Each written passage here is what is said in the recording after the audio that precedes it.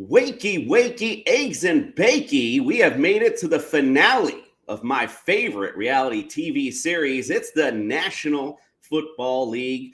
And we're going to share this day humbly with the NFL with That Sports Podcast Network kickoff with the big game special. There's no better way than I thought to kick things off than the big game special with all of us included.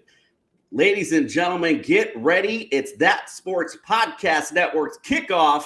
We are here.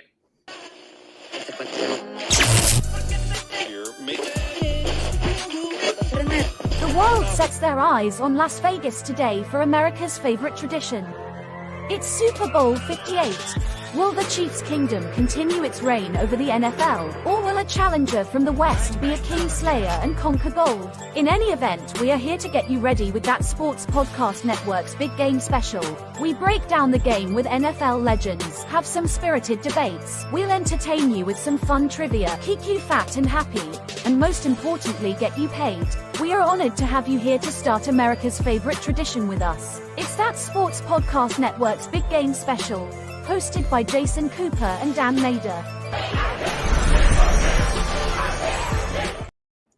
Welcome in, TSPN family. And speaking of kickoffs, I got a familiar face in a new place. Let's welcome in the guy whose voice is noise. It's Dan Nader. Welcome in, my brother. Well, dude, we're finally here.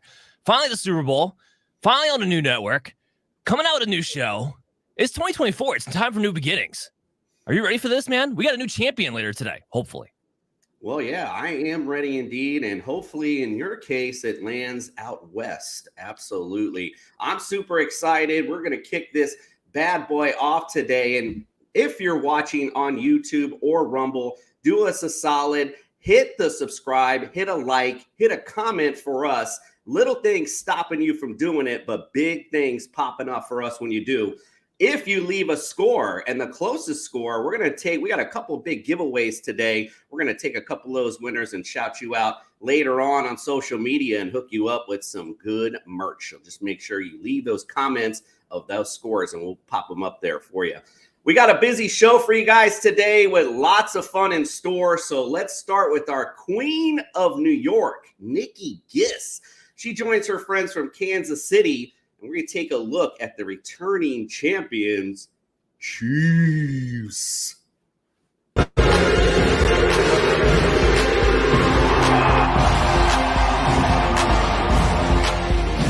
What is up, everybody? Welcome to the AFC segment of the Big Game Show. I am your host, Nikki Gist from the Blonde Blitz, and I am so excited because this year I get the AFC and I get the Chiefs, whereas last year I had the NFC and I had an entire Eagles panel. And as a Giants fan, that was not fun. So you guys, I'm like thrilled that I got you guys this year. I'm very excited. Do you guys just want to go around, introduce yourselves real quick, and then we'll jump in? Casey Warrior, let's start with you. What up, guys? My name is Zachariah Partney. I am known around the Chiefs Kingdom as the Casey Warrior, paying homage to my favorite wrestler that I grew up watching, The Ultimate Warrior. Been a Chiefs fan since 1993. I've been a Chiefs super fan since 2017, and my love for the Chiefs started in 1993, not just because of Derek Thomas, not just because of Joe Montana. Been a fan because of my grandfather. He had been a lifelong Chiefs fan since 1963, and taught me and the rest of his grandkids how to be a Chiefs fan, just to, one, be loud, and two, always hate the Raiders. So I'm just glad to like see this franchise and how far this franchise has come. And getting Patrick Mahomes, I feel like, was the diamond in the rough, as you might say. And I'm just happy I'm privileged to just see this team succeed and enjoy this ride with every other Chiefs fan around the country. Yeah, it must be nice. What's it like? I wouldn't know. It's been a while. Can you hold the belt up for us? Can we see it or no? Is it attached? Yes. Oh, wow. Look at that. That's very cool.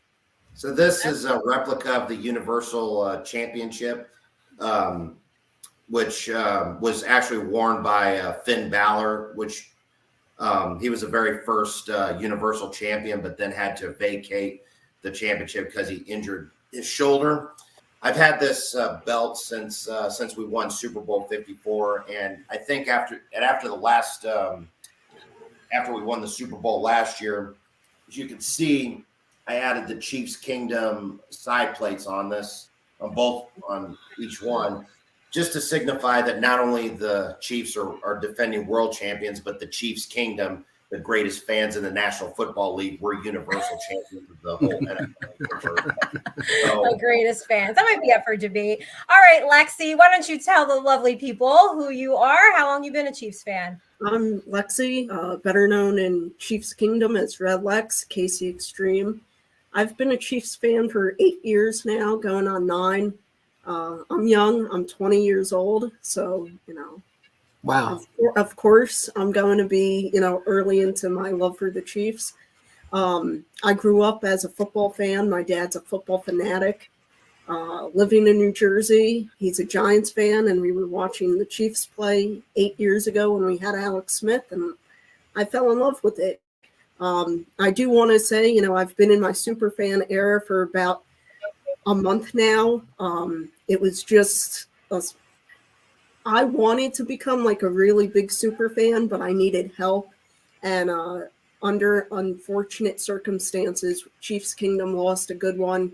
Redbeard and Daniel Nelson. He was a great man, and that's where I got the name Red Lex from and my face paint, because I wanted to pay homage to him. So it's a huge honor for me to be able to do so. And I love my Chiefs, and I got to give Casey Warrior here some credit. He helped me become a super fan, and so did my good friend Lynn Weirdwolf. So I'm very blessed.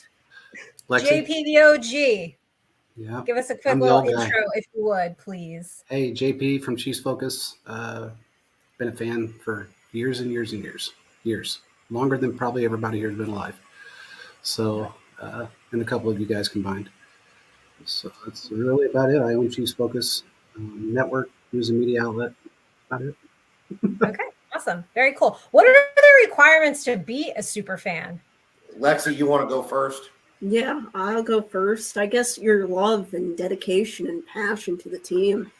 When I was out in Kansas City in November, and I actually met up with Casey Warrior, and it was just amazing. I went to the stadium, and I felt at home. You feel when you connect with these people, Chiefs Kingdom isn't just a fan base. It's a family. These people take you under their wing.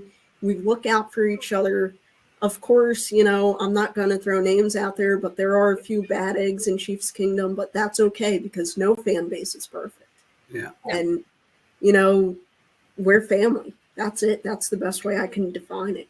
Yeah, I'm going to piggyback on what she said. I mean, and it is a sense of being part of the Chiefs Kingdom. It is a sense of family. I think Mitch Holtz is the voice of the Chiefs that actually came up with the Chiefs Kingdom moniker years ago because, as he said, it's a sense of family.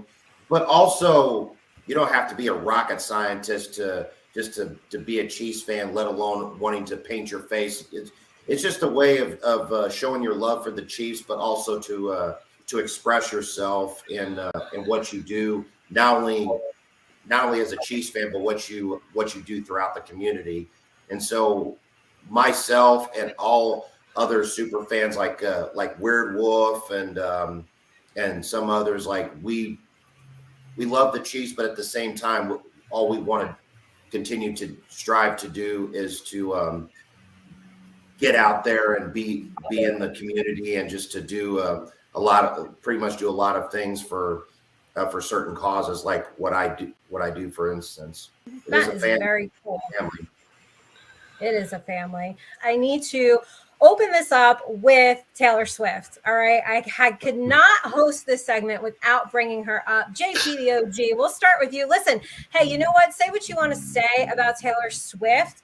She's great marketing for the brand. She's bringing in the female fan base. So, and some of them don't know football, and which is okay, right? I've had women reach out to me and ask me certain questions, and I think it's great. So let's just go around. What do you guys? I know a lot of people are sick and tired of the Taylor Swift thing, but and I get it. Like, so I play a Taylor Swift drinking game with my followers, which could be fun sometimes, unless they're showing her like 12 times. It could be a little rough. Yeah, then you can get hammered. Yeah, then you could be in the hospital. But JP, I mean, do you like it? Love it? You sick of it? What's your take? Honestly, on Taylor Swift? It does not hurt my feelings at all. Look, man, I mean, here's the thing. Everybody's got somebody in their life. Doesn't matter who it is. It could be a star. It could be not a star. It could be another athlete. I mean, everybody has a wife. Everybody has a girlfriend. It doesn't, or, husband. So it doesn't really affect me. I don't care. I mean, the people that are upset about it, I think are people that aren't Chiefs fans and are pretty sick of the Chiefs, which, look, we're the new Patriots. It is what it is. You are. We're hated, and we're hated because we're good. We're not hated for any other reason. We're not a bad fan base. We don't do stupid things. We're definitely not like Philly fans. That's for sure. We don't burn the city down when we lose. They don't have to grease light poles. Win. Doesn't matter if they win or lose. Yeah. Horse and stuff don't matter. Yeah. Exactly. I mean, I got friends out there in the media that said, one guy called me last year. He goes, "Jesus Christ, they're actually greasing up the light poles." And I said, "Are you fucking kidding me right now?"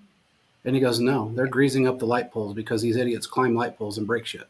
And I said, "Oh my God." Yeah, we don't have that problem in Kansas City. We never have.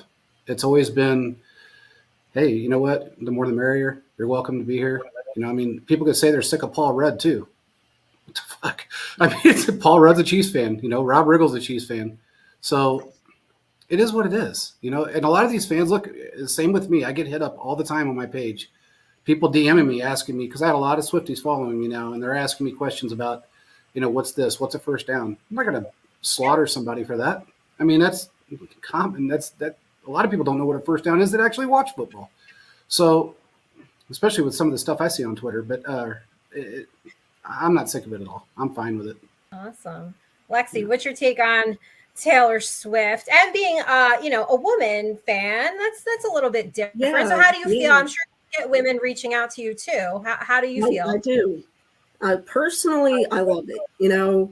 I've never listened to her music. I mean, I have, but not like, not constant. So you're not a Swiftie. I'm not a Swiftie. I don't call myself a Swiftie. Yeah. But you know what? To me, if Travis is happy, that's all that matters. He deserves to be happy. And we got to look at it like this. He's getting up in age. He wants to settle down at some point, get married, have kids. Great. Go for it. I'm all for it. I think you're right. So I love her. Awesome. She's definitely ready to settle down. I think she is too. So. Well, they said that rumor is they're engaged. They're supposed to announce it after the Super Bowl. They actually are. From what I've heard, they are. And it was a few months ago. So a couple of months ago, I should say. That's what I've heard. So we'll see if that plays true.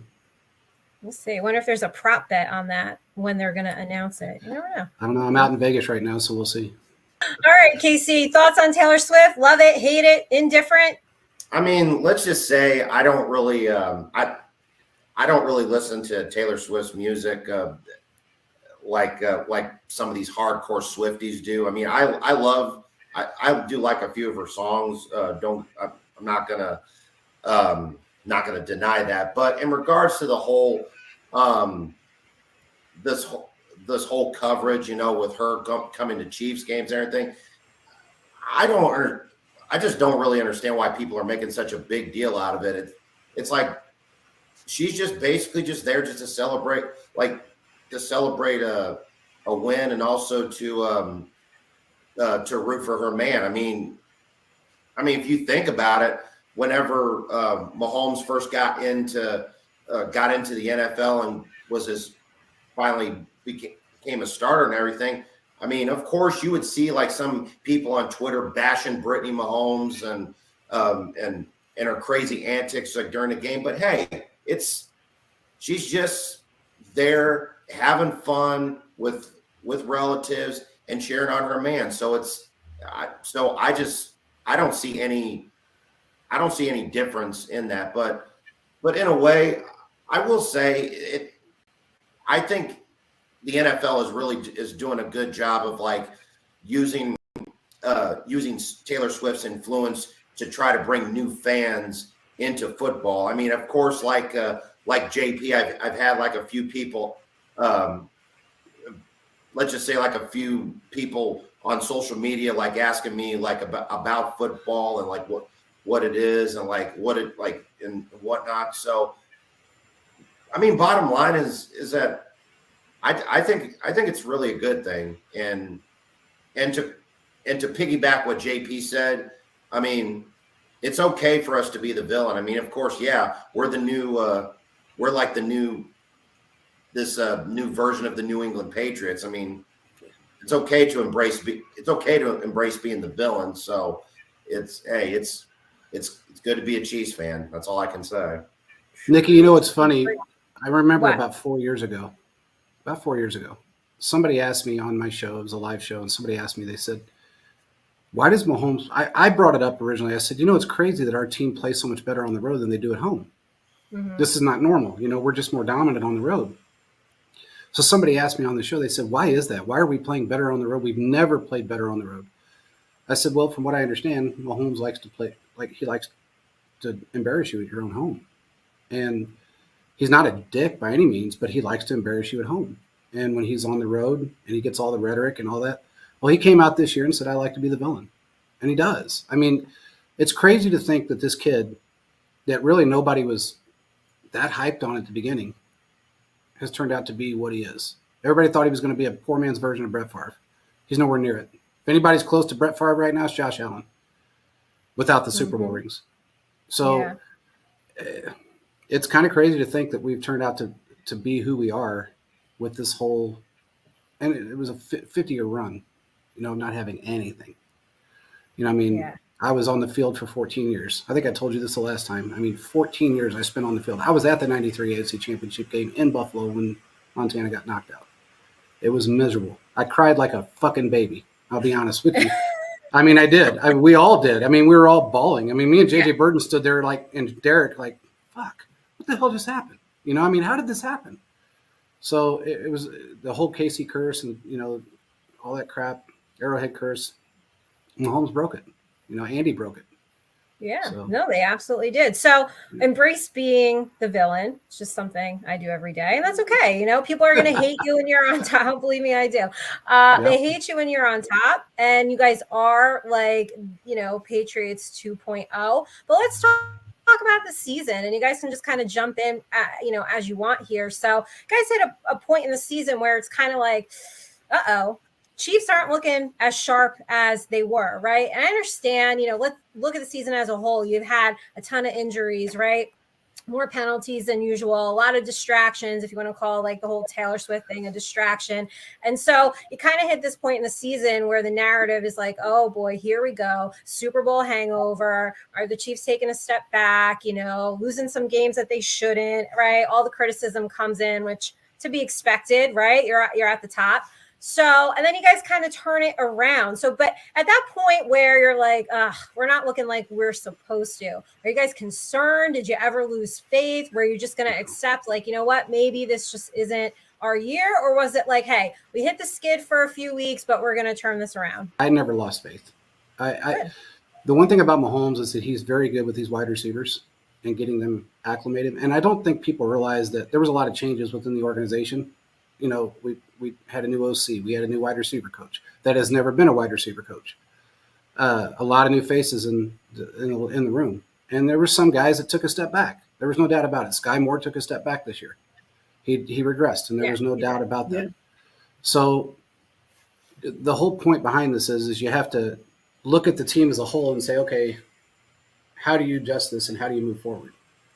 And that's what they did. They made adjustments. They figured out who would work in the right packages, and they moved forward and they did better. They're a different team in the playoffs. Mahomes is a different quarterback. And I think a lot of people don't realize too is that we play a very vanilla offense for most of the year. because we can win with a vanilla offense. We proved it. Year after year, we've won, not showing all our cards. Andy doesn't show his cards until he absolutely has to. It's just how it's always been. So, Yep. I mean, I wasn't ever worried. I will say this. I was a little concerned that we wouldn't make the Super Bowl this year. I knew we were going to get to the playoffs. I knew we'd win at least one game. I wasn't concerned about the road games at all because, again, Mahomes is better on the road. The team's better on the road. I wasn't concerned with that. I was just more concerned with and this was early, week 8, week 9. I was more concerned with, okay, are they going to make the adjustments and get the players in there that can actually do this? We had the players. That's all. I mean, I never lost faith in this team. So, Casey, I mean, and you guys probably all feel the same, right? You're just not losing faith in the team. But, as you move through the postseason here, you move through the season, were any concerns starting to creep in at any point? Like, oh, you know what? Maybe we just got too many injuries, or I don't know if we can overcome this. But, to JP's point, you have Andy Reid as a coach, and he is one of the best coaches in the league for a very long time. One thing I love about Andy Reid is he doesn't box his players into what he wants to do, right? He takes that talent and says, this is what we're going to do. I'm going to use my talent appropriately. So, Casey, as you're looking at like the end of the season, going into the postseason, were there any concerns creeping in for you? And are there any concerns that you have, coming up against the 49ers? Well, I think during the season, I just felt that the team was pretty much off balanced because with some of the distractions that weren't Taylor Swift related and whatnot. I think after we lost that game on Christmas against the Raiders, I think it really you know how that saying goes, like there's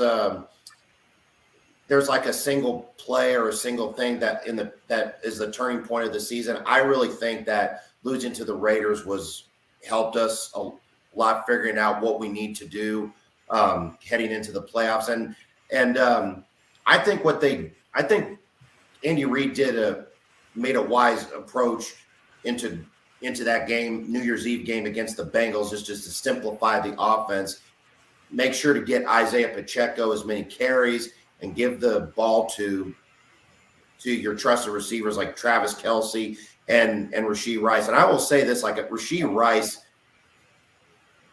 knowing he was going to be picked in the second round, and usually the second, third, and fourth round are usually how do you put it, like people like where you get like the most underrated talent and whatnot. Then Rashee Rice has been, in my opinion, a really big addition, and he's really had to grow up in this offense when he's been asked to be counted on to do some things. Going into the playoffs, I did have a little bit of some how do you put it? Reservations? You could say something like that. I mean, of course, that game against Miami, I'm sure we're going to win, but I was little bit concerned about how we was going to play against Buffalo and then how we were going to face against Baltimore. But I think the one thing that has really kept this together is our defense. Absolutely. And defense, and there's a saying in football, defense wins championships, and I agree with that.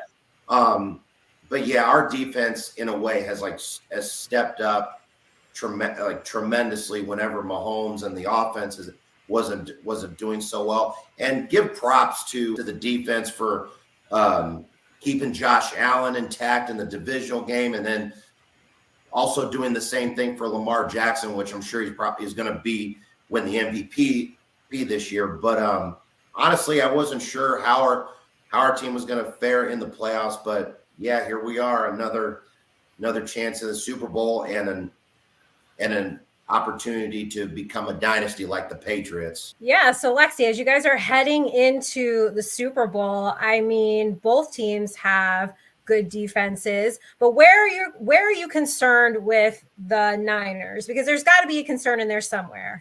My only concern with the Niners, and I'm going to be completely honest, their quarterback, Brock Purdy, he's great. He's had some off games this season. I follow them because I knew they were going to make it this far. Like, I had no doubt.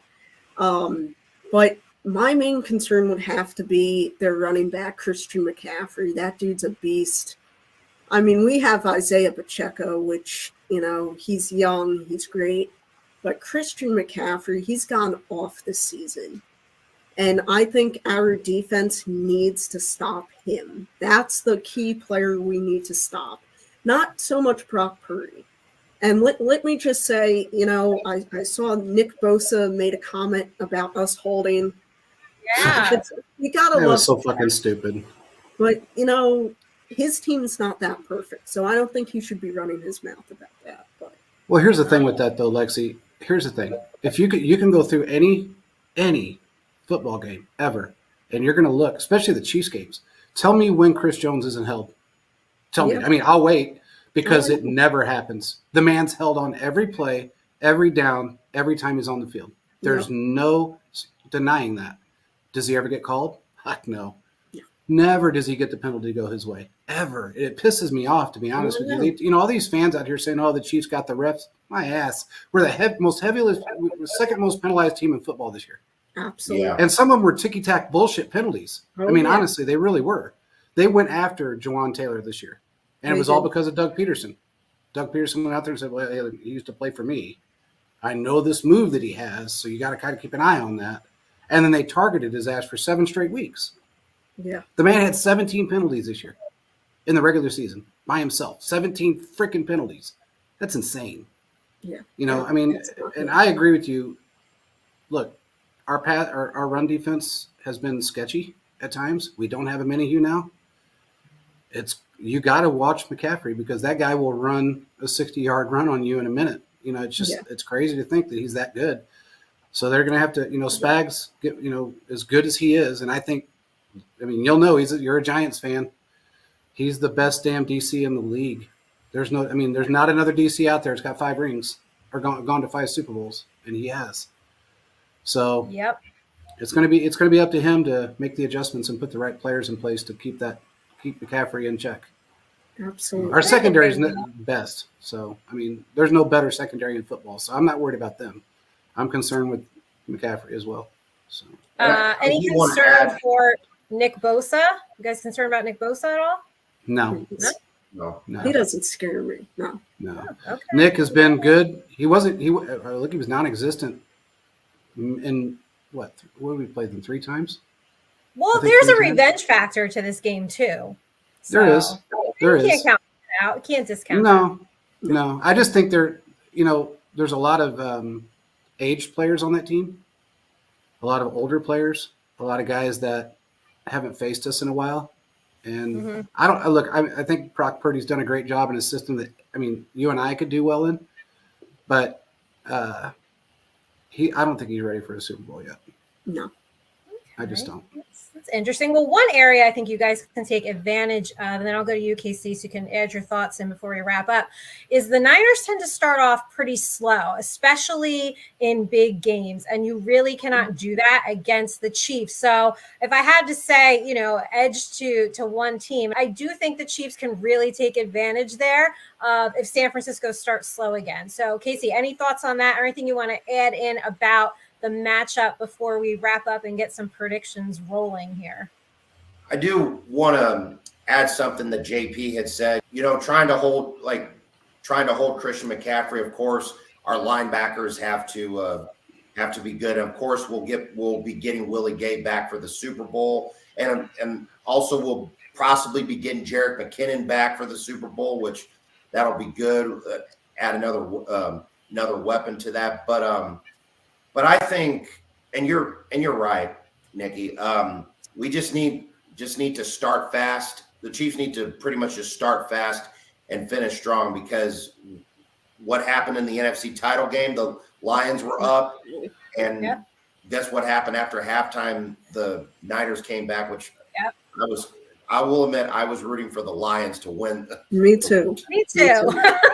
I was too. There's no doubt. I wanted the Lions to win that. And I'm not a big Jared Goff fan, but I wanted them. I just don't like the guy. I never have. And their coach gave that game up. Yeah. He should have. He made some major mistakes in that game by trying to be too aggressive. Well, and I think, these are big games and you just can't make mistakes. And just because something worked for you a lot in season doesn't mean that that's what you do in the postseason and in a big game like the Super Bowl. All right, guys, let's close it out with some predictions. Give me your predictions. Give me a score if you want to, and tell me where you're going to be watching the Super Bowl. Lexi, let's start with you. My prediction is 30-20 Chiefs. I know it's kind of, I'm stretching it a bit, due to, how low our scores kind of been this season. But I see our Chiefs pulling it off.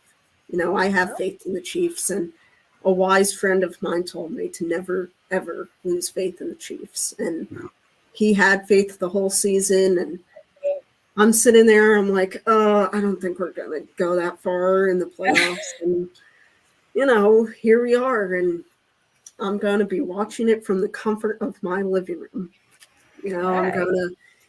I might paint my face. I don't know yet, because if, my idea is, towards the last few minutes of the game, if we're up, we're winning, I'll hit record on my phone and I will record myself and my reaction to us winning. So I kind of need the face paint. But I think you have to. You're a super fan. You have to paint your face. This is a requirement, apparently. Of course. You have to do it. All right, Casey, what do you got?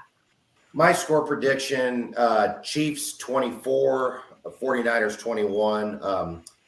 But my prediction will be Harrison Butker, just what he did in the last Super Bowl, kick a game-winning field goal and help us win that and so forth. And where I'm going to watch the game, one of my favorite places here in Kansas City, I'm going to be watching at Twin Peaks up in the Northland. It's one of my favorite places to watch a game. So, yeah. Awesome.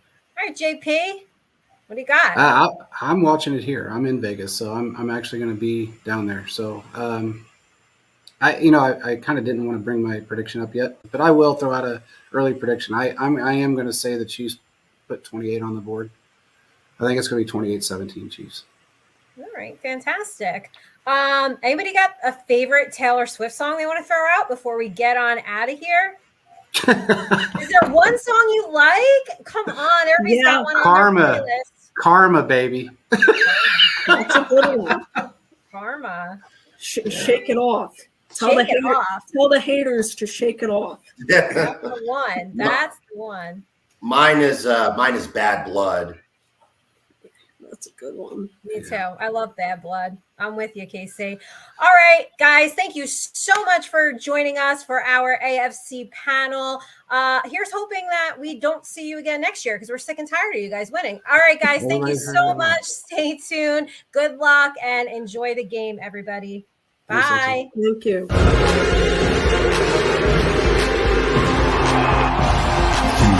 2, 1, welcome.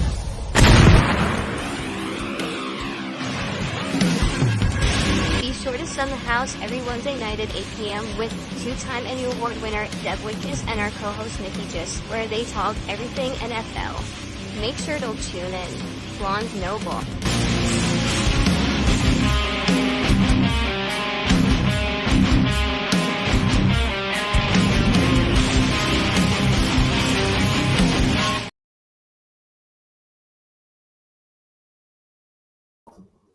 There you have it. Sorry about that. The best of New York. Nikki Gist and the Blonde Blitz bringing it for the Chiefs side. Dan, they had a little smack talk there for your Niners. I saw a little backstage, little one of those, one or two. What do you got to say about that?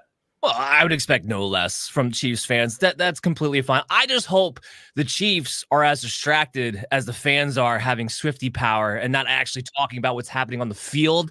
As long as that's the case, I think we'll be okay. Sounds good to me, my brother. What we got stored next? Well, what we have up next is the real story. Oh, I'm sorry. The NFC story for the San Francisco 49ers with a bunch of analysts, content creators, and fans. You all know them. You all love them. Let's kick it away to those guys. Niners look real good right now. For our team, for the faithful, for this moment. Do it to the bag. All right. Well, we got Justin here. We got the 49ers flag. Justin, you want to introduce the rest of our panel here, buddy? You're the lead, man. You're the guy. You're the Kittle. You're my Kittle. Let's go. I can't hear you, buddy. This is not a good start. You got to have the microphone. First off, Dan, I love you. But first off, all these guys right here, I've either worked with them or I've watched their show personally. It is an honor to be with you guys. I got Wayne Brazy in the house. I got Ted in the house. Jeff, we've worked together on going for 4, going for 2. Guys, I am so stoked. Who's got it better than us? Nobody. All right, guys, let's get it kicked off. Introductions. I'm going to go first off to Ted. Ted, tell me how long you've been a faithful. Since 1976. So Jim Plunkett was our quarterback back then. So back this before man, DeBerg, before Montana. Ooh, he saw those good years. He saw those Montana years. Jeff, tell me, how long have you been a faithful, my friend? About 1988. I think it was the Super Bowl year when Joe Montana threw the touchdown to John Taylor to win that Bengals Super Bowl. That's kind of when I became a fan, right about that time. Heck yeah. And Mr. Wayne Breezy, tell me, how long have you been a football, or have you been a 49er faithful? Yeah, I gotta piggyback off my man Jeff. I say 87 is when I started taking a liking. It's the colors that did it for me, and then 88 we won, and I got to laugh at my mother because her Cowboys weren't in it. So yeah, that's kind of like what it is for me, man. The 80s, baby. See, you guys have all seen the great years. That's why I wanted to surround myself with you guys, because you've seen the Super Bowls. You know what I've seen, guys? 2 losses, not 3, because it's about to change today. 2 losses, and I wanted to surround myself with you guys. So welcome into the best part of the show. It's the 49er segment, baby. We're going to get it kicked off. I'm not going to talk the entire time, I promise. Let's get it kicked off a little bit. Let's loosen it up a little bit. Guys, I want to do a couple questions for you just to loosen it up before we get into the game planning and the strategy part of it. Tell me, Ted, where are you going to be watching the Super Bowl? And what's that Super Bowl snack you just can't keep your hand off? I'll be watching it at a watch party with some friends, with a bunch of Niner fans and kids, and it'll probably be mayhem. My favorite Super Bowl snack has got to be pizza and wings, kind of for any football game. If you want me to go more specific, I can, but pizza and wings is tough to resist. Traditional. Are you a traditional fan, or you like to mix it up with some different stuff? Is that for me? No, Ted, I was going to say, are you a traditional buffalo sauce? You like to mix it up? Parm, some definitely buffalo. And like, what's all this blue cheese or ranch? Like, it's blue cheese. Come on, cheese. Thank you, Ted. Thank you, Ted. It's not even a question. Thank you, Ted. Yeah. I love that. Ted, you guys are just winning more points in my book because I can't understand ranch folks. Jeff, same question to you, my friend. Where are you going to be watching it, and what's that one food you just can't keep your hands off of on Super Bowl? So I'm going to a watch party as well with some friends. Unfortunately, I will be the only Niners fan there, and there will also be a Chiefs fan there who's had bragging rights since the 2020 game. So I'm hoping to fix that today. And then, so my snack is a little bit untraditional.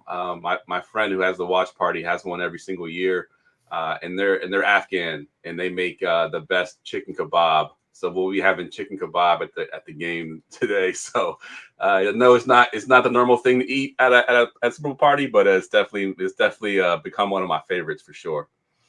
Wow, that's already got my mouth watering over here. I love me some chicken kebabs. I'm not gonna lie. Wayne, you know the questions. Where is the Super Bowl party at, and what is that one food you just cannot keep your hands off of? Yeah, I'm going to be doing a watch party right here in Vegas. I'm out here in Vegas right now. Myself, the 49ers Rush crew, John Chapman. We're going to be out here at the Link Promenade. For me, it's wings. It's always wings. Wherever I go, I got to start testing out. I need the wings. I'll start with some traditional buffalo, but we got to bump it up with the garlic parm, some lemon pepper, and then after that, nothing else matters for me. I'm a blue cheese guy, like Ted said. There's no ranch in the building. I do like the carrots and the celery, just to keep the crunch going. But I don't even eat during the game, so I'll be loading up, pre-game, pre, and then after that, I'm zoned in. I don't eat. That's been my tradition. I don't want any food once the game kicks off.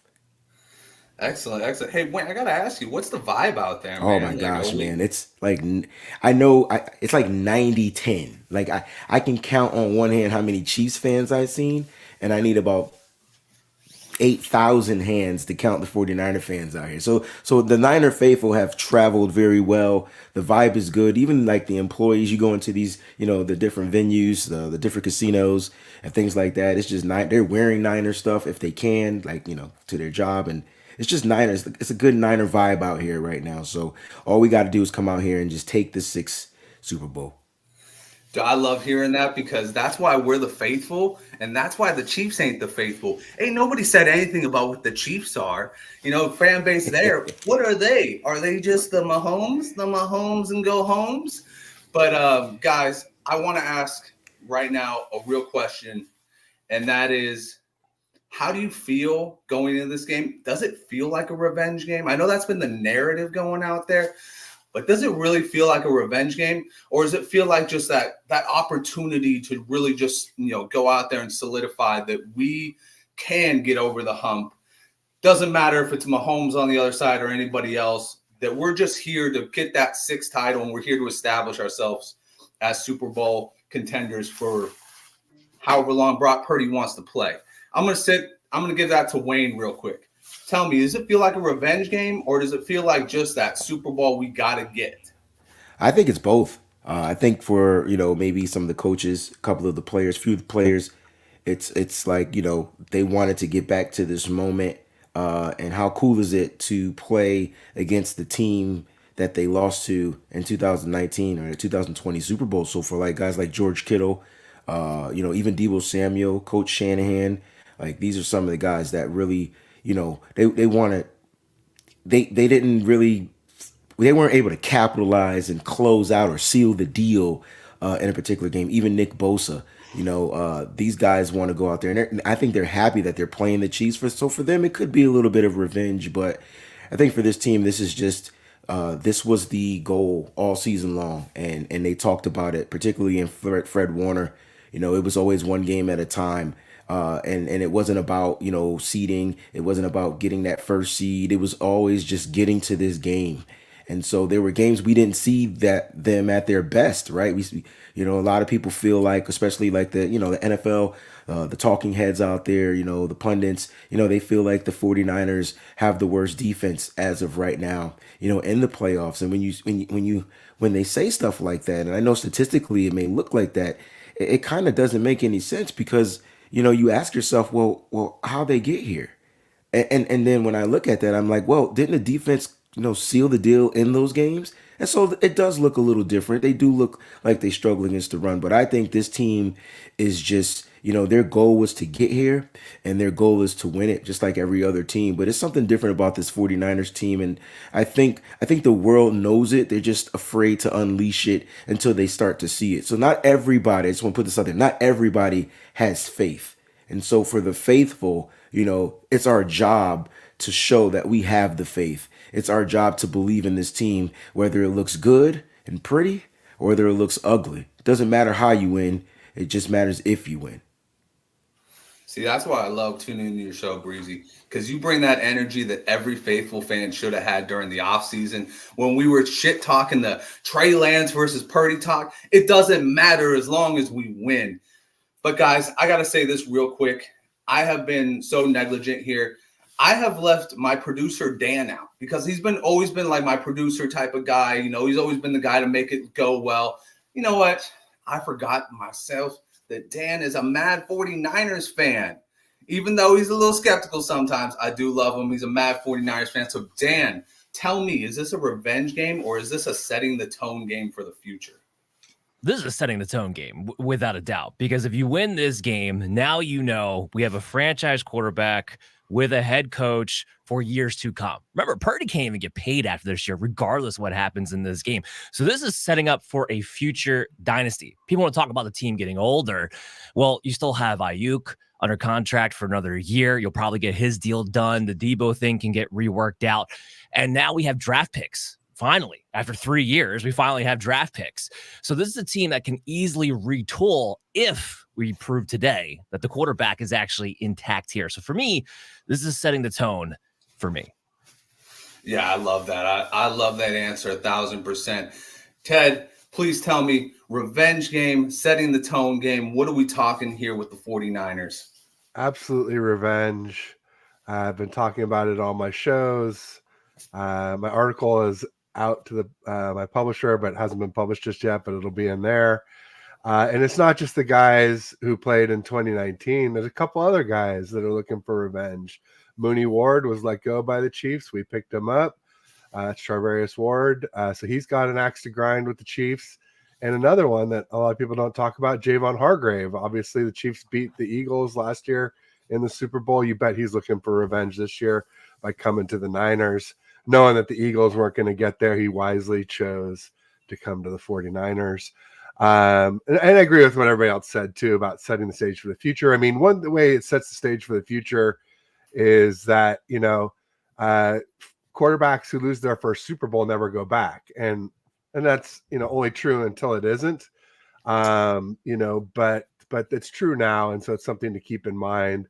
And when we're talking about the whole Trey Lance versus Brock Purdy debates during the offseason, I, of course, have to apologize to my man Dan Mader here. We went at it pretty heavily last time we were live together. And I got to say, he was right. I'm wearing a Brock Purdy visor. One of my audience members got me a Brock Purdy jersey. So I'm on the Brock train. I'm not ready to call him elite yet, but just short of that. He's definitely a franchise QB. Love It's it. all love here, Ted. Don't worry about it. 1,000%, Ted. It's all love. And you know what? I just want all 49er fans to look at this and go, hey, guess what? These guys fucking settled it. And there was nothing to it. But you got to be able to just look somebody in the eye and be like, hey, man, we're rooting for the same team. We want the same outcome. It's fine. But also, I was rooting for Trey Lance, too. I wanted the kid to work out. But guess what? We got Brock Purdy, and I'm not complaining at the end of the day. Jeff, I mean, we seem to have said a lot, but do you have anything else to put on to the revenge narrative versus the tone-setting narrative for the future? So I think it's a revenge narrative for the guys that were here the first time around. But I'm hoping that the coaches are not selling it as such, because then sometimes they get into, do some dumb things. They get a little too emotional, and then penalties start to happen, stuff like that. So I hope that they're looking at this Chiefs team as a different team. I mean, really the only two main guys that were there before, obviously Patrick Mahomes and Travis Kelce. There's no more Tyreek Hill. So a lot of the new guys, Brock Purdy, of course, wasn't there. So I think from the fans' perspective, we all see it as a revenge game, but I'm hoping that the team is not really looking at that as a whole as a revenge game and just come out and play their game. Oh, exactly. I hope the same thing, because I feel like we got a mature enough team to really follow the script and be like, hey, this isn't narrative driven to revenge. We're here to do a job. We got a lot of people that are hungry there. They're going to put their all into it. I mean, it's 49ers football, man. Crazy thing is we're healthy and we're going into it with 49ers football, which is all out, all gas, no brakes, ready to go for that one game, that one shot at glory. Guys, let's get into the script, though. Let's get into the strategy. So I got two things for you. How do you think it's going to go down script-wise for us to win? And how do you think who do you think is going to be the one player that elevates their game and makes a big difference in this one today? I'm going to start off with Dan this time. So as far as the script goes, I think, first of all, what I'm hoping for to kick off, I want the Chiefs to get the ball first. Did you make the corrections needed from the Detroit Lions game? That's what I see right off the bat. Steve Wilkes, did you come in there? You had the bad film session. You got in everybody's ear about the effort. Did you make the corrections? Are you going to bring down safety in the box help when they try to go outside zone run and take advantage of the one weakness that you do have on the weak side opposite of Nick Bosa? That's what I want to see first. So If we get that going right, I think that's the script, and then you kick it off. Excellent. I love it. Ted, tell me, what is the script to winning today, and who was the difference maker? Normally you would say CMC because he was the rushing title leader this season for the NFL. I know Spags likes to pull kind of a Bill Belichick style defensive coordinator move and take away your best weapon and make someone else beat you. And so to me, that's going to be Brock Purdy throwing deep if Spags does try to stack the box against us like he did in Super Bowl 54 when we took the ball out of Mostert's hands and Debo's hands and put it infamously in Jimmy G's hands. But obviously, Brock Purdy's a lot better than Jimmy G, and our weapons are a lot better than they were back then. I mean, easily arguably the best group of weapons in the NFL. Yeah, it's going to be so interesting to see how they handle the blitz because Brock's been kind of on and off, right? Like he's had games where he's been spectacular against the blitz. You look back to the Giants game. You look back to the beginning half of the Vikings game before he got a concussion too. He was just handling the blitz very well. But then there's games like Baltimore where they find that one guy to disguise and he comes in. So you really got to look at it. I like that, how they address Spags, how they look at the blitz. They know what's going to be coming. Spags is going to send it in twofold every single drive. He's going to send at least one or two. And it's just going to be interesting to see how Brock Purdy sees that, adjusts to it. And hopefully, unlike Jimmy G, we find George Kittle down the seam and we get some touchdowns on that one because I think that it's going to be money all day long with our deeper threats. Wayne, tell me, what is going to be the script to success today and what is going to be the key player for you? The script is to run the ball. It doesn't matter if they stack the box. It doesn't matter if they put all 11 people in the daggone box. Kyle Shanahan is the most creative mind, and it's time for him to show it. And he has plenty or a plethora of weapons he can utilize or options he can utilize to run the ball. I don't care if it's with a fullback. I don't care if it's with a tight end. I don't even care if Juwan Jennings gets the ball in the backfield and has to be somebody to run the ball. I know we got mad at him that day, especially me. I was the leader of the Juwan Jennings. When I went back and watched the film, it was because the center didn't block. And at the end of the day, like it comes down to, when I go back and watch film, it's something that I had to learn because I'm new to the film studies, right? So when I go back and watch film, I really pay attention and I say to myself, dang, Kyle Shanahan, is really a genius because if everybody does their job on the play, it really would work. And then every time there's something or if there's a tackle for a loss, all of a sudden I'm like, who missed the block? And that's kind of like where I'm starting to see. And I think the 49ers are going to be on point with that, but they got to figure out how to run the ball. And so if you ask me who's going to be that guy, it's going to be the X factor. And my X factor for the San Francisco 49ers is Deebo Samuel. And, Ted talked about, not, the revenge game. Like, listen, I don't know what Deebo did to, earn the distrust of Kyle Shanahan in Super Bowl 54, but I guarantee you Deebo Samuel has earned the trust of Kyle Shanahan. It's not even trust, right? It's more like, hey, Kyle, look, you effing up, dog. Like, just give me the ball. Like, it's kind of like they have that type of relationship. So going from a rookie to like this year, you can see that rapport is really built and Kyle really trusts, certain players. And to piggyback off what Ted says, you can tell that he trusts Brock Purdy. So if there is a situation where it comes down to Brock, you got to make this throw outside those numbers. You got to make this throw. You got to make this throw. I think the trust is there, but they got to lean heavily on their run game. I don't think teams can stop the running game, whether it's Christian McCaffrey, whether you put Elijah Mitchell back there. And it would be really cool to see, something different from the 49ers when it comes to running the ball in situations, if it's short down. I would like to see Jordan Mason be the guy of the pound. He's that Isaiah Pacheco-ish, you can't tackle me type of guy. I'm going to run with energy, lower the pads, and lay the boom. And then, you have that way guys can be sustainable throughout the game. But Christian McCaffrey heavily run the ball, find a way to make some of those Deebo Samuel runs, because I don't think Spagnuolo has the answer to that. He didn't when he played him in Super Bowl 54, and he won't have the answer to a full-grown Deebo Samuel in Super Bowl 58. Wow, I think that's actually very spot on. I think Debo getting back to Debo is going to be an excellent addition if they can get him back to doing end arounds, because I think the biggest thing with Debo is sometimes not the greatest separator. Going against a really good press and man cover like L'Jarius Sneed is going to be a little bit of trouble. But if you just get this man the ball, he is a truck to take down. He is a brick wall. We've seen all the videos of people just bouncing off of him. He's tough. So I think that's absolutely correct. I think that we need to just get him the ball in open space and just, get back to playing just straight up 49ers football. Thing that's gotten us to the dance, has gotten us the NFC Championship game so many years in a row now. Jeff, you're my man.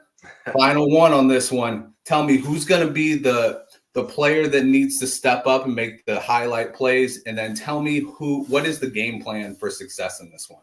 So the game plan for me, the mantra should be don't get cute. We say this a lot on my DFS show. Don't get cute. When you get inside the 5-yard line, let's not, let's give the ball to CMC. Do what we've done all season long. Don't get cute. Don't do anything stupid. We can make big mistakes. We saw the Ravens get cute with their offensive scheme and, wanted to throw the ball, so many times, and that didn't work out well for them. So play our game the way we've been playing the game all year long. Play good defense, run the ball, throw it when we have to, and don't get cute. And then as far as X Factor, I'm going to go off script here, and I'm going to say Juice, Kyle Juszczyk is going to play a big part, not just with his catches. And, I'm kind of calling him to get a touchdown in this game, but in the running game too, making sure he gets all his blocks. We know how important he is to our team, to our run game. So I'm going to go Juice as the X factor, and he comes with a big play. We saw it in the playoffs already. Had a couple big catches in the playoffs already, and I think he can find the end zone in this game as well.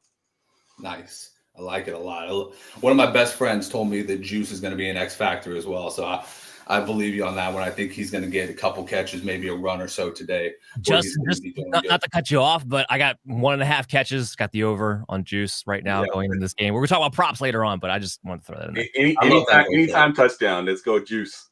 Hey, let's go Juice. Juice for MVP. Let's get it going. I got one for you guys. I think it's going to be the line. I think it's going to be Brendel. I think it's going to be McKivitz, because Chris Jones is already, Trent Williams said he's going to try and figure out where the pigeon is. So he's going to try and figure out the weak link. And I look at those two guys a little bit on the weaker link side. I'm solid with Banks. Trent's a Hall of Famer. John Feliciano, I don't think he's the weakest one, but I think that those guys need to step up. They need to give Purdy time, because Chris Jones has long arms. And one thing we've seen, Brock Purdy's gotten his passes batted down a lot this year. So I think that's going to be a key to the game. But guys, I got 2 more questions and then predictions for you. It's going to be a quick one. What jersey are you wearing, and what kind of fan are you at the party? Are you the superstitious one? Are you the lively one? Are you talking to everybody? Are you to yourself in the corner saying, gosh, just get away from me? Let's start it off with Wayne. Tell me what kind of fan you are, and what is your favorite jersey to wear on game day? Oh, man. I usually don't do watch parties. I usually don't go to events.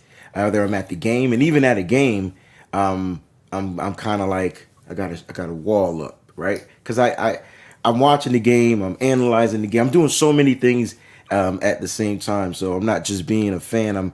I'm play by play. I'm just doing a lot. So I kind of like to be to myself. But when those big plays happen, I just get really loud and very energetic, and then everybody gravitates toward me, and then I go find another little soft spot to go kind of like, just be me. But that's just me. It's not about superstition. It's just kind of like who I am. Sometimes I just feel like fans don't fan the way I fan.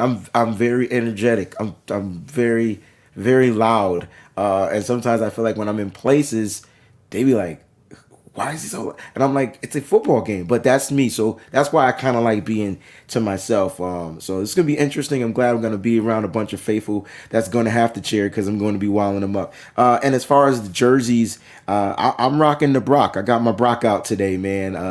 I couldn't, obviously there are no Super Bowl 58 white jerseys out there, so I got another little color edition of the white jersey that I ordered. So I'm gonna be rocking the Brock jersey, because it's something about this kid. Listen, I was a big time Trey Lance supporter as well, just like many of you. I was rooting for him. I just wish we could have got a chance to see, but Trey's moved on. They moved on, and it's been all about Brock. And the key to Brock is just him just going out there, just being himself and doing what he does best, and being able to adjust to what Spags is going to try to send at him. So I'm gonna rock out with Brock today, and we're gonna get this Super Bowl victory, man. 6 on the way. I freaking love it. Jeff, tell me, what is your jersey, and tell me what kind of fan are you during the game? So I'm an intense fan. I'm locked in every play. I'm watching everything very intensely. I don't listen to a lot of the chatter. My friends, I live here in Washington, D.C. All my friends are Commanders fans, so they're all going to be talking trash to me. I block it all out. I'm intense. I react to everything that happens on the field, good or bad.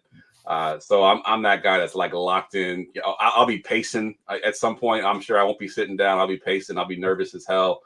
So I'm super intense. And as far as jersey, funny story is I'm superstitious, and we had a jersey day at my job earlier in the season, and I wore my jersey for the first time all year, which started off our 3-game losing streak to the Cleveland Browns. So I didn't wear my jersey again the rest of the year until the Packers playoff game. My wife's a Packers fan, and all our family are Packers fans. That Sunday was my daughter's birthday party, and I knew they were all coming, and they were going to be rocked out in their Packers gear. So I had to wear my jersey again that day. I'm watching the game. We're losing the game. I get pissed. I tear my jersey off, and I throw it onto the stairs.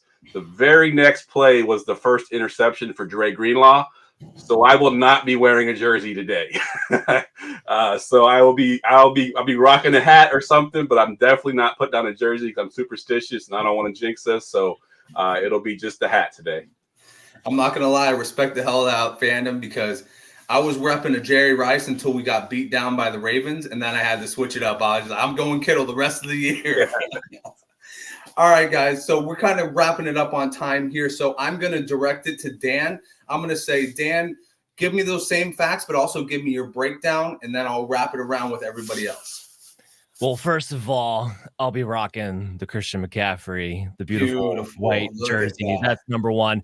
Now, unlike Jeff, I have made sure I wore a jersey every time the 49ers play. And it always has to reflect whether they're home, away, the alternatives. I got them all. So we always got to make sure we got that. Look, I'm just looking forward to this. It's going to be a great game. First and foremost, I'm a football fan. But as far as my fandom goes, here's a little hint for you. My wife made me, it wasn't a question, made me soundproof the basement because she couldn't take my screaming every Sunday.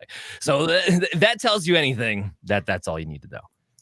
I love it. Ted, give me the same stuff. Jersey, how you are as a fan.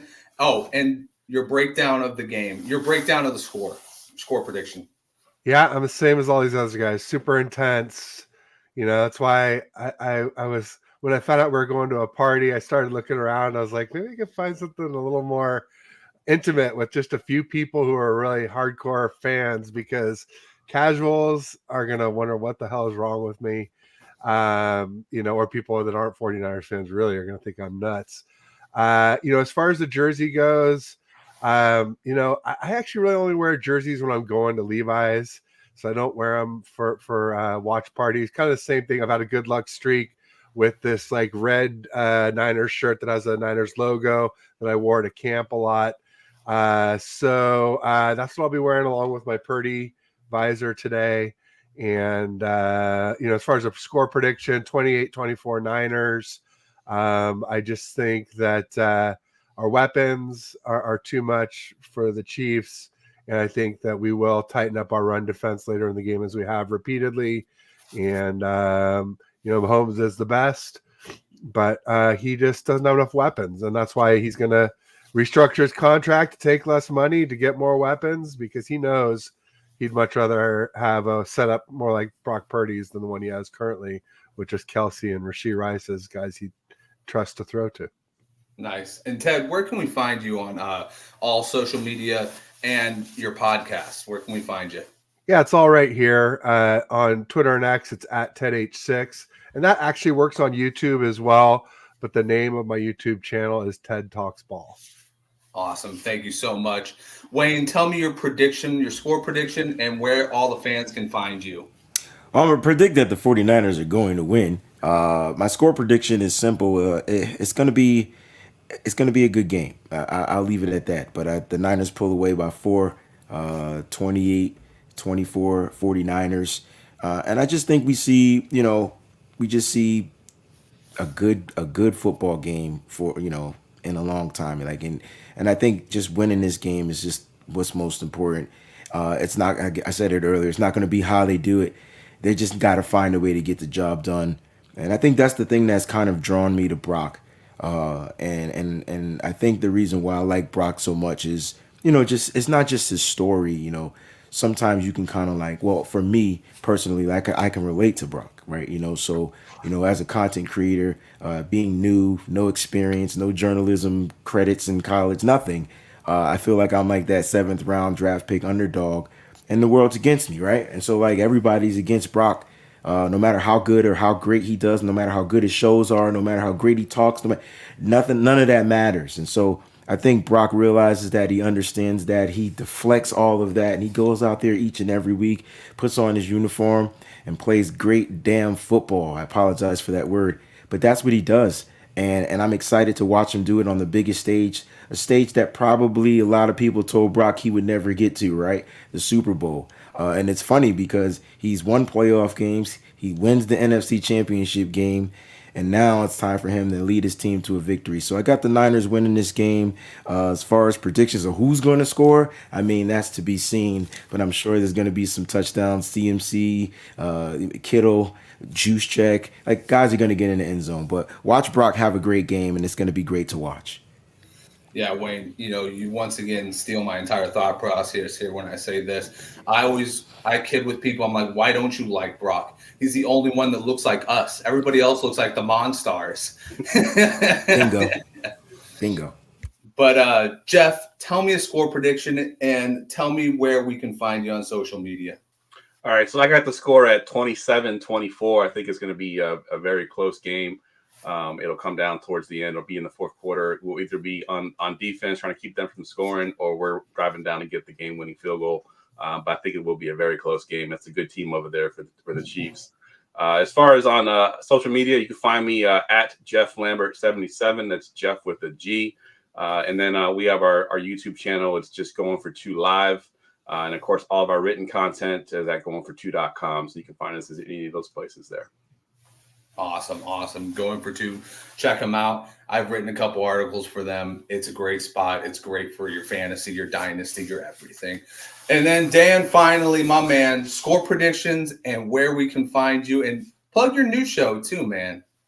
Well, here's what I'll do. I'll plug the news show because I'm going to be on this thing for the next 2.5 hours, whatever we got going. I want to save it. I got to save my prediction for when we do the breakdown in the last segment of today's show. But I will talk about, used to be host of MD's Fantasy Football Show. Now we're going to be moving on to Operation Domination. I got 3 new co-hosts coming in. We're going to be doing some new things, kind of a new look on fantasy football, not just your recaps, your waiver wires, or previews, but more interaction with the fans, more interaction with the trending topics, the things you guys care about, with Sunday mornings being our main preview show. So I am looking forward to that. But of course, we're going to be launching in March. We're going to be jumping into coaches. We're going to be jumping into our drafts. The draft's going to be the big thing. I can't wait to do a draft special here with That Sports Podcast Network. So looking forward to that, buddy. Love it. Now, guys, unfortunately, we got to get out of here because we can't take over the entire show. I wish we could, man. I could talk Niners all damn day. But it has been an absolute pleasure to be on this podcast with you guys. I want you to know that I barely know you, but I love you because you're faithful. And let's go Niners, man. Bang, bang, Niner gang. All right. This is the Scoreboard Addicts Podcast. Starring Nick, TJ, and The Rook. Our shows are for the average sports fan who likes drinking, talking sports, and talking shit. We cover all sports from the MLB to the NHL and everything in between, as well as review movies and discuss pop culture. He wouldn't be in the NFL if he couldn't play at this level. All right? You get this. Good day. I can't believe you just said that. It was the stupidest thing I've heard you say in weeks. All right? Say he can never play at this level? That was the best thing I've ever heard. You're ruining the magic. That's a really interesting point. We all know of shady underground places that give massages and happy endings.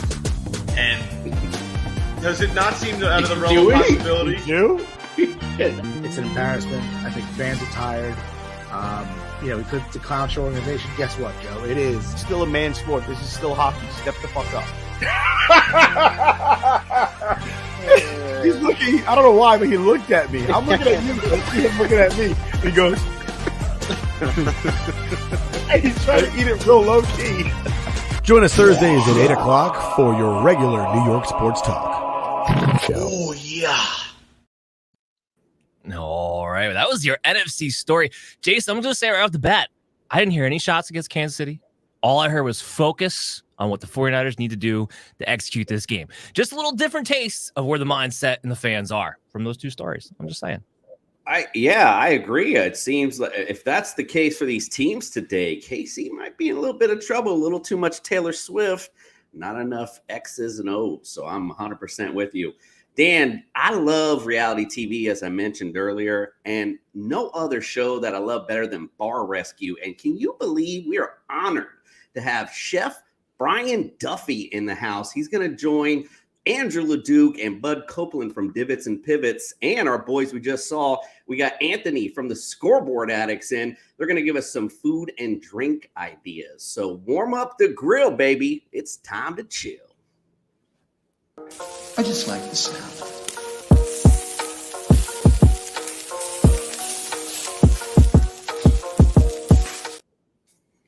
What's going on, everybody? I'm Andrew LeDuc, a.k.a. Mr. Mallard, and it's Super Bowl Sunday here, and we are the Grill and Chill segment getting ready for you. We're going to talk about some food, we're going to talk about some drinks, and we are joined by some very special people. As always, with me, as you're used to seeing on the Divots and Pivot show, Bud Copeland right here below me, bringing in the chief of morale, as always. And then we have Anthony the Rook from Scoreboard Addicts. And then we have a very special guest with us, Chef Dad and consultant, on-air personality, numerous appearances on multiple networks, including shows BarRescue, My World Chef, and Beat Bobby Flay. Chef Brian Duffy, what an honor. Thank you for joining us today. How are you today? I'm wonderful, man. Thank you guys so much for having me on. We're really excited to see what you got cooking up for us today, and really your thoughts on the Super Bowl, because I know you're a big football fan, Eagles fan, growing up in Philly. So, look, I'm not one to talk. My team's the Patriots, and we are just not anywhere near the same spectrum these days. So no hate from me. But let's get into it, because this is, like I said, it's a big Super Bowl Sunday, and it's a big party day. A lot of food, a lot of drinks going around. I know you're going to be showing us some smoked meats that you got going on today. So let's start there. What do you have on tap for us that we'll get to later in the show to see some products? So I did two different styles of ribs today. I did one, they're both St. Louis style. I did one that's like a pretty classic Kansas City. So I actually brined them a little bit, and then I just kind of marinated them for a while after that. Sous vide them. I know I can stay sous vide now that I watch you drinking a big fat glass of wine. You got it. I actually vacuum sealed them. Sorry about that, Bud. You were like, wait a second. So I vac sealed those just to get all that flavor sucked into it. And then the next one I did was a little bit of just a steak sauce from this unbelievable company called Bliss, BLIS. And then on top of that, I did like a really cool Peruvian, like almost a chimichurri in a way. That's like a verde sauce that is just going to smoke. I got some big fat drumsticks out there, and I got some wings as well that have been done in cider. I was on a cider podcast the other day, and they sent me a whole bunch of ciders to drink. So I brined all my chicken legs and chicken wings in cider. That sounds interesting. I've never done that myself. Delicious. Yeah, super good. The sweetness is awesome. Great caramelization that happens on them from the cider, but it also just really permeates all the way into that meat. It's really good. Fantastic. I know Bud's going to have some meat questions on tap for you later here. And if you wonder what Rook was doing up there, if you saw his hands move around, he is making some drinks for us. So we're gonna get into that here in a little bit. But real fast, Rook, I believe you're making a signature drink for each team, right? Can you hit us off with at least the names of the drinks, and then we'll get to them as you finish them? Yeah, so we started with ribs, and we know Kansas City is famous for ribs. So I'm starting with Kansas City. We have a Kansas City ice water. So we're gonna have a little vodka, My little top is a good pregame for the Super Bowl party later today. We got gin, and then we're gonna mix it with some Sprite and some lime juice. So I'm gonna mix it all together while you guys are asking Chef Brian some questions. Chef Brian, I do apologize. I know you're from Philly. I'm from New York. It's I'm wearing okay, my man. Giants jersey. I hope I don't offend you. No we worries, appreciate man. I'm you really coming on, excited. but- I'm really excited to watch the Eagles play today. Just saying. Yeah, it's gonna be fun. Great game. But even though our cities may be rivals, I am a Teak as well. I know you're an honorary Teak. Right. Yeah, man. I'm very proud to be in the bond, shall we say? Yes, definitely, and we're proud to have you on. I think you said before we were talking a little off the air before we started, but you said you're number 190 of the honorary Teaks. Is that correct? Yeah, I am one of 190 honorary inductees, along with I believe Deion Sanders. You said Aaron Rodgers, Elvis Presley, Ronald Reagan, and I'm sure there's some pretty other badass individuals in there. Yeah. But to me, it was like I thought that was one of the coolest things that I've ever done. So. Yeah, well, I'm glad we brought you on as honorary Teak because great food, great person here. So, but Andrew, go ahead. I'm gonna make these drinks for you guys. Even though you guys can't have them, but you guys at least see it. That's why we made our own. And as you alluded to, Brian, I got the glass of wine. That's just kind of what I do. I drink wine while I'm on air because I try to be sophisticated like that. I'm drinking mushroom coffee. So mushroom coffee. So I've heard coffee. I feel is that just like a temporary fad that's here? Because I'm seeing like a push on that all over the place. Or do you feel like that's a thing? This is nowhere near the direction I thought I'd be going here. Is that something that's here to stay? Shrooms have been around for hundreds, if not thousands of years. Yeah, and I know that, but they seem to be getting a lot of mainstream product mixing into products nowadays. We've just seen it happen before with these fads come and go, or it's going to stay.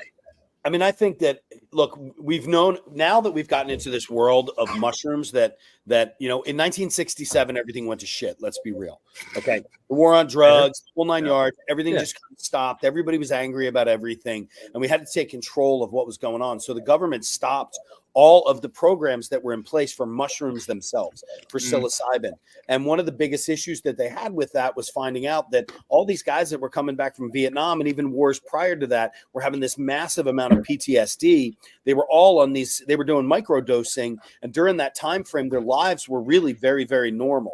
And then obviously government comes in, ruins the whole process. And then now look at us where we've got states that they're legal again. So I do some microdose every now and then with about 150 milligrams of psilocybin through a chocolate that I get. But for me, the coffee portion of it, this is 6 different varieties of mushrooms that are in here. There's lion's mane, which is great for your brain. There's a whole bunch of stuff in here. I was getting real jittery from drinking almost half a gallon to a gallon of coffee a day, being a chef.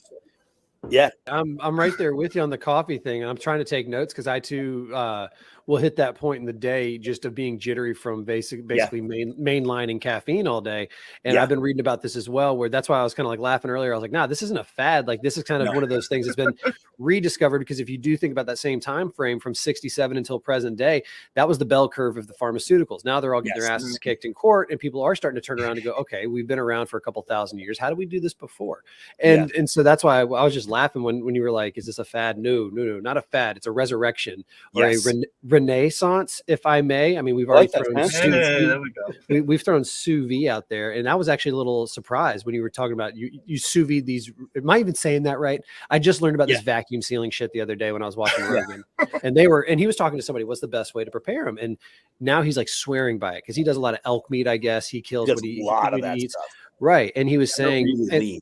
So real quick, how does that even work? You flew right through it. And I've got another, because I got a question. I got a 10-pound, rib roast out there that I was just kind of like, what do you do with these things if you just had to kind of shoot from the hip? But back to the sous vide, how does that work? Break it down to me like I'm an 8th grader.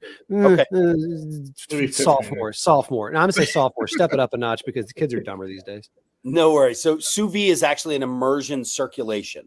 Okay. So what we do is we take do you remember your fish tank? Did you have a fish tank as a kid? Okay. Of course. So inside of that fish tank, there was a tube with an element on the inside of it that heated up that water to be at the proper temperature all the time.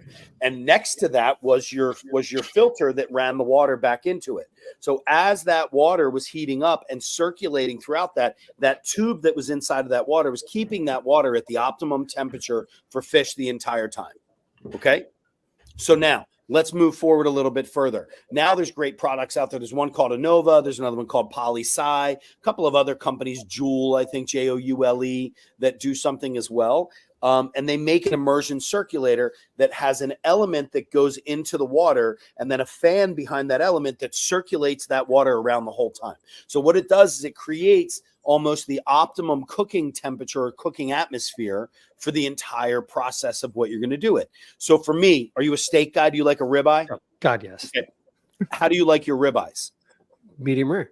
Okay. So obviously I'm just going to make fun of you. Medium is a great temperature for a ribeye because it Please renders do. more of the fat throughout that meat. Makes Whereas sense. a filet, that's why you get a filet rare or medium rare, because there's not as much fat to cook through. And Okay, create that makes flavor. 100%. Okay. So when you're doing so if I'm going to do a filet or I'm going to do a ribeye or a New York strip or whatever it is steak wise that I'm going to do, I'm going to take a bag, and inside of that bag, I'm going to put black pepper, heavy salt, butter, rosemary, garlic, all that stuff. And then I'm going to put it into a bag and I'm either going to vac seal it or like your classic kind of Ziploc freezer bag works just as well.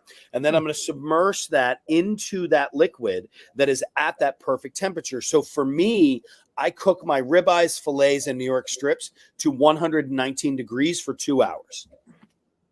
Okay. Yeah, 119 for 2 hours. And the reason why I do that is because it starts to raise the temperature of all that meat all at the same exact time. So one of the coolest parts about that is that no matter how long I let that meat sit in there, it's not going to go above 119. That was going to be my follow-up is what is this witch doctor magic I hear that you can let a steak sit in there for like 5 hours and it's still going to come as long as you don't raise that baseline temperature above, then yeah, in theory, it's just going to be circulating around. So if you can make fish comfortable, you can make beef uncomfortable. Same kind of principle. Exactly. And oddly enough, I've got a fish hat on that says meat without feet. But so it's kind of a really cool way to do it. But it's also great. Like I'll take chicken thighs and I'll just do a whole bag of them. I'll take 3 or 4 pounds of chicken thighs, throw them into a bag with a whole bunch of lemon zest and black pepper and salt and butter and all that stuff.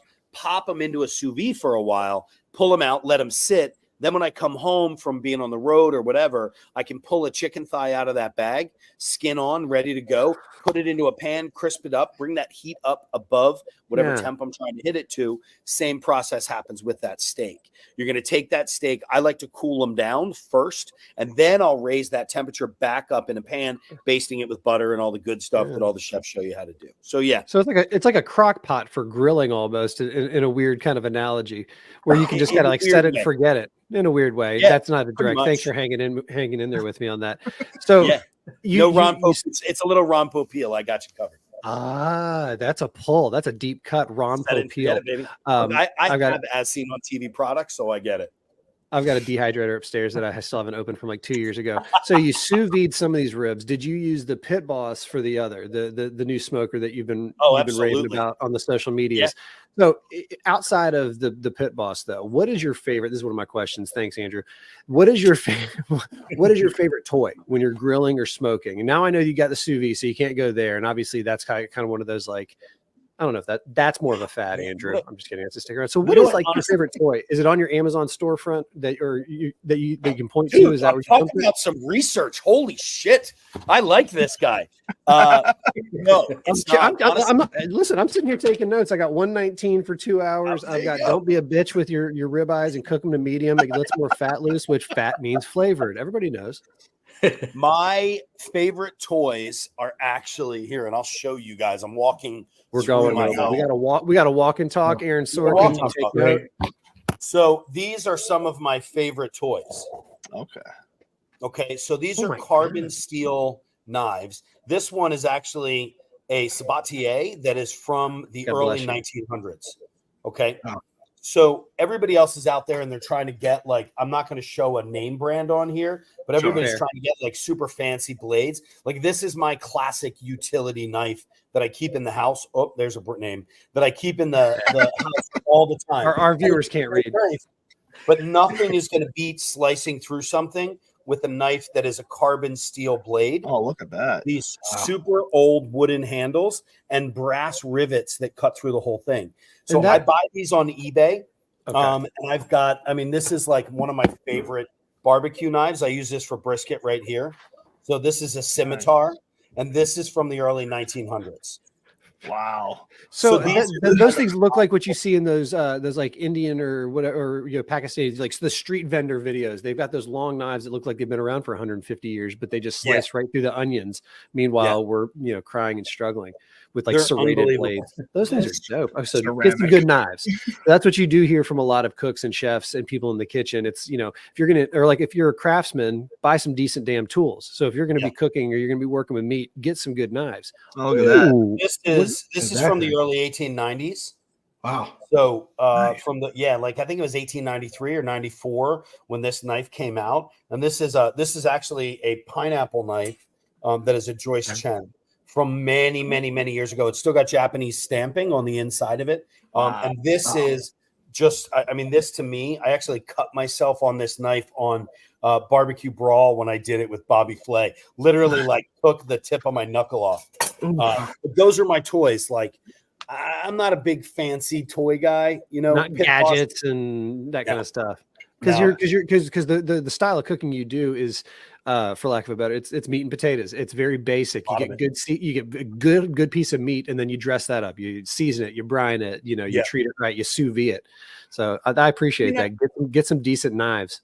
And I try to keep things very simple to the true form of the product that it is that I'm cooking. I mean, I've been trained classically. I mean, I did my apprenticeship at the Four Seasons in Philadelphia. I trained classic for years. And over the last 10 to 15 years, I've really fallen into this really comfortable, casual gastropub world where I just make really fun food that I'm proud of. And I believe in technique and the way that it gets done. So, and if I can use a knife that's 100 years old, like rock and roll, man, that makes me very happy. Well, I think that simple like gastropub and like even sports bar, because we're talking Super Bowl here. Oh my God, that's just where it's going. But that's something I wanted to ask you about, because you have this experience of being in all these different bars and restaurants and helping them kind of rebuild, rebrand, whatever it is that they need done. With legalized sports gambling becoming such a big thing now, are you seeing a change in what the modern day sports bar is? Like where you have to cater to having some more, I guess, accessibility available to these other aspects that sports bars want to offer? Because I feel like back in the day, it used to just be loaded up with TVs and cheap, easy food. And I feel like now sports bars are just a whole nother level tier of experience. Yeah. Like that they're trying to offer now. How do you approach it now? Well, I mean, look, let's be real. Let's think about it. I'm older than you guys by a couple of years. Okay. I mean, when I look at when I was 21 in 1992, we were throwing booze back, man. Mm-hmm. I mean, like we were drinkers. We were heavy. I was with my buddies a couple weeks ago talking about the fact that we were going out and we were drinking a case of beer a night. Okay. Those days are few and far between anymore. We don't see that, especially when you look at some of the bigger events. So you're looking at Super Bowl, you're looking at a lot of that stuff. We're not going to bars to watch that as much. We're going to people's houses. So the restaurants and bars that are out there are not doing the crazy beer driven drunken Super Bowls that they were before. Now I'm doing a lot of really amazing food inside of sports pubs and sports bars because they're really looking for a drive beyond just the sports. Now that I can watch the game on my phone, on my laptop, on my TV in my car, I don't have to worry about it as much. So whereas before we would go and do the social aspect of it and sit in the bar and watch it. So I feel that a lot of the bars, sports bars and pubs and whatnot are really starting to drive much more forward towards the food aspect of things than they ever have been before. I'm a really big proponent of, I don't do things that anybody else does. I don't, I have a lot of clients who are like, well, the guy down the street has chicken wings for 25 cents a piece. And I'm like, that's awesome. His suck. Mine are better. I mean, let's be real about it. It's simple math, right? Yeah, exactly. I'm not trying to do or mimic what somebody else is doing. I want to do my style of food that is going to change the bar or raise the bar for what everybody else is really trying to do. When you look at a lot of my menus, I have a lot of people that want to do some pretty straightforward, basic stuff, and that's awesome. But we really, really dress them up, whether it be the style of meat that we're using or the cut of meat that we're using in burgers, all the way to the toppings, and the method and the techniques in which we use them is what is driving really the food level and raising the food level in a lot of the bars that I work with. No, I love that. No, it makes perfect sense. Yeah, makes sense to have to try to, especially with the way you get the same thing with ESPN. ESPN's dying because you get clips all the time straight to your phone to think that socialization at the sports bar isn't there as much as it was back when I was at college. I don't think you're aging yourself too much. I think some of us are a little bit older than you may think. But, the same way. We used to go to the sports bar just to watch a Thursday night, Thursday night baseball or Friday night baseball, whatever it was, whatever big game. We'd all go out. Sorry, I have a few questions for you, but before we get to that, I want to go over the drinks real quick. So let's get to the drinks. City ice water. Just to go back, this looks kind of like this is the lime juice. You get that, give that like the little, I guess, ice kind of look to it. It's actually pretty good, but vodka gin, I never had it before, like in a mixed drink. It's a little strong. So I'm gonna have a good time at party later. Just a little bit stronger than I had anticipated. I did not think that. And then what's better to wash it down than the San Francisco drink here? We have the 49ers official cocktail this year is the Golden Mule. So we got ginger beer, we got lime juice, same thing. Lime juice is in the Kansas City drink, and any type of whiskey. So I have a Tennessee whiskey right now. I'm using Jack Daniels. Nice. And that's it. Just mix it all together. 4 to 6 ounces of ginger beer, about 1 or 2 ounces of whiskey, and a little bit of lime juice on top. So, I mean, this is a taste too. And it has that golden look to it too, because the whiskey and everything. So, that looks appetizing. I'm not going to lie. The ice water looks like looks like suicide. I'm not going to like a dirty martini that sat on the bar too long. Yeah, I'm a whiskey guy, so this is more of my speed. You have that good whiskey flavor to it. But Chef Brian, back to you.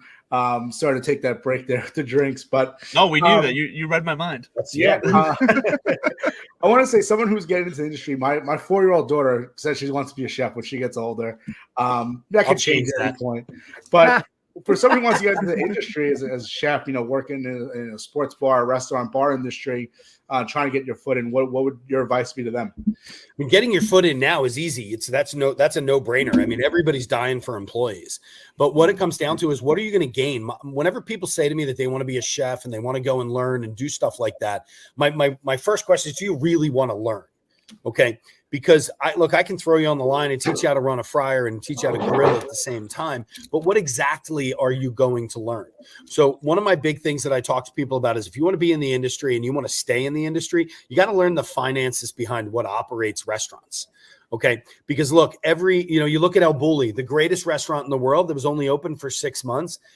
I mean, I'm one of those guys who kind of talk shit on it a little bit, because in reality, like, how financially sound is that operation that you're open 6 months a year, and then you've got a full staff running the additional 6 months?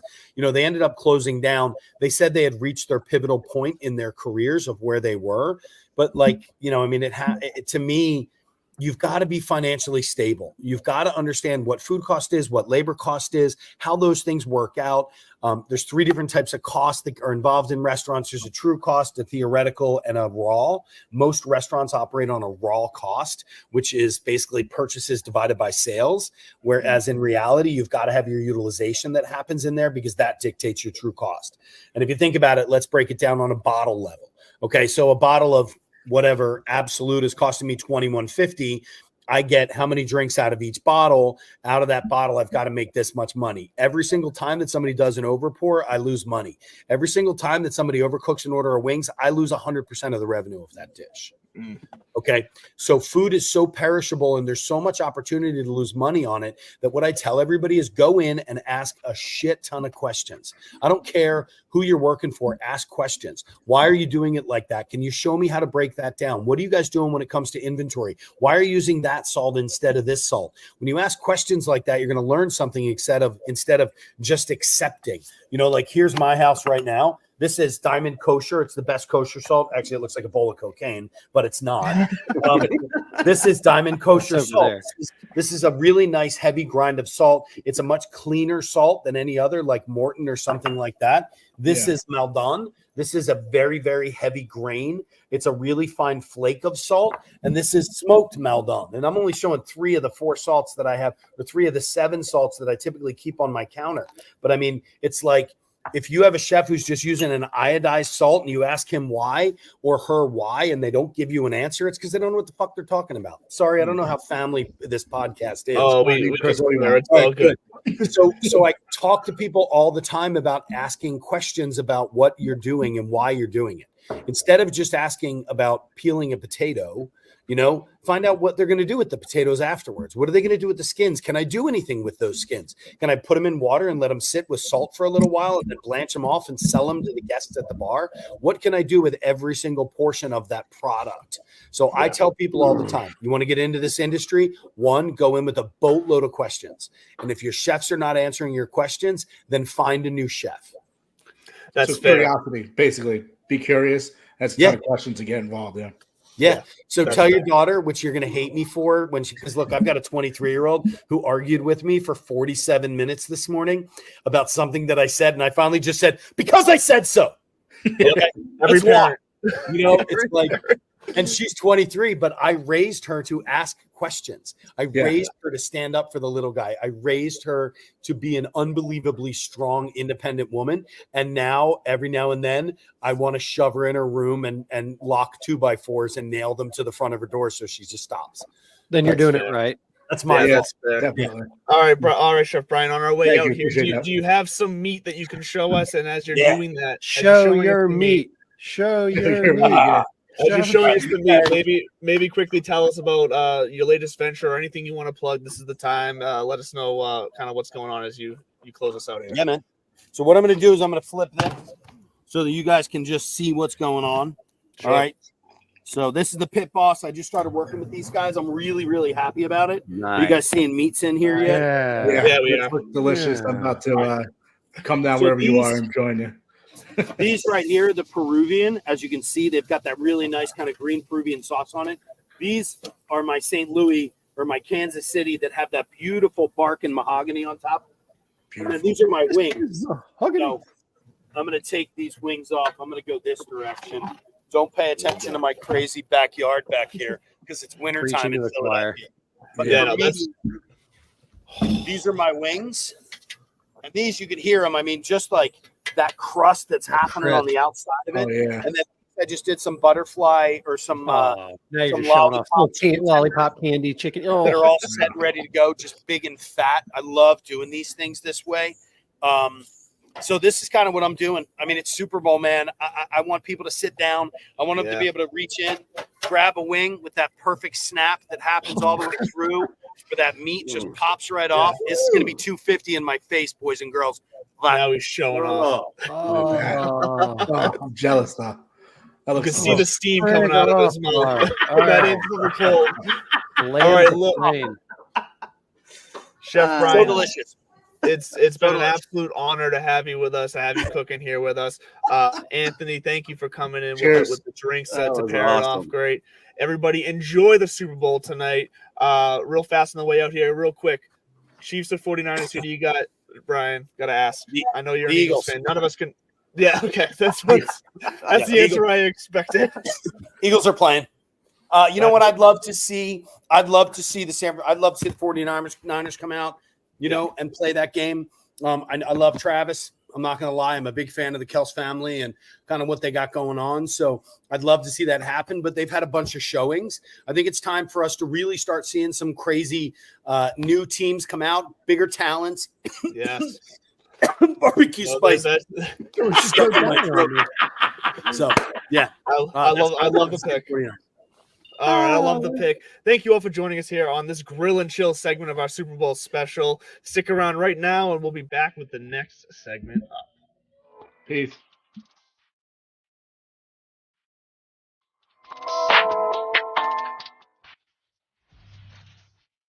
And I mean that in the most objectively judgmental sense that I can. And live people.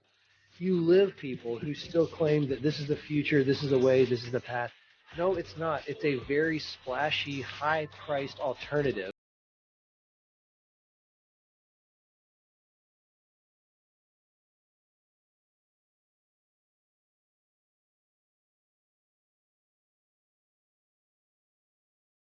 Yeah, and that's true. And using those key stats, they are the key things that we've used to pick out our emergency meds. I don't appreciate the laughing. I recognize how fumbled that was as I lost my train of thought. But anyways, back to the emergency. No. Wait, what was that? I like that you came back to start it off fresh. We're gonna do it live, damn it. 3, 2, 1.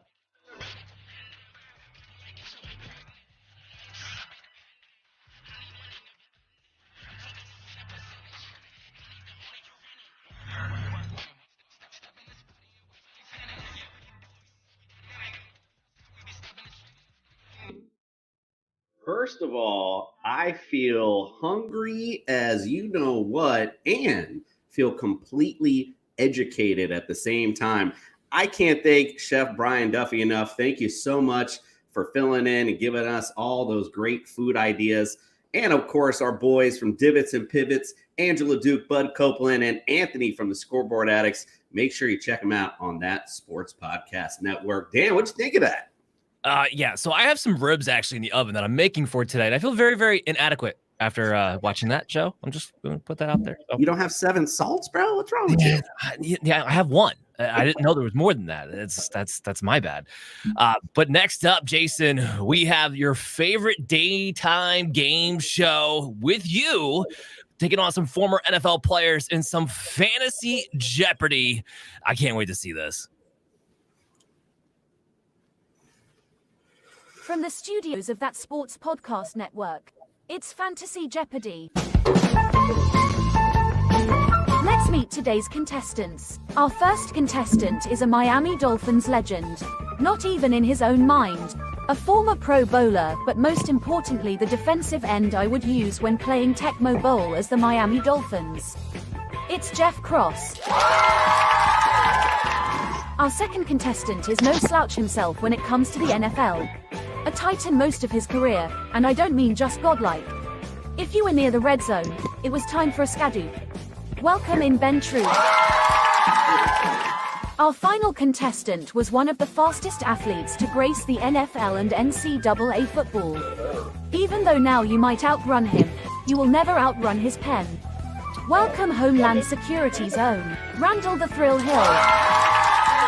And now your host of the show, Roger Goodell's personal secret friend, it's Commissioner Cooper.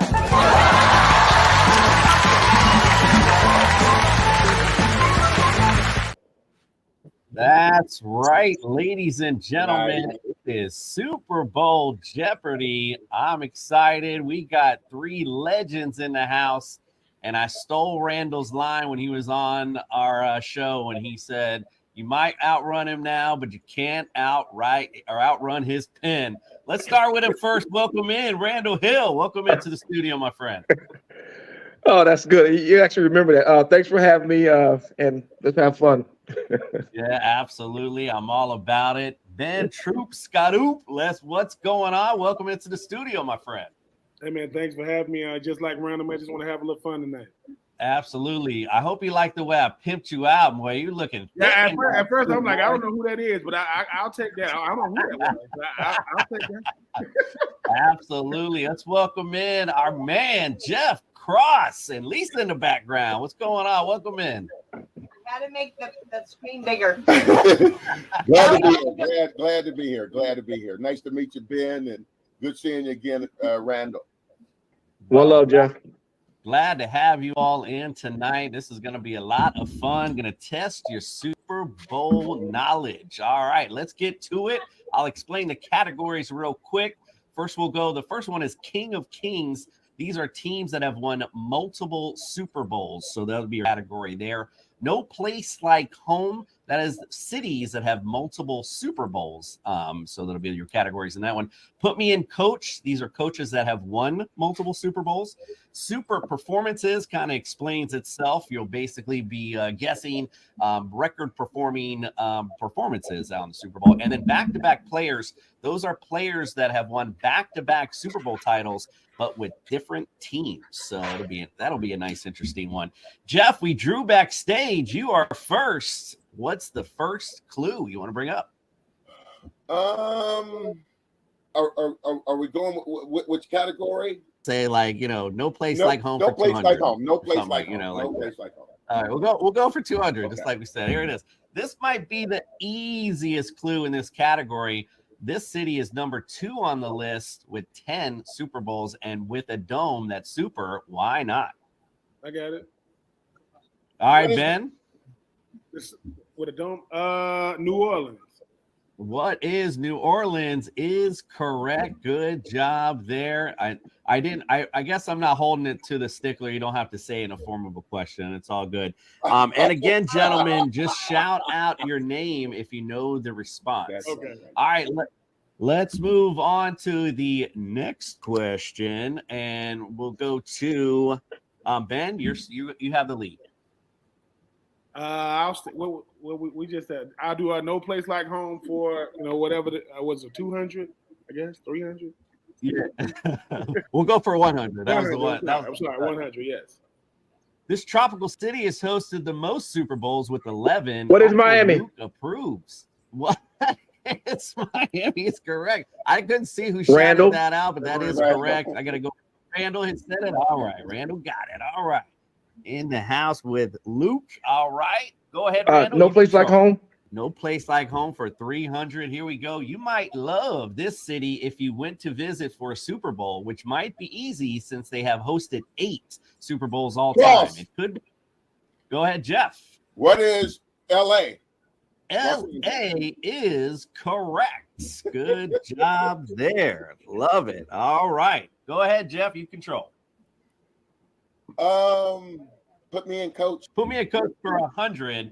Did his job very well with the most NFL championships. What is of all Bill time. Belichick? Randall. Bill Belichick is correct. Don't forget to shout your name so I know who it is. Sound like Randall, though, I think, on that one, right? Yes. Let's go. All right, Randall, you control, my friend. What else you got? Let's go back to there's no place like home.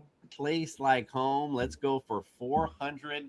For a city that no longer hosts an NFL team, they sure have hosted their fair share of Super Bowls with 3. Ben. Oh shit! I hope I get this right too. What is St. Louis? What is St. Louis is not correct. Jeff or Randall, got a guess? No. All right, that'll be San Diego. Oh my God. Oh my God. All right, Jeff, you're still in control. What else you got? Or no, I'm sorry, it was Randall. My fault. Randall, you're in control. What else you got? Put me in coach.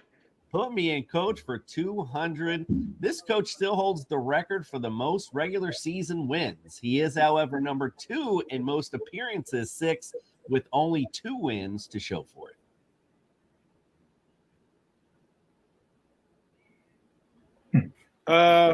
You say he got the most wins, but only got 2 Super Bowls to show for it.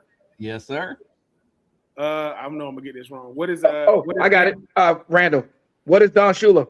Don Shula is correct. Jeff Cross, go do some push-ups, sir. Go do some push-ups, Jeff. All right, Randall, you got it.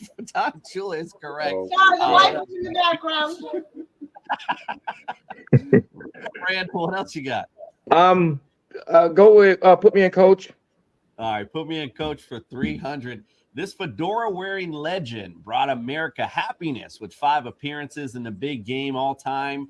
Only, however, able to turn them into 2 titles. God, what is this thing?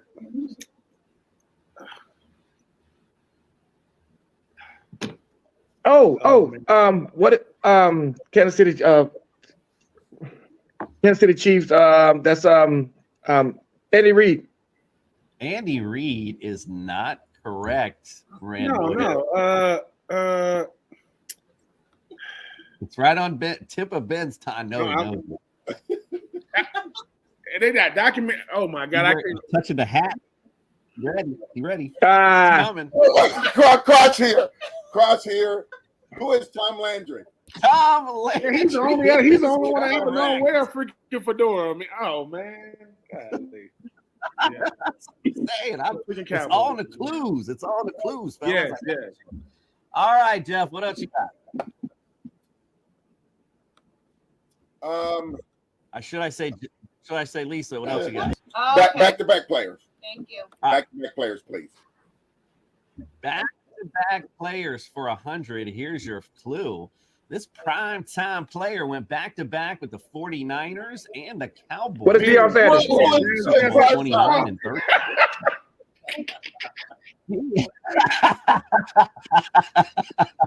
Boy, I gotta say, I did hear Randall sneak that in. He still got a little bit of speed. He got it there. Little Dion, 200. Good job there. All right, Randall, you control. Same category since Miss Cross is helping me out.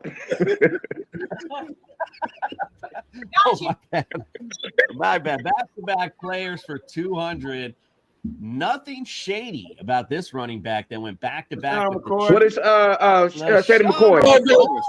That is correct. Who was that? I'm sorry.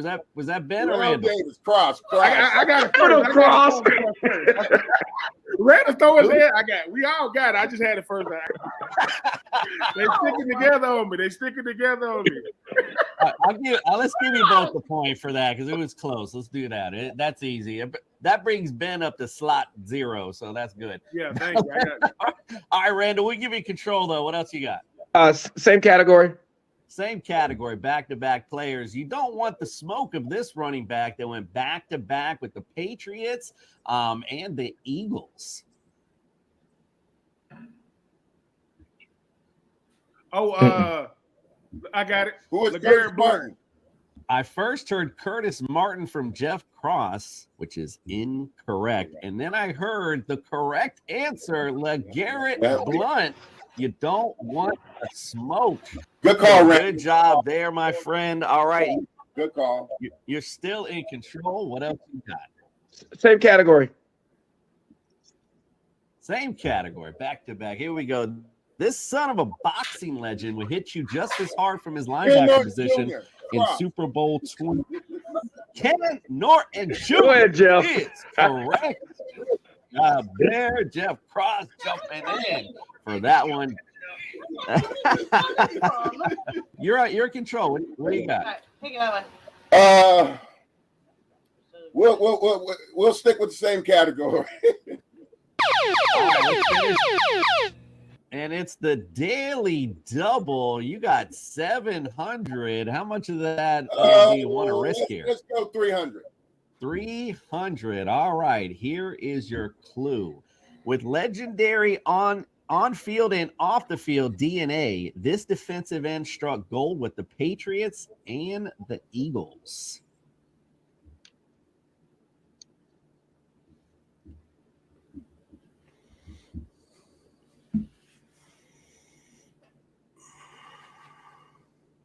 Sorry, must be something wrong with his internet. He's frozen. Do we get to steal? We don't get to steal, huh? I'll let you guys. Let him try to answer. If he doesn't get, I'll give you guys a chance. If you don't work on that Google too fast. Lisa going to town back there. All right, Jeff, what do you got for your answer here?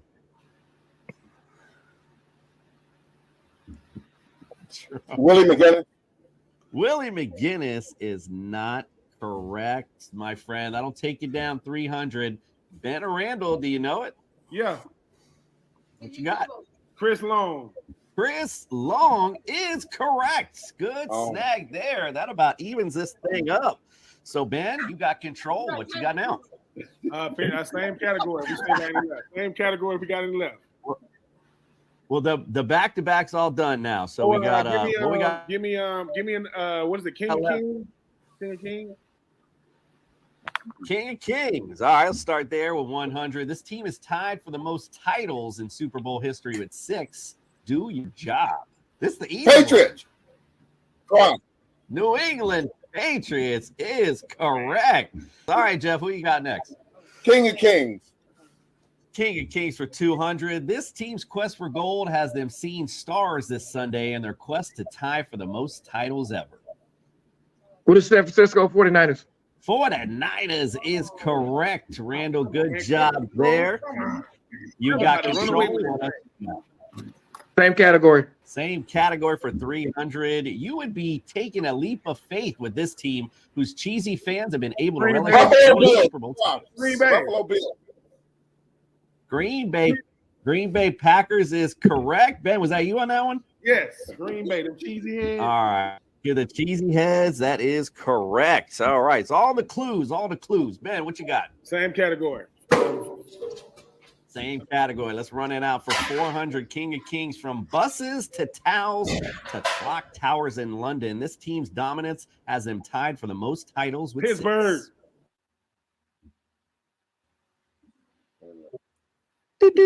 All right, we're gonna have to close this one out. Doesn't seem like you guys know this one. It's I said Pittsburgh. I yelled at Pittsburgh. I said Pittsburgh. He said Pittsburgh. Oh, okay, yeah. that might have been the internet. My fault. I just didn't. He said Pittsburgh. Good job. All right. Good job, Ben. I didn't It's even all hear good. you. No My worries. fault. No worries. I saw the towels. I'm like, I don't know about the clock towers That's in London, but they do got Big it. Ben.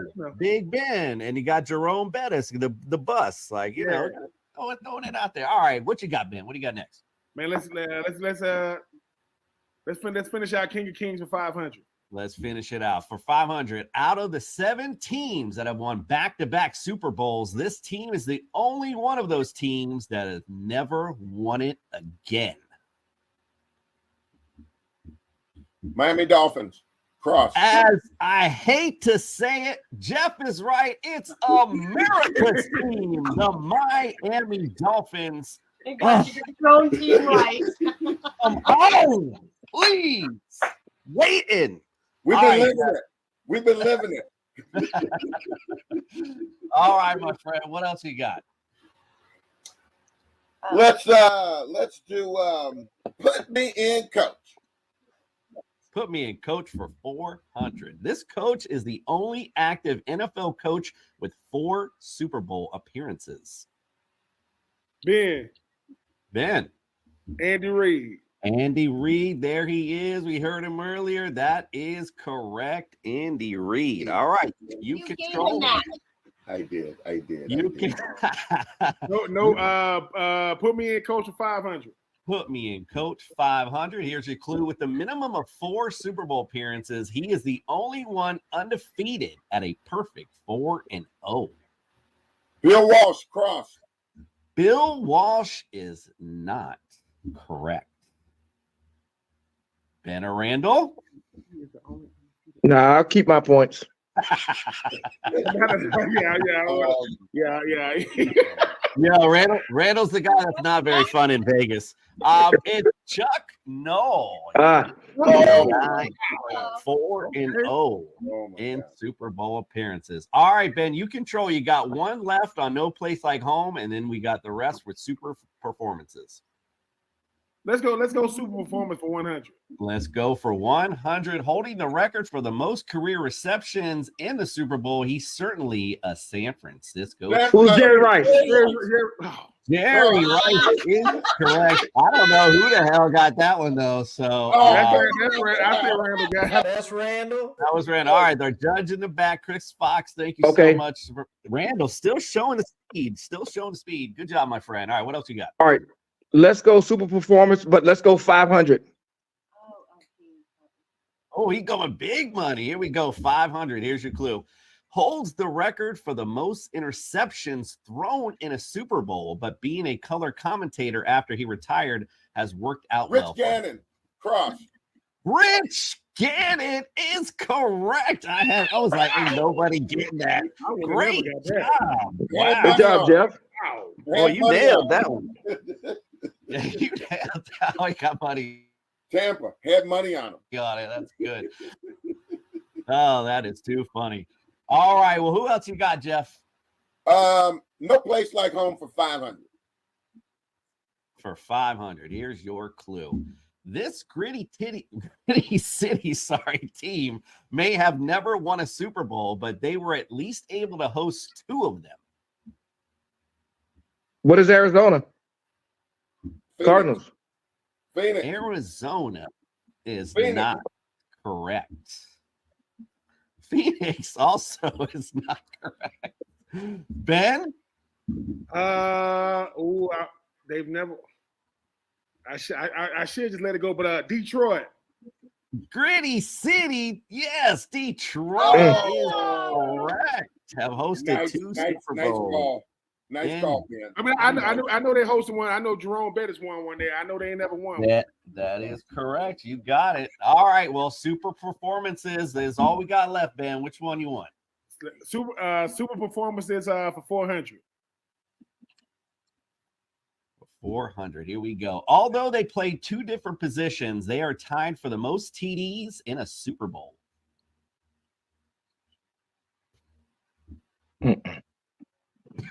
I ain't touching that one. I like that. Hold on.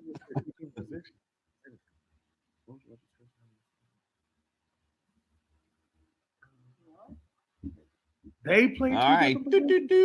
Stepping in. Jan Hurst and Terrell Davis, both ran for 3 TDs in their respective Super Bowls. Believe it or not. All right. Well, super performances. We got 200 or 300? 300.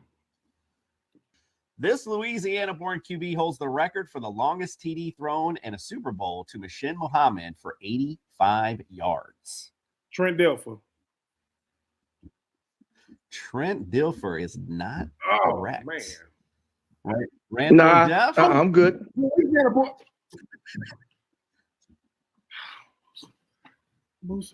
Oh my God. I know who it is. See there? I know. Did you say it, Jeff? No.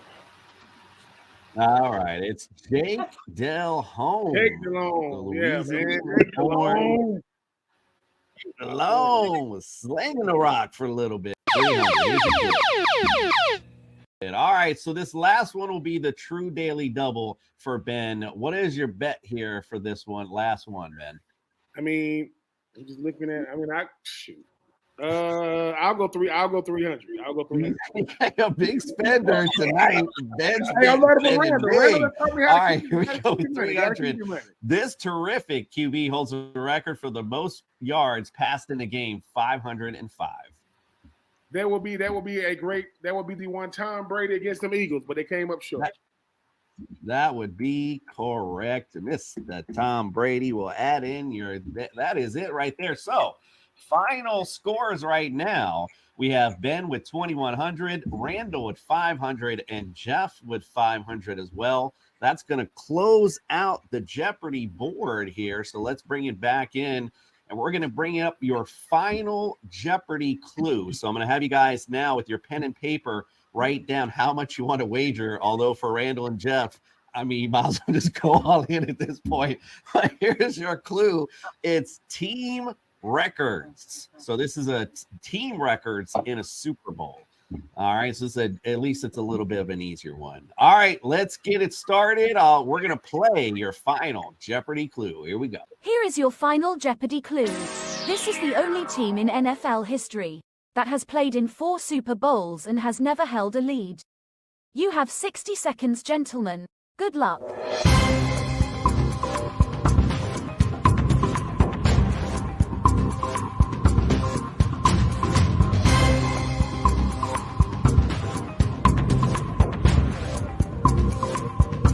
Jeffrey, there is no Googling.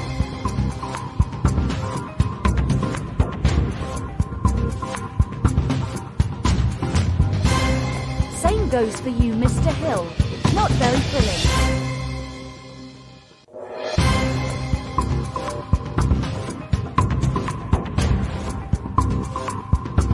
Ben, a model contestant, but I don't think he got it right.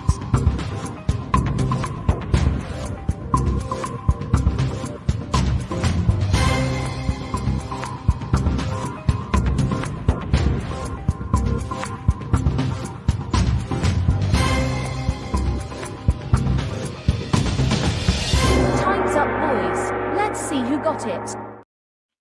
All right. Well, let's first reveal. Well, let's get those bids out there so we know what everyone is facing here. Jeff, how much did you bid for your final Jeopardy clue here?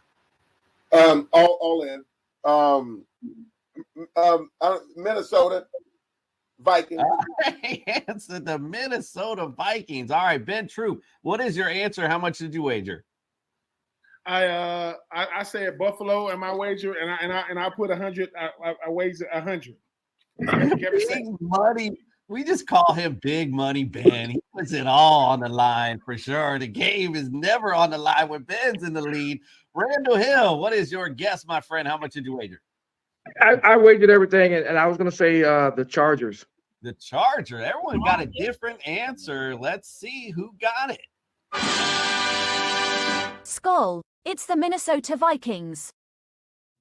Minnesota Vikings. Congratulations, Jeff. You did get our final Jeopardy answer correct. However, it's our big winner tonight is Ben Troupe. Big winner with the big money. Hey, congratulations. Any final statements for your fans out there? I will say this. I've really enjoyed myself today. Alex Trebek, may you rest in peace, sir. We really loved you on Jeopardy. Jeff, Randall, to the missus. Listen, I got Jeff Frost on here. Like I gotta act like I don't know who he is.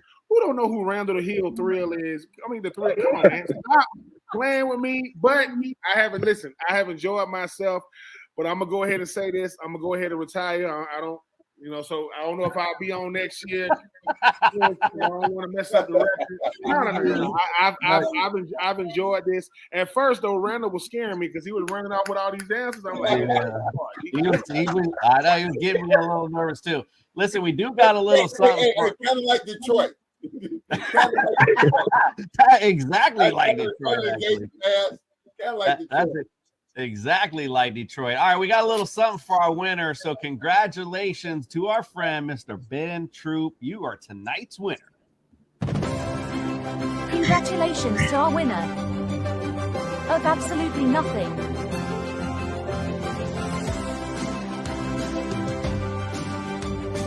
What? Oh my goodness, man. And on our show, as tradition, we got something for the winner, but we also got something for our losers. Dumbass. Thank these. They call me dumbass. Play kind entertainment. Stupid.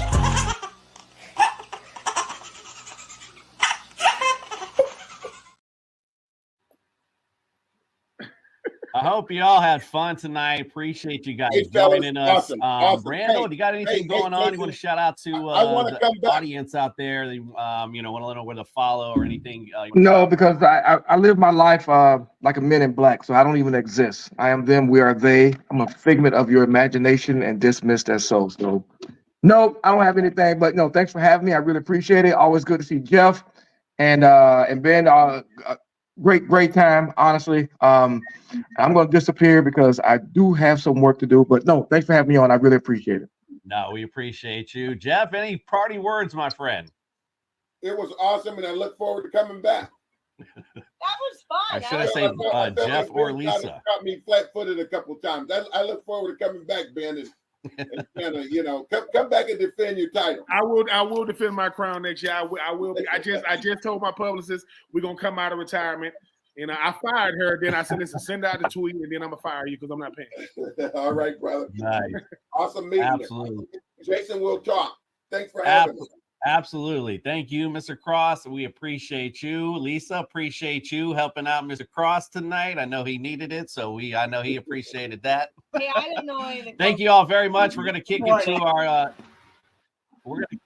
we're gonna kick it back to our Super Bowl game special.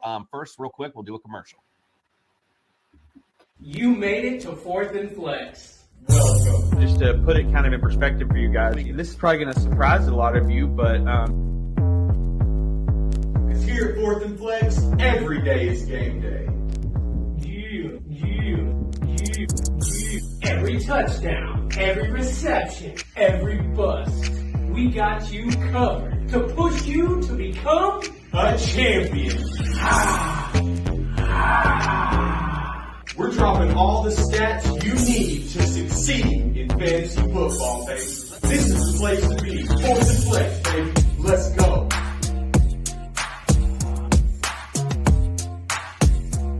Don't know who to draft? Come flex with us. Sick and tired of losing every year? Come flex with us. Tired of being the champion of the toilet bowl? Well, then you better come flex with us. Come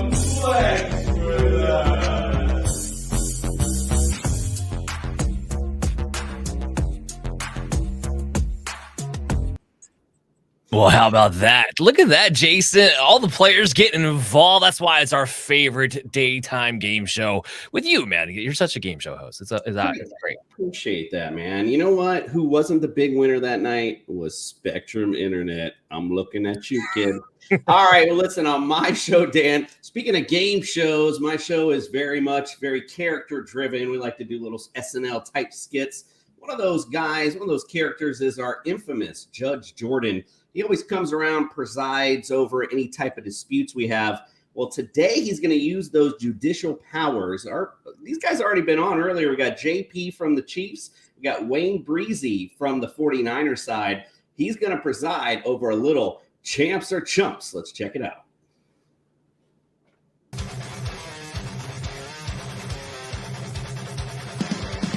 Fight.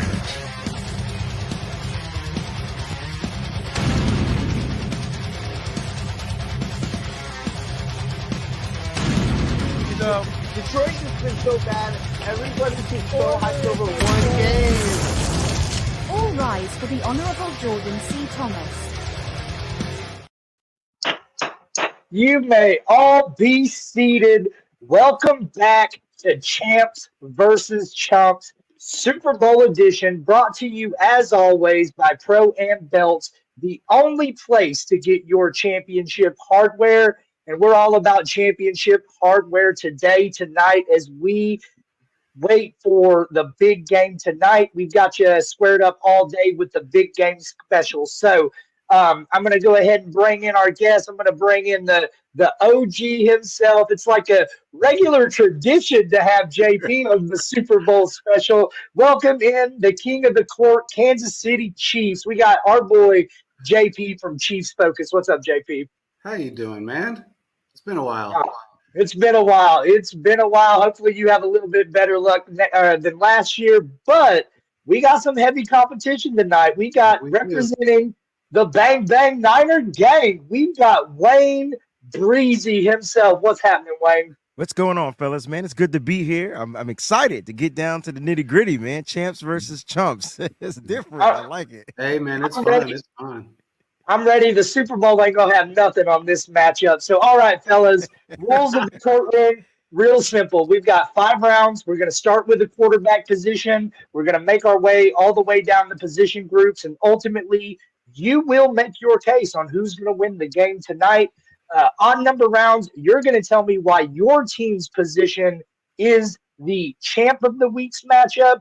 And on those even number rounds, you're going to talk all that trash and tell me what a bunch of chumps are on the other side. So at the end of each round, you'll be judged by yours truly. I want a good, clean, fair fight. Actually, I don't really give a damn. Y'all get dirty. Without further ado, British lady, let's get it on. Round 1. Which QB will be champ? All right, so round 1, quarterback round. We are going to start with the OG JP. Tell me, JP, why is Patrick Mahomes going to be king of this matchup? Because it's Patrick Mahomes, bro. I mean, this guy has literally played this game this year with some of the most egregious drops in the NFL. I mean, horrid drops. But yet he was able to get through the playoffs, stomped everybody in his route, including the number 1 defense in football. And really, I mean, second highest scoring team in football? Kept them to 10 points, I'm sorry. It's hard to bet against Mahomes, no matter, and the experience he has in the playoffs and Super Bowls right now. That one loss that he had against Brady, he doesn't want that repeated. That's for damn sure. He's just too good, man. He's too agile. He's too good. He's got too much experience. He's got Travis Kelce. He's got, in my opinion, probably the best rookie wide receiver in the league right now. It's going to be really hard for him to lose. Okay. We got Pat Mahomes. That was a pretty easy argument, I think. But I think Breezy's about to bring it. We ain't going to say the middle name, but we know what Big Brock has. Tell me why he's champ of the week this week. Hey, man, look, I don't want to take any shots at the king of football. That's Patrick Mahomes. He's a great quarterback, best quarterback in the NFL. But this is why Brock is going to be better, and it's because he's just been the better quarterback all season long. And when you look at what Brock Purdy has did, most people love the underdog story, but Brock has to be the most hated underdog quarterback I've ever seen in my entire life. And this kid is playing with nothing but chips on his shoulder, and he's been finding ways to overcome the adversity. He found a way to come back against Green Bay. He found a way to come back against Detroit. And when you're talking about being down in a deficit, these are teams that beat your team. So I just want to put that out there, that Brock Purdy has found ways to overcome adversity. And with his supporting cast, he has a great supporting cast. I don't want to mention names like Christian McCaffrey. I don't want to mention names like Deebo Samuel, Brandon Ayuk, George Kittle, the best damn tight end football. I don't want to mention these names and things like that, And so Brock Purdy, my friend, I feel like will be the triumphant. And for, it's not a shot at Patrick Mahomes because, to beat the champs or to be the best, you got to beat the champs and you got to beat the best. And Brock Purdy, my friend, is going to go out there and do just that and get his first Super Bowl victory in Super Bowl 58. Let's hope so, man, because you just threw out some crap with that best tight end shit. Hey, man, hey, your tight end said it, so I'm not throwing out crap. Now, you know what? My tight end said that about Mark Andrews, too. And Mark Andrews is a tight due to injury. Come on, man. We're talking about the top 3 tight ends in football, and now you got to factor in this rookie and Sam Laporta. But these guys are the cream of the crop when it comes to tight ends. We'll get to that a little bit later, though. But Brock's gonna have a good day.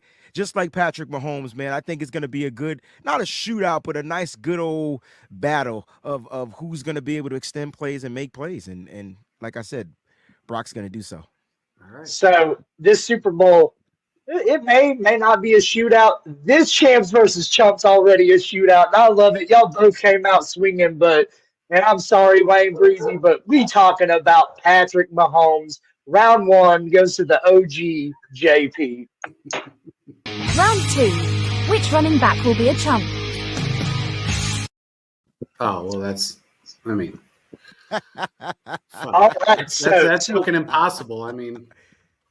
Round 2, chumps. JP thinks it's impossible, but we believe everything is possible here. So with that, Wayne, you took a little bit of a haymaker in round 1. What you got for round 2? Tell me why this entire stable of running backs in Kansas City is a bunch of chumps.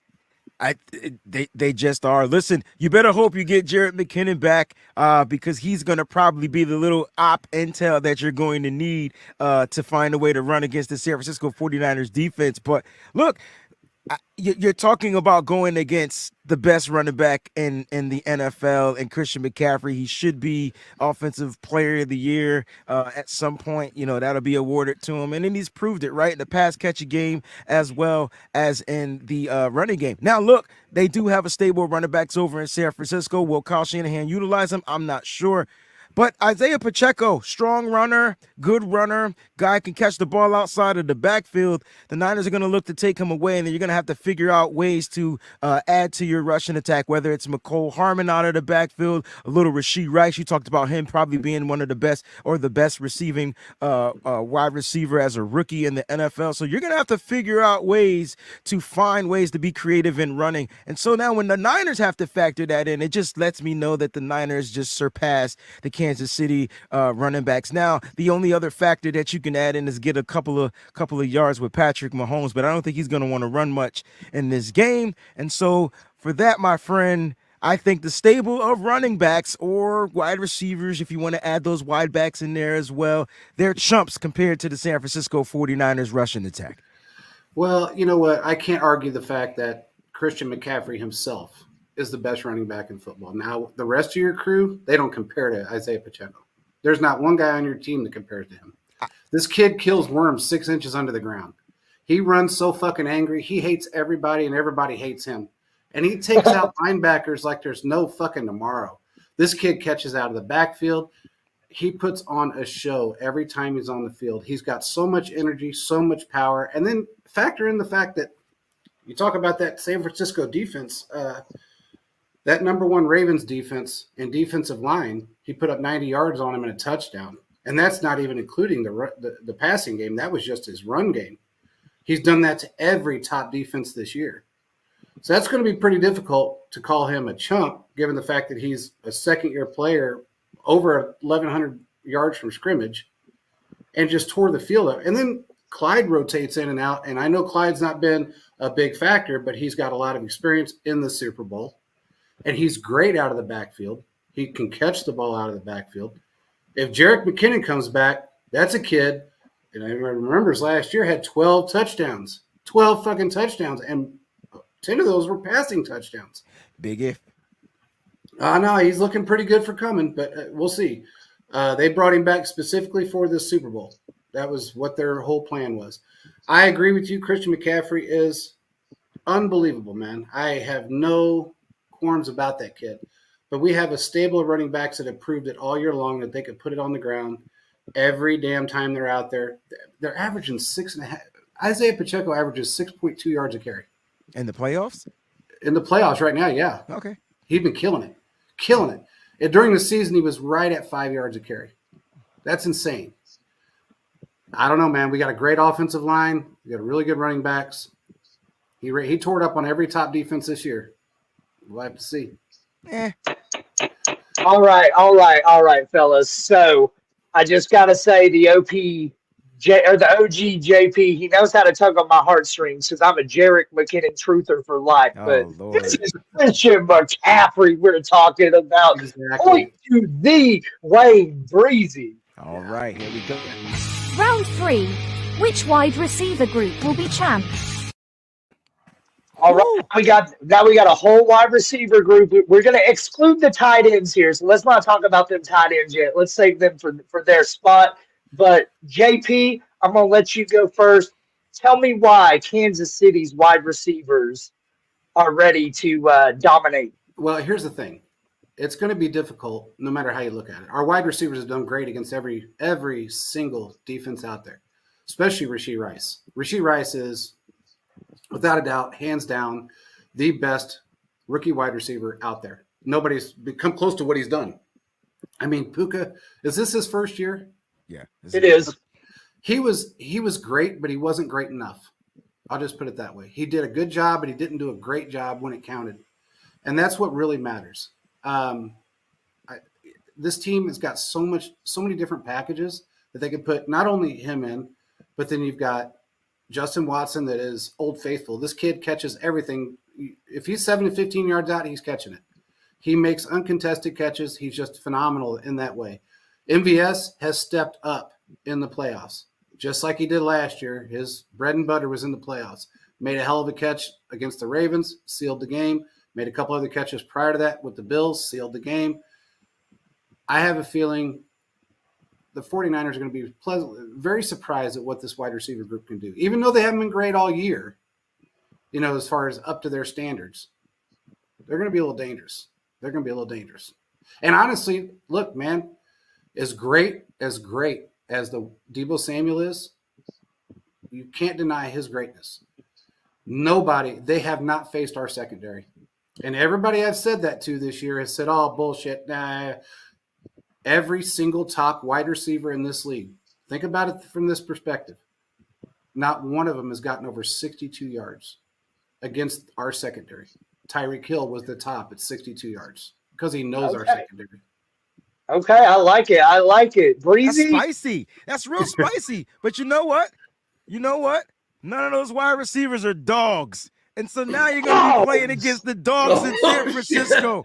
And we're talking about Brandon Ayuk, the top dog. You're talking about the meanest dog of wide receiving and Deebo Samuel. Because how are you going to cover him? You could put a cornerback on him if you want to. He's going to bully that cornerback. And listen, I think you guys probably have the best cornerback in the game. I'm talking about between the two teams. I like L'Jarius Sneed. After that, it's a drop off for me. So you better hope that he's defending Brandon Ayuk. But you know what Brandon Ayuk does in man coverage? He beats it every single time. Doesn't matter who you put on him. And we face top DBs as well. So I'm going to put that on that. That's man on man if that's how you choose to play defense. But who's going to stop Debo?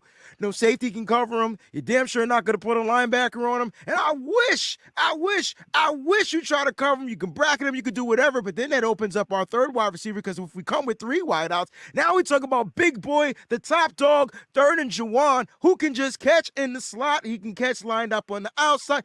It's going to be really hard to stop. Love your defense. Love your secondary. I think it's one of the toughest in the league, probably next to Baltimore. All right. But they couldn't even stop those guys. They just got tips at the line of scrimmage, which gave them interceptions. It's not what your team does. That's not a stop. That's not stopping the receivers, because Brandon Ayuk still went off. Debo Samuel, how many still yards did did their they thing. have? How many yards did the Ravens? How many yards did the Ravens have in that game? We still put up over 400 yards in that game. So how's that a stop? No, I'm talking about our game. How many yards did? Oh, no. I'm talking about when we went against that top tier of a secondary and we tore him up to shreds. They just ended up getting 4 interceptions on us, which kind of changed the game. Don't forget, the Ravens had 3 interceptions and the Niners were only down by 4 points. We just stopped running the ball. I understand that. So all I'm saying is your defense is good. Your secondary is good. I know he banged the gavel. I got to shut up. Your secondary is good, but you haven't played dogs yet. And so get ready to play the dogs. Nah, you haven't played any dogs. You have not played any dogs. Name some dogs you played, and I can tell you right now. Who? Devontae Adams. I'm calling the dogs back. Best wide receiver in the league. James Jefferson. Not the best wide receiver this year.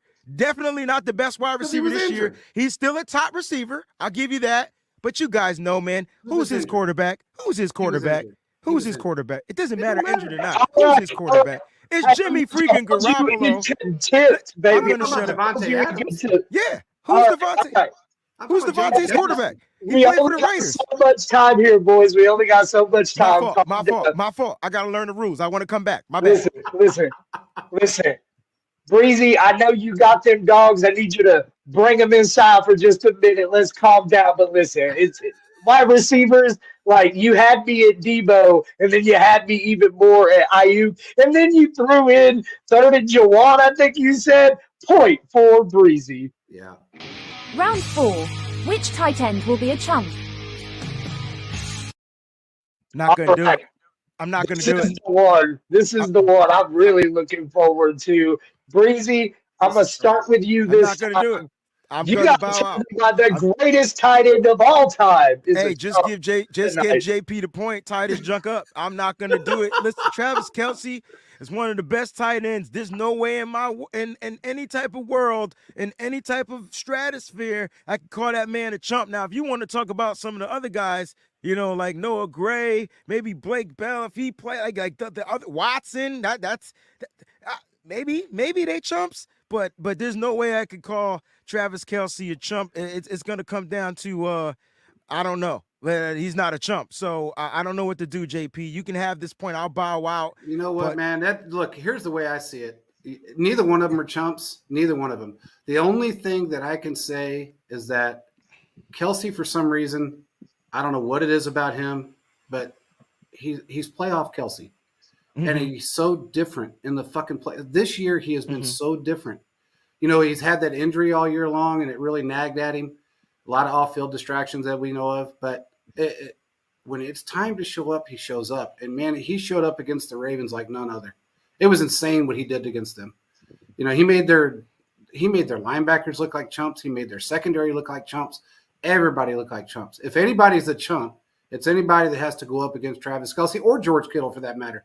Because Kittle ain't no friggin' joke either. That kid, in fact, I think, if I'm not mistaken, didn't he have the most yards this year?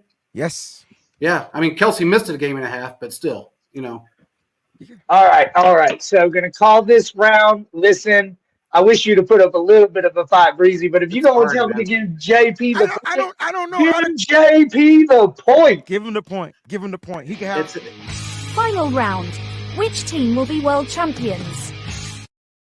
All right. Now listen. Here we go. Y'all went way too soft in that last round. Y'all are being all sweet and nice. Throw that shit out the window. I need some aggression here. Someone's going to take this home. Someone's going to hold it down for their team. Breezy, I'm going to start with you since JP was here last year. Tell me why San Francisco is going to be the one to finally put an end to this Chiefs dynasty. Because they're the best damn team in football. And it doesn't get any better than that. They got the best record. They got the best coaching. They got the best. They're just the best. Now they just got to come out there and execute the game plan.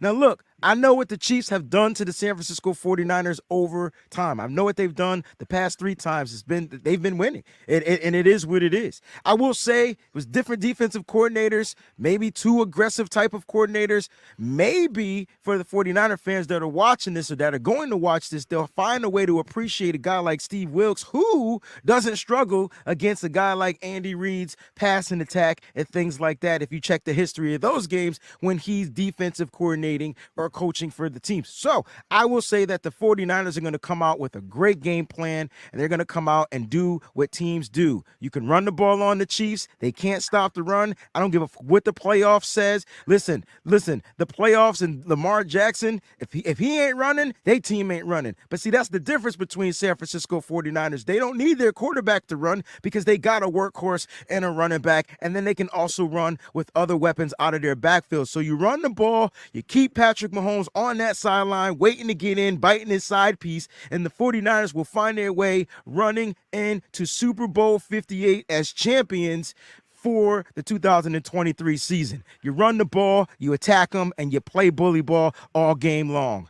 Boom. There it is. Okay. All right, JP, take us home, baby. I have to giggle a little bit like a schoolgirl because you said best coaching.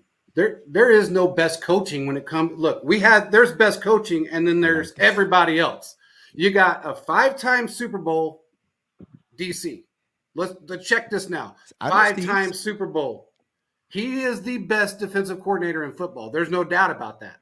Now, remember, he beat Tom Brady twice. Now, then you got Andy Reid. He's on a different fucking plane than everybody else. This motherfucker's up here. Everybody else is way down here. Way down here. So the best coaching argument, that's crazy talk, man. Now, you guys sit there. You got a great wide receiver group. They have not faced the best DBs in the game. And that's what we have. You said we have one DB that's great. McDuffie is not allowed a touchdown this year. Not one. Dogs. They don't let nobody pass them. Why do you let me ask you something, man. Why do you think you guys have Charvarius Ward right now? Because let me tell you something. I was pissed when we got rid of Charvarius Ward. But then I remembered McDuffie. That's why we got rid of him, because we had this star kid that came out of nowhere. This defense is on a fucking mission. They proved this year that they are the number 1 defense in football because they played every top-tier wide receiver in the league by stats. Jamar Chase, you know how many yards he got? 8. 8 yards. 8 yards. Mid-season. It was week 17. It wasn't mid-season. No. I'm saying he was having a mid-season. I'm not trying to cut you off. He had 1,000 yards. It's a mid. It's Jamar Chase. It's Jamar Chase. I mean, with no Joe Burrow. Justin Jefferson. Shut his ass down. I think he had 14 yards. Then we had Devontae Adams, no yards. Hurt. Every wide receiver. What did anybody do for the Ravens? Nothing. They had 190 yards passing. And 14 of those yards came from when Lamar Jackson caught his own fucking pass. So I'm just telling you, it's going to be really difficult. And the one thing I can tell you, we have Joe Cullen. Okay. And I don't think you know who Joe Cullen is. You must not, because you said this defensive line can't stop the run. They haven't been. They were missing a player. One player went down. I'm gonna give you that, but they adjusted. They brought in 2 guys that have. What did the Ravens do on us, man? Lamar couldn't run. The running back couldn't run. Nobody could run. They got shut down. Everybody gets shut down with this defense. Chris Jones is going to scare the fucking shit out of Purdy. I just want you to know that kid's going to be scared because he ain't faced nobody crazy like Chris Jones. He is on a mission right now to kill everyone in front of him. Everybody. Good luck. Good luck. Purdy's not almost came to Kansas City. All right, boys. That's it. We got to make our time here. Now, listen, I'm not saying that this courtroom is corrupt, but last year I didn't let JP win. I put my money on the Chiefs, and I won some money on the Super Bowl. And I just got to say, for everything that you had, JP, Wayne was just jabbing and jabbing and jabbing. Sorry about you. Our winner of round 3 and of the big game special, we got Wayne Breezy. Congratulations to our winner of absolutely nothing.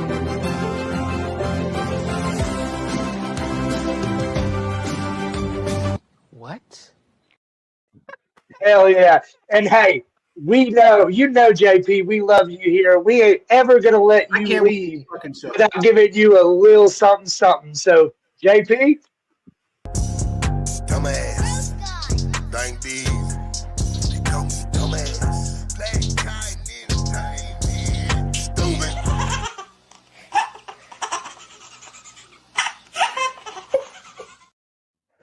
I can't win this show, bro.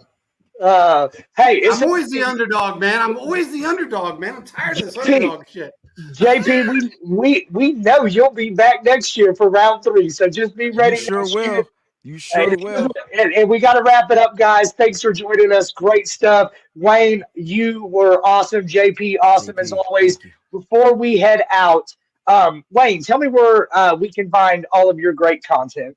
Everything, anywhere on social media at the Wayne Breezy. At the Wayne Breezy, man. It's everywhere, man. Thank you so much, guys, for having me on here. The Wayne Breezy. We loved having you. There's only one, man. He's right there. Yeah, he is. All right, JP, where can we find all of your great content? All over social media, it's at Chiefs Focus. It's easy. We're everywhere. So if you want to find us a website, chiefsfocus.com. If you're looking on social media, Chiefs Focus. If you're looking on YouTube, Chiefs Focus Live. We're everywhere, man. Hey, man, good luck, by the way, bro. Good luck this weekend. You guys are going to need you, it. brother. Same hey, to man. you. Hey, I think we're both going to need it, to be honest with you. I don't know how this thing. Listen, I'm gonna be drinking Alka-Seltzer the whole game, bro. Oh, I am too, man. I'm gonna find something to calm that damn nerves right before the game. So I'll be. It's going to be a great one. We can't wait. Only a couple more hours. So before we get back to our big game special, just want to kick it over. We have a special commercial from our boys at TSS Fantasy. This court is adjourned. It's time for TSS Fantasy. That's right, ladies and gentlemen. It is Commissioner Cooper from TSS Fantasy. Whether preparing for your drafts, wondering who to add, or who to put in that starting lineup, look no further than us. We bring you expert fantasy analysts, leading medical and legal experts, big-time guests, and fun segments to keep you entertained. Subscribe to us on YouTube with That Sports Podcast Network or anywhere you listen to podcasts. TSS Fantasy, America's fantasy show. You know, the great thing about being a football player is you don't have to take a shower to go to work. There it is. Boy, oh boy, Judge Jordan bringing the thunder. And by the way, JP now 0 for 2 in Champ for Chumps Super Bowl appearances. Let's see. It worked out good for him last year. Dan, let's see if it works out for him this year.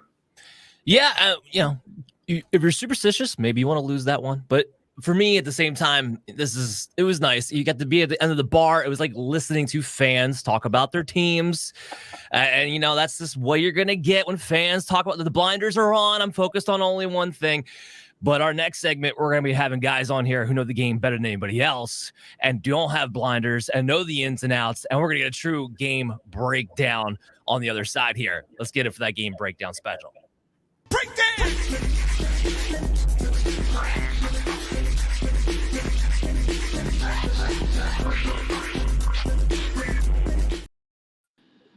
Got that Miami bass sound to it. Let's get it started with that game breakdown. And we got NFL royalty, of course, in the house from America's team, the Miami Dolphins, former defensive end, Jeff Cross. Welcome in the studio, my friend. You got it, brother. Happy to be here. Well, we go on the other side of the line of scrimmage, former offensive lineman and now best-selling author, Mr. Marquess Ogden in the house. What's going on? It's going good, man.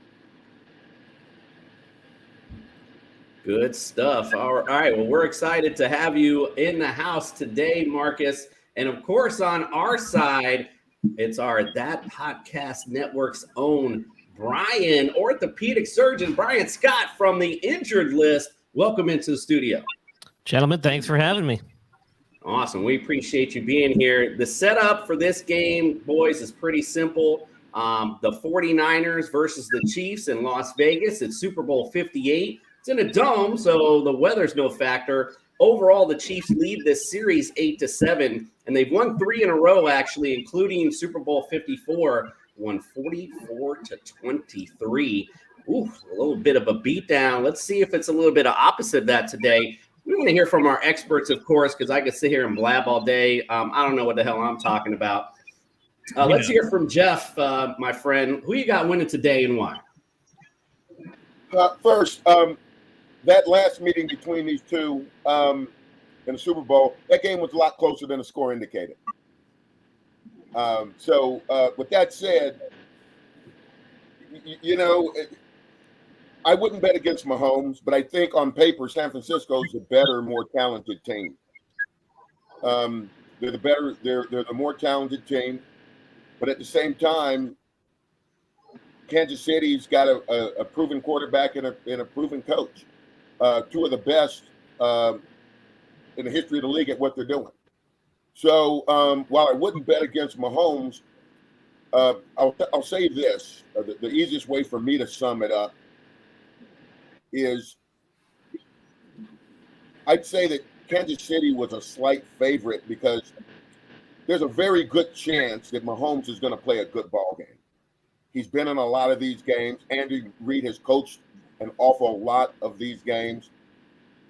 And on the other side, we don't know that about Purdy. The last big game he played in against the Ravens, he played his worst game. I believe for San Francisco to be successful, they will have to run the football, which they do very well.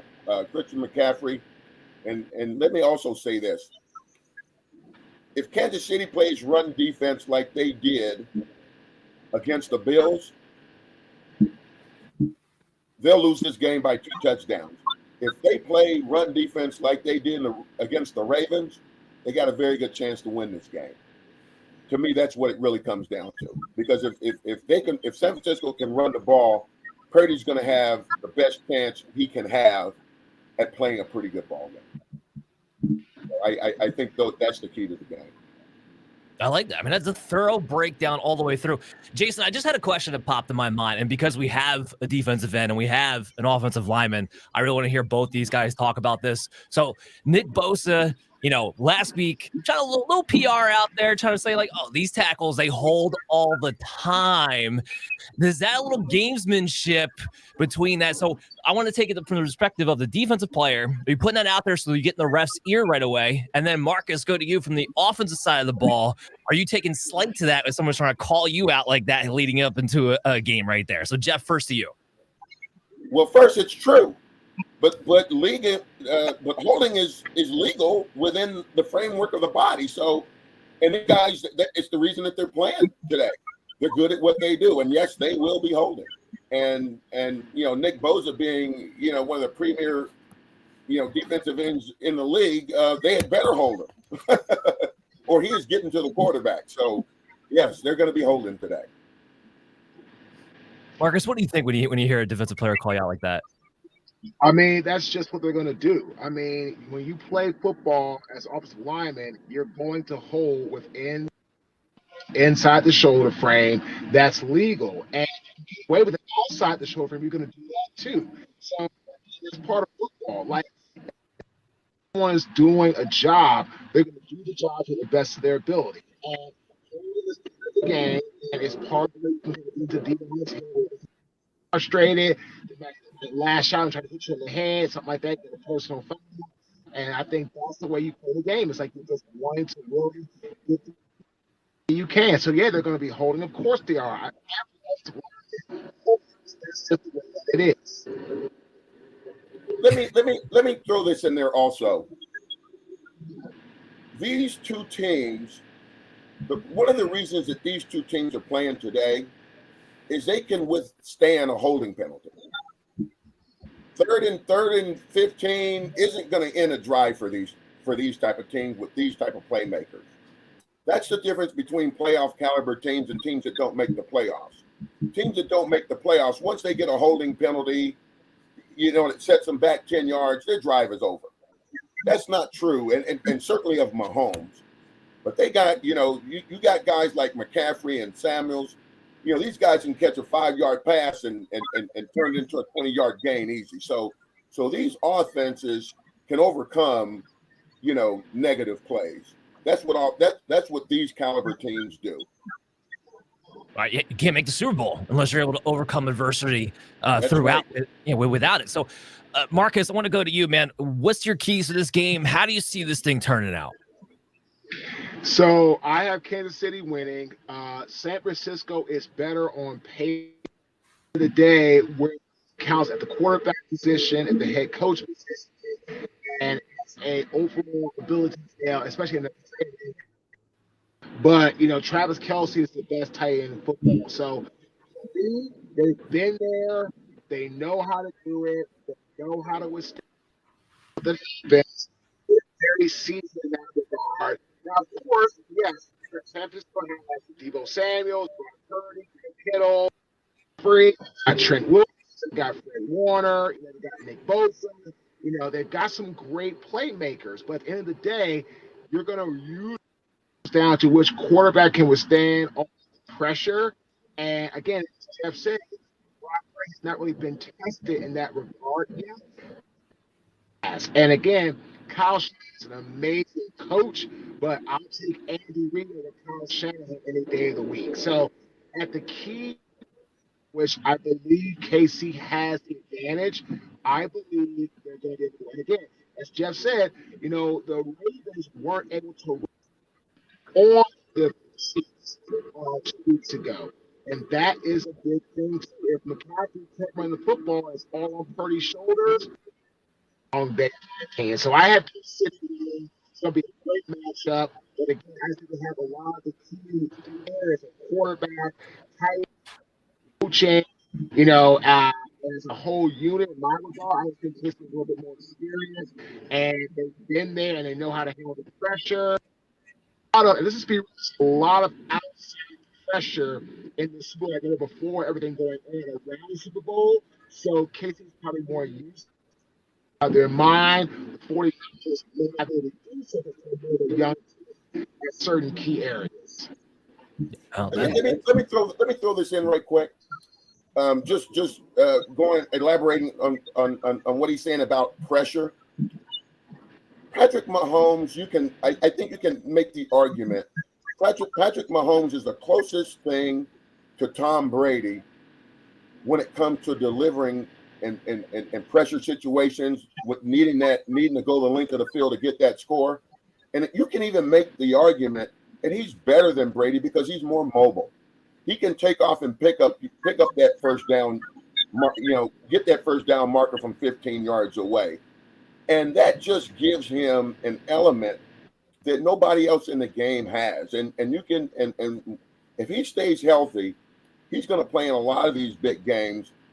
And in order for San Francisco to overcome that, they've got to make a lot of big plays, and they're going to need Bosa and those guys to get them some quality stops like they did against Detroit, and keep Mahomes on the sideline and eat up some time.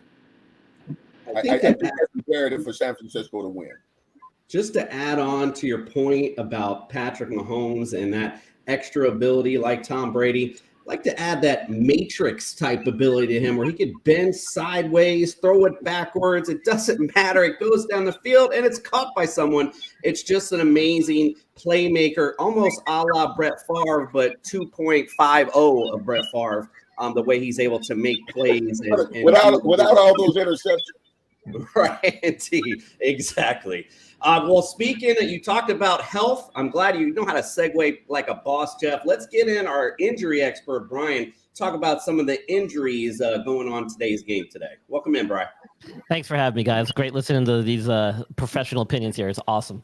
And, when it comes to injuries, it's no fluke that both teams have not dealt with many major injuries throughout the season. And as I reported last year during my Super Bowl special, teams that make it through the season healthy usually go very far into playoffs, and it's no exception this year.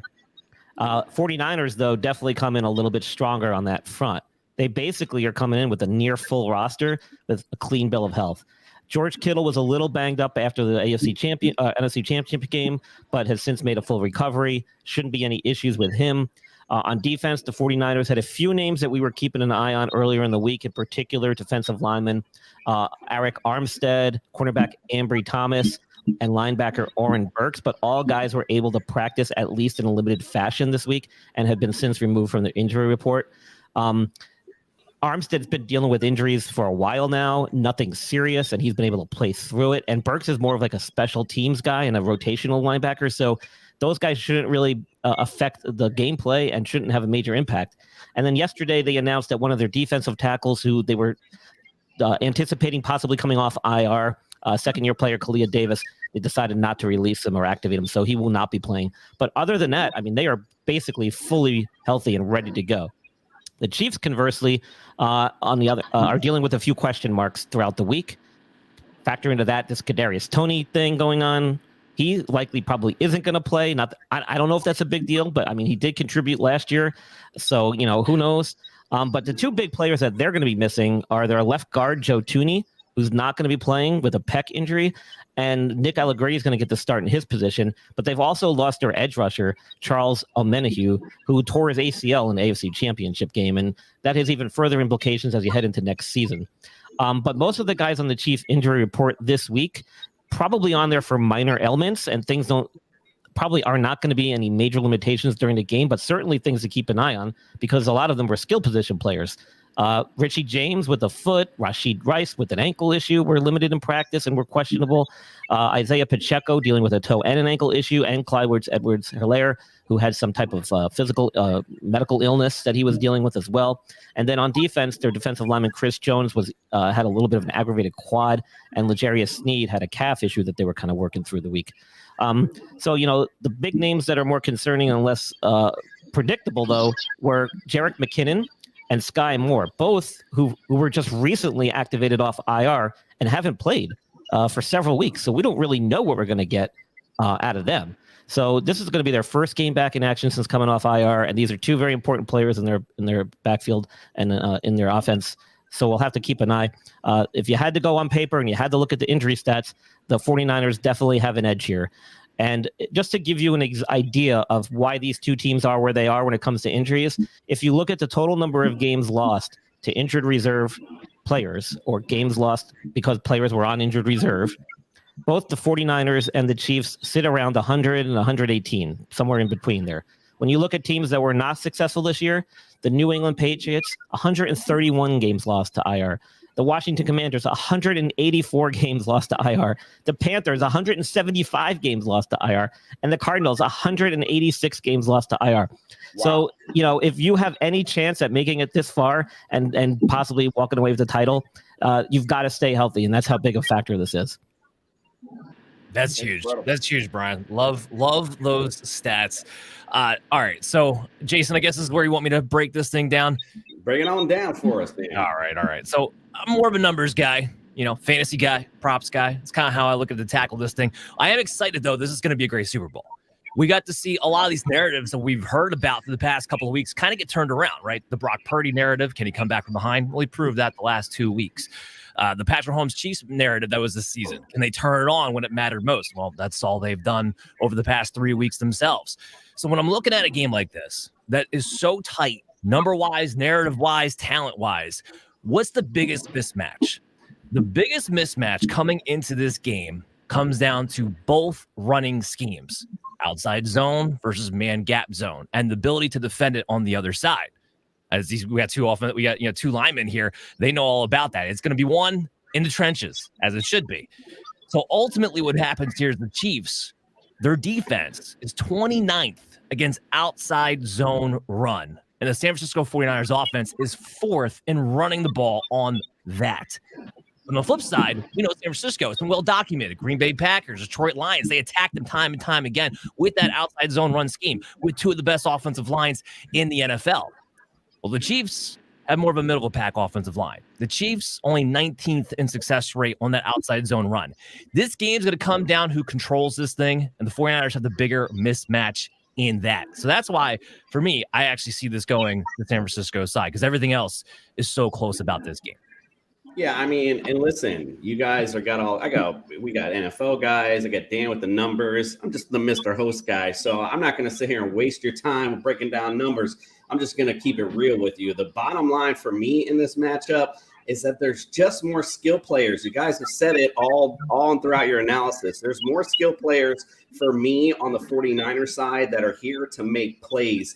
And that gives them the edge. You can sit here and look at the tight ends. They basically cancel each other out.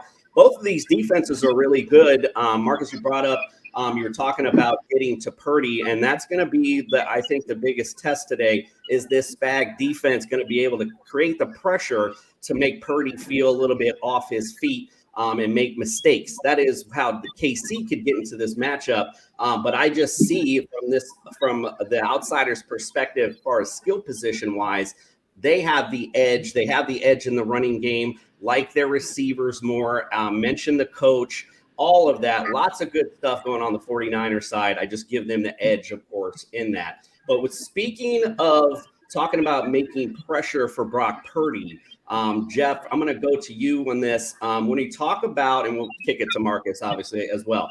When we talk about, the NBA, you talk about the playoffs. They always talk about how game speed is different once the playoffs come alive. What's your comments on that? What's the difference in the playoff speed in your mind? And do you think that's something that might get to Brock today? I think that there's a lot that when you get here, there's an awful lot of distraction. And I think that it's natural that some players who haven't been in this situation might be a little jumpy. Just might things might be a little clouded. And then you compare that to really no one probably in the history of the game in Patrick Mahomes has played in as many big games in such a short amount of time. So and not to mention the fact that the Chiefs are a pretty good defense. So, I think that the best thing that could happen I'm almost certain that Shanahan is going to get the ball out of Purdy's hands quickly, early on, some easy to throw passes for some short completions and go from there. But I'll say this again, their biggest chance to be successful in this game has got to be on the low scoring side, and they've got to run the ball. They can't have a whole bunch of drop passes. They got to really give him a chance. And I see when they are running the football and he's able to do that play action and he's at his best. But let me say one thing before I lose my train of thought. As much as we talk about San Francisco, let's remember the absolute terrible start that they had in their last game. I could not believe how they got manhandled in that first half. They have any kind of lapse in this game, and it is over. If they have any such, if they get down 2 scores to Kansas City, this game is over. So, any kind of lapses that we saw for an entire half of football against Detroit, that ain't, that can't happen. They can't happen against this kind of team, and certainly can't happen against the 5th-ranked defense. I believe they are, because they're going to, Kansas City's going to get some quality stops, and they really need to take care of the football. They can't have an entire sloppy half of football like they had against the Lions and have any kind of chance against this Kansas City team. I think I can sum it up in layman's terms the best way by saying they got punched right in the mouth in the beginning of that football game. Now, credit to them. It took them a minute, but they got back into it, kept jabbing themselves back into that fight. But they definitely got punched in the mouth by that Lions team to start things off. Marcus, what do you say? I know you brought it up earlier, but, bringing up the playoff pressure and, does that make Brock Purdy get that happy feet today? Can Spag make enough noise on that side of the football, you think? I mean, absolutely. Like you said, they really came out flat. Detroit, and Dan Campbell's a really good head coach. He's made some, in my opinion, some missteps, some missed calls with some things he did with fourth down, things of that nature. Turn the tide. And again, Andy Reid do that. Andy Reid has been coaching this type of environment, big pressure games, big situations for decades. So he's very much used to it. So again, that playoff bowl, next level, the game gets faster and faster because of everything on the line, right? Everything on the line. And today, Brock Purdy can definitely rattle. He can definitely come out flat. We saw that against Detroit. Detroit just did not they needed to, and if Kansas City gets on them like that, it will be over. That's what happened with the Raiders. They got 14-0 on Baltimore. Did 10 6. That was it. It was 17. So again, behind Mahomes and Reed in the game, going to end well, in my opinion. Dan, I know we're going to you next, but I just wanted to know, how did it feel to transition from something like that and feel like you just got slapped in your face? You talking about from the first half to the second half? Look, I'll paint you a little picture. I was in the fetal position that entire first half. And then I was roaring hard in that second half. It was just to paint you that picture. So let's have a little fun here, guys. You made your predictions. Who you think is going to be the winner? I want to know, do you have a score prediction? We'll start with Marcus and then go to Jeff. I'm gonna go 27-20 Kansas City Chiefs. It's very close to mine. Jeff, what do you got in this one, you think? I'm gonna go 27-24 Kansas City. Okay. Brian, injuries. What do you got? You got a score prediction, buddy? I don't got a score prediction, but I'm going to go with the 49ers. Oh, my man. Yeah, so when I ran this through my simulator, 51% of the time, I got a 27-21 49ers score in this one. So that's where I'm going to be leading there. So what do you got? Jason, you got a score prediction? I know you're trying to be Mr. Neutral Switzerland over there, but No, not at all. I mean, honestly, if I'm being honest, as far as the Super Bowl goes, I am not excited whatsoever. I wanted the Lions in. I wanted someone I could pull for. I don't like either of these teams, man. They keep winning, man. Where's America's team at? Where them Dolphins at, man? Where you at? I want you there. I tell you, Jeff there. Jeff needs to go explain to those guys how to play in cold weather. We got the two best teams. Man, forget these teams. They've won enough. But if I gotta go, like I said, skill position wise, I actually like the Niners big today. I think the Niners, like I said, if they get up rolling, and I think Jeff hit it on the head as far as analysis goes. I think they will. Shanahan's smart enough to get the ball out of Brock's hands quickly and to his playmakers, as I mentioned earlier. So I'm gonna say let's go 34-22. 49ers, some off score. Big score. All right, love that. Good stuff. All right, well, fellas, we appreciate all of you joining us for our big game breakdown. Brian, we'll go to kick it to you first. Let everybody know where they can get all your great stuff right here on That Sports Podcast Network. Yeah, so you can follow me on social media, Twitter at Injured List Pod, the website, theinjuredlist.com, where I have links to all my other stuff as well. And stay tuned to That Sports Podcast Network. We'll have a lot more stuff coming for you, including a very big special NFL draft live stream that myself and Chris Fox will be doing from that effing show. So stay tuned for that. We'll have more details as we get closer to that date. Absolutely. I know Dan's over there salivating at the mouth. Operation Domination's in full effect. Mr. Cross from America's team. Let everyone know where they can follow, subscribe. You got anything else big going on that you want to shout out to support? Not really. I'll just say, man, everybody enjoy the game. It should be. This game has got everything that a big game should. All the narratives, all the great players, all the great coaches. It's got everything. It's got everything. I'm really looking forward to this game. Yeah, it's got everything but America's team, damn it. All right, let's move on. Marquess, my friend, where can we follow, subscribe, get all of your great content? Yeah, you can go to our app. We actually have an app, so you can go on your Apple phone or your Android, go to your App Store, type in MARQUESS. Subscribe to our app, connects to our website, connects to our podcast, Get Authentic with Marcus Ogden, one of the top 0.5% most popular podcast. It connects to exclusive content, so just download the app, Marcus Ogden, on any Apple or Android phone in your app store. Gotta love it. You got the app going on. Fancy schmancy. Absolutely. Go ahead. That's easy to follow, easy subscribe, get all that great stuff. Gentlemen, thank you all so much.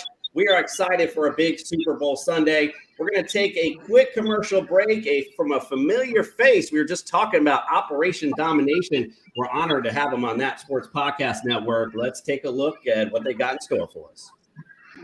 Operation Domination is underway. The ultimate game plan to dominate your NFL experience. With your host, Dan Mayer. Last but not least, on Sunday night. Yeah, I mean, I got it. Chris Dowhouse. Get him, Chase. Get him, Chase. And Adam LaRue. No, not necessarily, but it's again. Who hope to be great and dominate.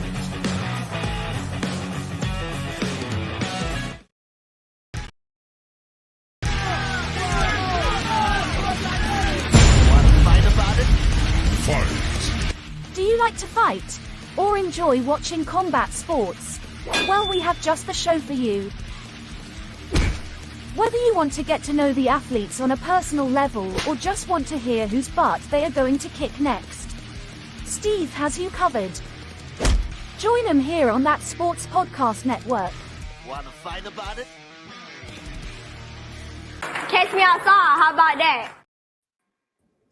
We have a surprise before we go on to our next segment. No other than two-time Emmy Award-winning producer Deb Wickus from the Blonde Blitz, live from Vegas. Welcome into the studio.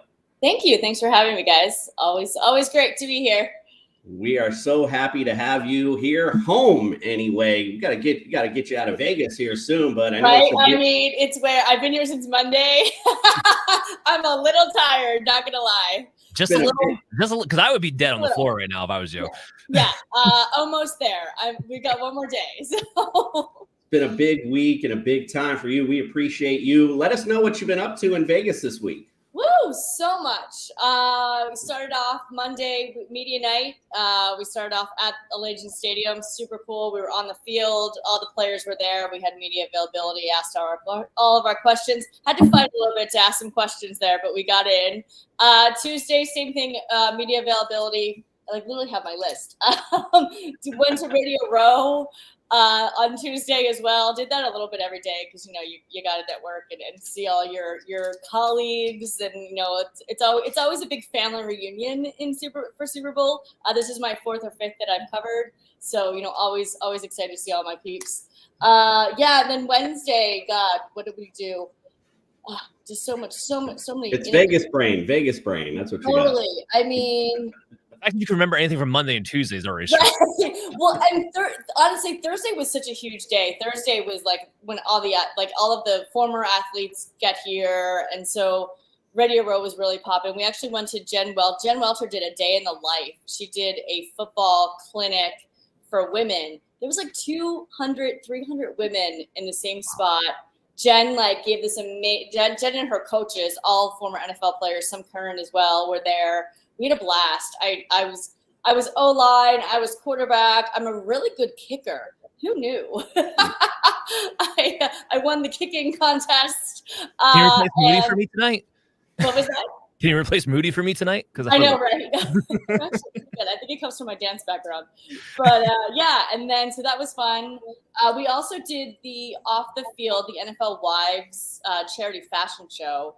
So I was on the red carpet or the pink carpet for that. I got to interview all of the NFL wives as well as their husbands. Did an interview with Tim Brown and Sharice Brown, she's the co-chair of that. As well as Ramona Jordan and her husband, Randy, former running backs coach for the Commanders for 10 years. So yeah, just been really busy. And then Saturday, Lee Steinberg's party is always a blast. Spent a couple hours there. And also Jen had a second camp for girls too. So she did 12, girls aged 12 to 18. Again, had her NFL coaches out there. And Joy Taylor was a part of that as well. So her foundation was represented, and she was out there too. So yeah, it's been nonstop. I checked out the episode of the Blonde Blitz last night, right here on that Sports Podcast Network. And when I found it interesting as you were interviewing. There was the mention of the thing to do during those parties is you only show up for a couple hours and then you bounce to another one. So I thought that was pretty interesting to say the least. So I'm sure you're pretty tired to say the least. Driving around Vegas, I mean, the traffic is insane here too. So driving around from the hotels to the parties to the casinos, and it's been a lot. We know you got a busy day too ahead of you, so we won't keep you too long. Just the last question, of course, for you: who's winning today? Such a great question, right? Just such a mystery. I'm rooting for a balanced team, but never.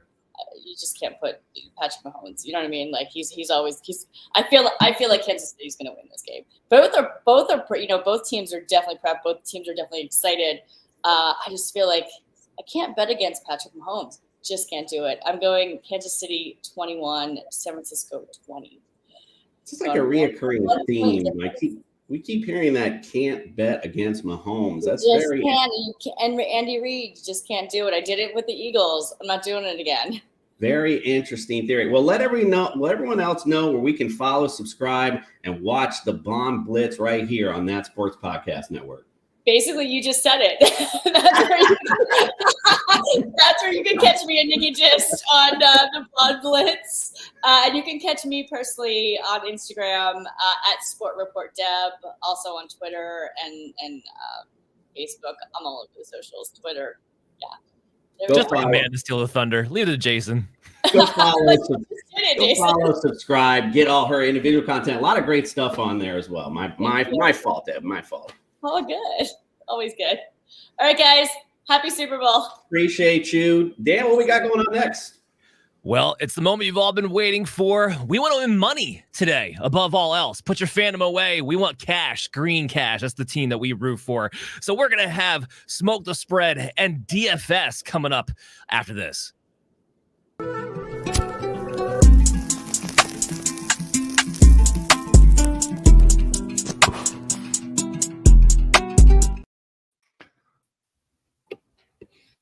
Look at that. It's a beautiful thing.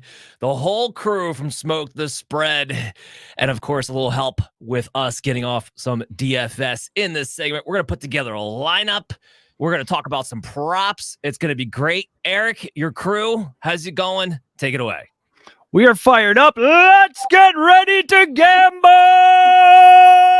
This is not a drill. This is Super Bowl Sunday. This is it. This is why you make all those bets. This is why you dip all those chips in anticipation of days like this. I have approximately one shitload of prop bets in plus side and total.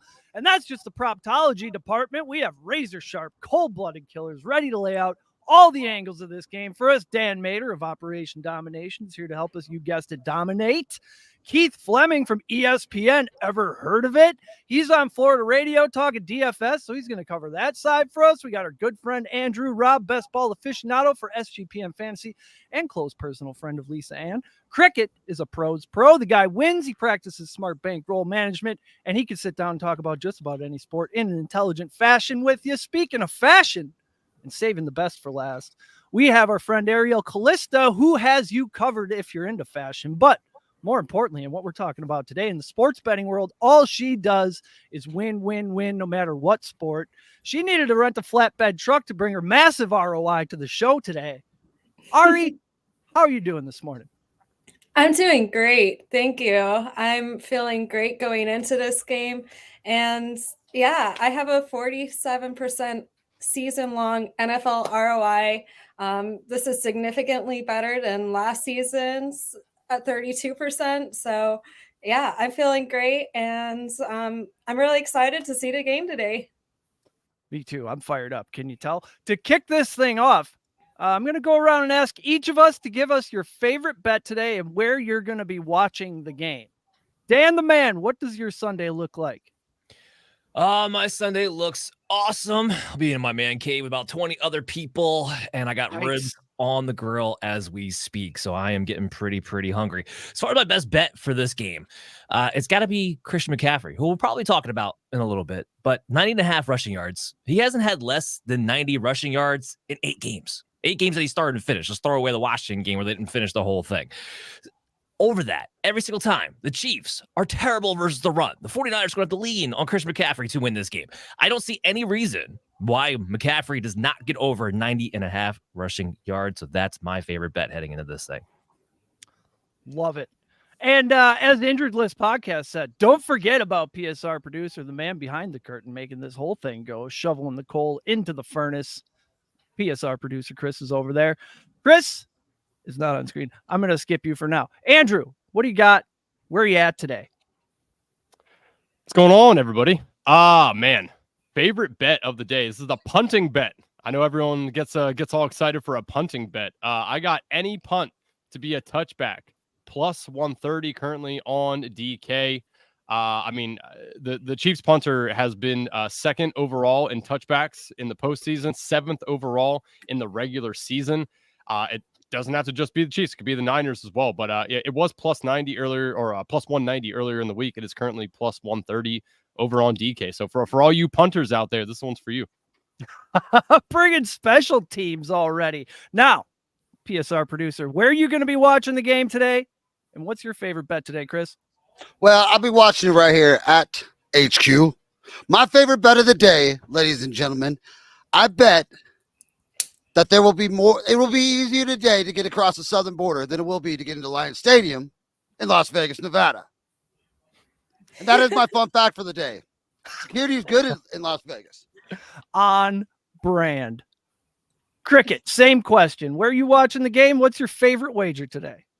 Man, first off, I got to give you a little props, bro. Nailing that open right there. You done gave me cold chills, got me fired up for the game. I was already in a good mood, man. You got me fired up, ready to go. I'm going to go watch the game over at my buddy Buku's house, man. We got heavy steps coming up into town to watch with us. We're going to have a big time over there today.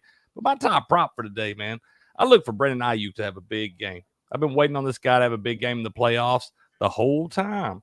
My top prop today is Brandon Ayuk over 4.5 receptions. You get a little plus money on that right now at plus 105 over on DraftKings. But I think Brandon Ayuk is going to have a big day, man. And you might not even be wrong to sprinkle a little bit on him to win the MVP. Ooh, I believe that's 50-1. I'll turn my nose up at 50-1. Ariel Calista. I know they're all winners, but what's your favorite? And what will you be watching? I have a lot of props today that I'm interested in, a lot of plays, but there is one play in particular that myself and a lot of other sharps in Las Vegas are liking, and that's going to be a 2-point conversion. I love that. Yeah, a lot of people are figuring that there's going to be a 2-point conversion in today's game, so it's kind of a long shot of the day, but this is a good play. It's something to keep your eye on. We have a couple beautiful minds with the headsets on today. They definitely have some 2-point plays drawn up. I would assume Shanahan and Reed both have multiple options that they've run through this week. I will be at home on the couch coming up with excuses to skip work tomorrow because they have yet to approve my vacation day and waiting for my man Kyle Juszczyk to score a touchdown at any point. Plus 750. He's gotten a lot of pub over the last couple weeks. His wife makes all the wags. That's wives and girlfriends, jackets and jerseys now. Shanahan loves them. I heard Shanahan talking about him on the radio yesterday. I think he's going to get at least one shot in the red zone. they're going to give him his chance to get a Super Bowl touchdown. And who doesn't love a fullback? Well, Eric, just to back you up, they gave him a red zone carry just the last game. So there you go. They already have usage in there. The blueprint is there. The foundation has been laid. Now all he has to do is cross the line.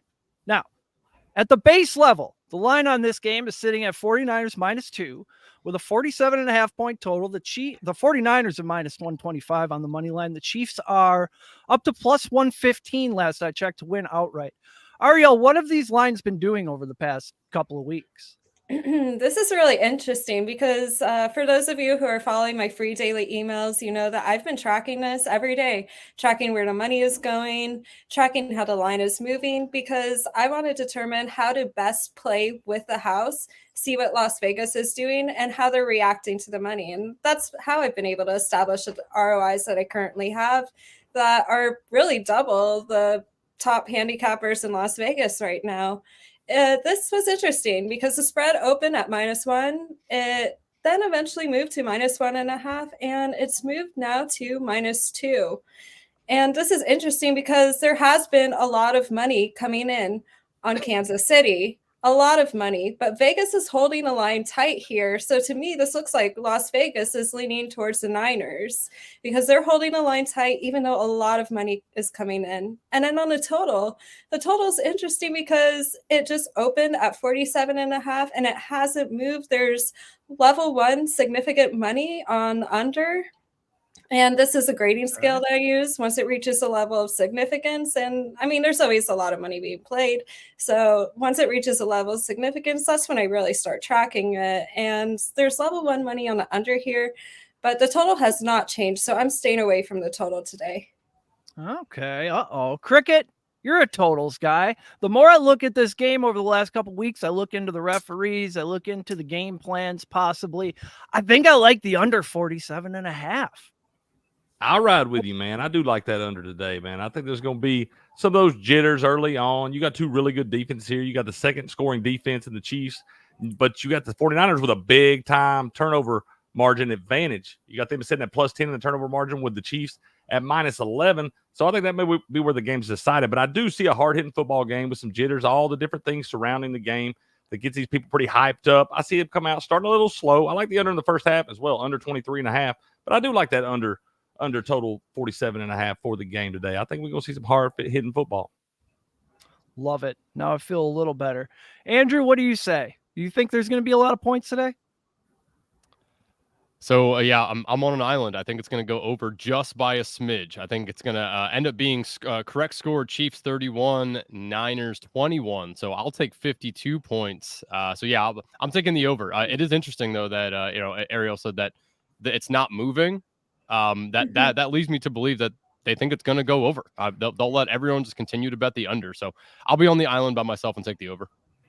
That's a really interesting observation. And I think Vegas also thinks that their line is very tight in this game. I think Vegas really set tight lines in this game, and it's going to be very close to the number that they set. Yeah, you see that a lot with Vegas. These big games especially, you're going to see Vegas be pretty on point with this thing. And I think they probably do have this line really, really close. I'm going with a final score, 24-20, 49ers, Andrew, right there. That's the only reason I am going to go with the under. I think it's going to be a close game. But Vegas doesn't miss these lines by very much in these big games like this. No, they, like the coaches, have 2 weeks to prepare. Dan, I saw you down there nodding when Andrew was talking about the over. You like points today as well?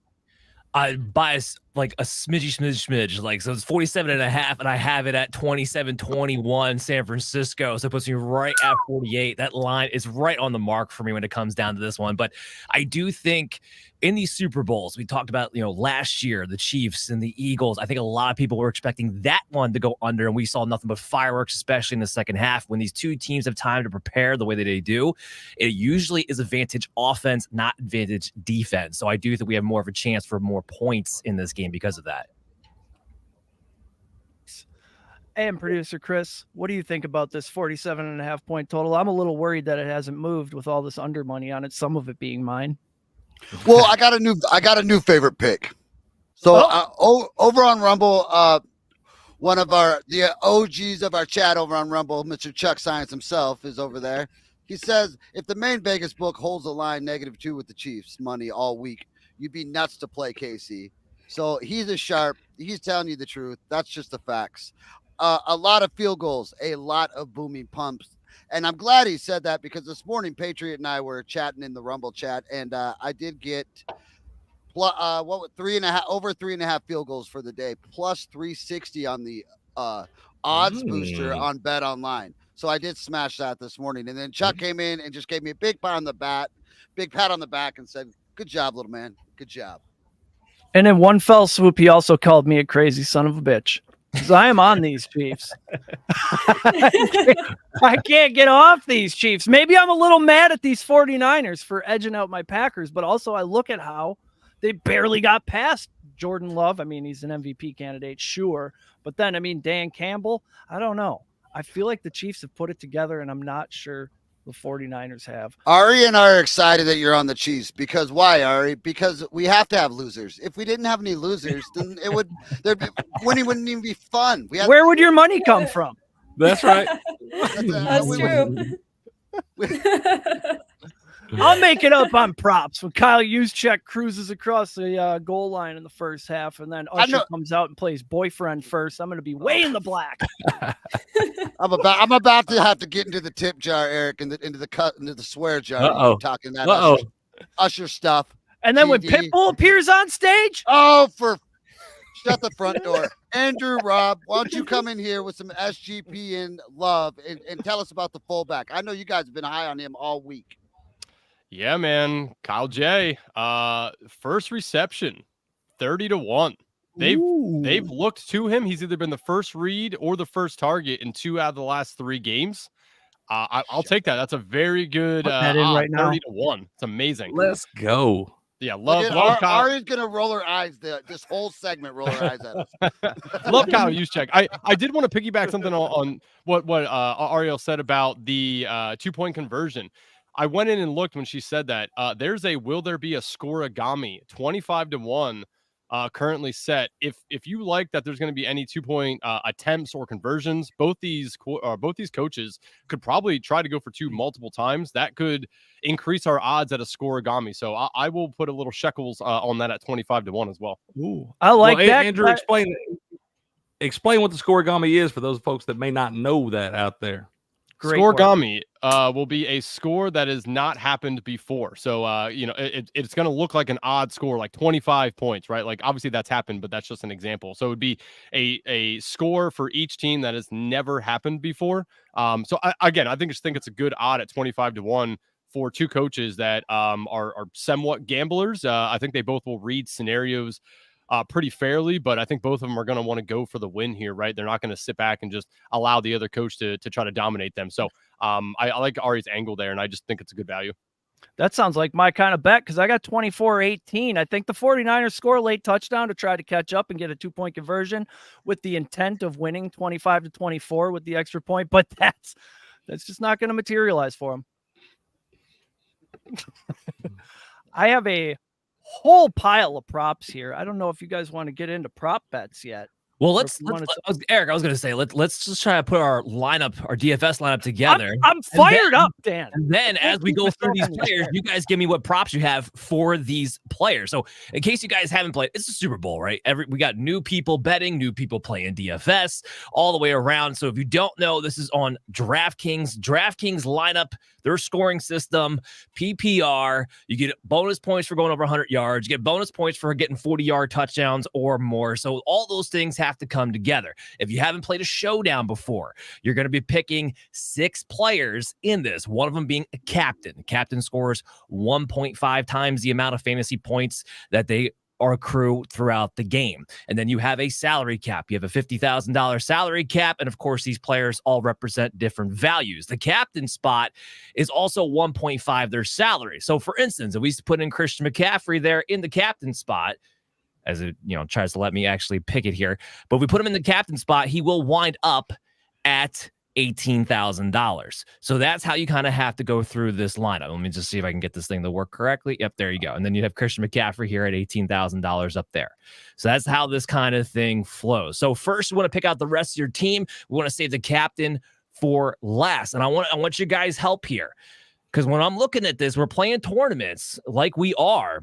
What winds up happening is that you want to be contrarian. We're playing the big tournaments, big cash money here. Put in $5, win $1 million. That's what we want to try to accomplish here. So we can't have the same lineup as everybody else. So how do you go about doing that? Well, you can't have schmucks in your lineup either. So it's kind of a silver lining thing that you have to be able to figure out. So first and foremost, as we try to get this graphic back up here, I'm having a little bit of difficulty. When we're looking at this, I'm looking at the quarterbacks, right? Everybody wants to put in quarterbacks when it comes to their showdowns. That's what they want to go to. But with these quarterbacks in particular, they haven't been great statistically. A lot of narratives, but not great statistically. Mahomes hasn't scored over 20 fantasy points since week 15. Oh, by the way, neither has Brock Purdy. And then they have their salaries are sitting at $10,000 a piece, even if you put them in their non-captain spots. So when I'm looking at this, I am not trying to put a quarterback in my lineup, which is something you wouldn't normally do in a showdown. Give me 1 second here. So what do you guys think about that, first of all? With these quarterbacks, you're looking at player props. Talk about the quarterbacks and their player props, right? Because statistically, it hasn't been that great. No, they're highly efficient. And that's sort of, in the fantasy world, that's a negative. You don't want to be highly efficient. You want to be a Jameis Winston who's just firing the ball down the field. I feel good about your point about the quarterbacks, because I don't have either. I got Pacheco and Juszczyk in my captain spots, and then the usual suspects: McCaffrey, Kelsey, P. Ryan. I had a couple $100 left. I had to throw LaMichael P. Ryan in there. He might be one of those bums you're talking about. I think I got to get him out of there, Dan. It's always a little bit tricky. All right, so let's come into this thing. Let's pick our first player, right? Our first player needs to be a solid player that you're looking at. So what do you guys want to go with? I mean, for me, I look at the mismatches are the biggest ones, right? And I want to remember, we got the captain spot. We're going to save that for last. So my first flex player that I'm thinking about, and you guys tell me what you think, is going to be Deebo Samuel. Love it. X Factor. I like it. All right, you like that? Mismatches. I like Deebo. I like Deebo, in the captain spot more than I do that first flex spot. I didn't know if you were going to take the flexes first. Well, I do like to actually pick my captain first before. Yeah, I like Deebo or Brandon Ayuk as a captain because you get a little bit of value there. I don't like investing all. You don't like taking the top dogs with my captain because you lose too much value down the rest of your salary cap there. So I like picking a guy, 4th, 5th down the list there. And I think Brandon Ayuk and Deebo Samuel are two guys that could have big games today that really impact that thing and could get you a lot of points at 1.5 times points. Yeah, of course, you got the X factor here. We know he's going to get the ball receiving. We know he's going to get the ball rushing. He's due for a touchdown. It's been 4 games since he's had a touchdown. So I like all of that there. All right, so that's going to be our captain. He's going to lead this thing away. So now what's going to be our number 2? What's going to be our next mismatch here, do we think, guys? Let me get somebody to shout it out. I don't care who. First of all, Andrew, you look like you're making a face over there, man. You don't like Deebo in the captain spot? I mean, honestly, you can see here. So Deebo was ahead of Kittle. I prefer taking Kittle because he's just the best value in the captain spot. Out of the heavy hitters, he's the last one available. I actually think Kittle, out of anybody on the Niners, has the biggest mismatch. The Chiefs are most exposed across the middle. They're going to lock down, and I know this goes against what you said, Cricket, but I think they're going to lock down Ayuk on the outside. L'Jarius Sneed's awesome. Debo's going to take a lot of short stuff, and I think Kittle is going to be open across the middle. So I prefer Kittle in there, which is why I was making the face. But I mean, you're also talking to a guy who has MVS as one of his captains in some of his lineups. So I mean, take that for a grain of salt. I don't know, man. You're the DFS guy. I think we should probably swap that up, man. If Andrew likes Kittle in the captain spot, I think we should put Kittle in the captain spot. That's the DFS guy. Well, here's where I push back a little bit on Kittle. We got to have McCaffrey in that spot. In the captain spot? Yes. That's going to burn a lot of money. All we need is McCaffrey and the fullback. No, man, you lose too much value. You got to wind up taking some lower dogs down the stretch there. You don't want to spend all that money on McCaffrey in the captain spot, especially when today, man, they've had 2 weeks. Steve Spagnuolo had 2 weeks to focus on this offense. He going to have McCaffrey. He going to get his, but it's still going to be a tough go for McCaffrey today. Look, McCaffrey's going to have to be in our lineup. That part I agree. But as far as $18,000, it's going to get real tricky when you get to that last spot. So I'm kind of with you not having McCaffrey in the captain spot here. But I was going to say, I was going to just push back on Andrew a little bit with the Kittle thing. The reason why I agree with you, yes, on paper, Kittle does have a great matchup over the middle of the field, no doubt about it. But the thing is, with the toe issue that he's had, I think it's a little more significant than people are giving it credit to. And he's the one guy out of this crew who is in and out as far as his usage overall goes. And if I'm going to put somebody in a captain spot, I wanted to be somebody who I know for a fact is going to be touching the ball at a high rate. Debo's going to be doing it both in the rushing and receiving game. So that's why I prefer to have Debo in there, but I wouldn't mind having Kittle. When we still we need a number 2 player here. I was going to nominate either a Kittle. I was also going to nominate Travis Kelce, who I think actually probably of the 2 tight ends is the better mismatch of this thing. We can talk about Pacheco, all those guys. But let me give you some feedback. Go ahead, fire away. Yeah, I like running backs. I like Pacheco. Yeah, I think Pacheco's going to get some today. I think he finds the end zone. So I think he's going to get you some points from a fantasy standpoint for sure. Of course, that's the big mismatch on the 49ers defense, too, so we can't go wrong there. He's sitting at $8,000. It's a pretty good value when you're talking about a showdown. All right, so let's get a little creative on this next one, right? Because we got only $28,000 left. We do want to make sure. I'm just going to go ahead and plug in Christian McCaffrey, because I think we all agree we got to get Christian McCaffrey in the lineup. You can't really win this showdown without him being in it. So that brings us down now to $16,000. So let's get a little creative. Andrew, you kind of talked about him a little bit, using some of your captain spots. Marquess Valdes-Scantling, I'll throw this out. 96% of the snap count right now. If there's anybody outside of Rashee Rice who's getting the playing time, it is Marquess Valdes-Scantling. It only takes one play. Whether he catches that one opportunity, I don't know. But you know what? He's going to maybe get that opportunity. And speaking of the money, is there a ratio of points expected or points you're hoping for? Like the way it works, 8,000. How many points for an $8,000 player are you looking to get? Yeah, the way it works in showdowns, so it's a little bit different between showdowns and classic, right? In showdowns, it's double the money. So if you get $8,000, you want at least 16 points. If you're playing the classic, which you're playing, a 9 lineup, pretty much same you would do for fantasy football. The pricing's a little bit different. You want 1.5 times the amount of points of the money. So if you have a player who's say at $10,000, you want him to get at least 25 fantasy points to be able to pay out. So that way, that's kind of how that works on that end. With the showdown, you want double it because the prices are going to be higher. You're not picking as many players. That makes sense. So, all right, so getting back on track here, we got to find a sleeper. Marquez Valdes-Scantling, somebody out there. Elijah Mitchell for a touchdown. Juwan Jennings is somebody there at $4,000. So one of those Juwan Jennings, Ray McLeod types is gonna make a play. What about the guy who I think you've seen Juwan Jennings get a lot. What's that, Andrew? I was gonna say, what about the guy who can't hold on to the ball and they've only given a few touches to, but can bust one off at any time, which is Mecole Hardman. Ooh. Man, I think they're scared to mess with him after what he did in that Bills game. I don't know if he's going to get the volume today to really be able to make an impact. I got to be a little contrarian on automatically putting Christian McCaffrey in your lineup today. I think in these contests you got to look at some spots and go different than what a lot of the other people do. And you got to imagine the majority of the lineups today are going to have Christian McCaffrey in it. If you wind up plugging another guy in there that winds up getting a few more points, these point contests are usually decided by fractions of a point. So you wind up getting another guy in there that gets a few more points than McCaffrey just because they're going to be focused on McCaffrey. And then you got the factor with all the lineups having him in there. I think you're better off leaving him off. You can afford studs up and down the lineup if you left a Christian McCaffrey off. And let's not forget, this Chief team runs 5 down linemen. They just played the Baltimore Ravens, who love to run the ball, and they only handed the ball to a running back 6 total times in that game. So they know how to discourage you from running the ball. But McCaffrey can also catch passes like a wide receiver. So you can't stop him, but you can hope to contain him. What do you think, Ariel? Do you think we want to go Christian McCaffrey? You think might score the most fantasy points, or are we going to look for value instead? I think this is a good place where we're leaning right now.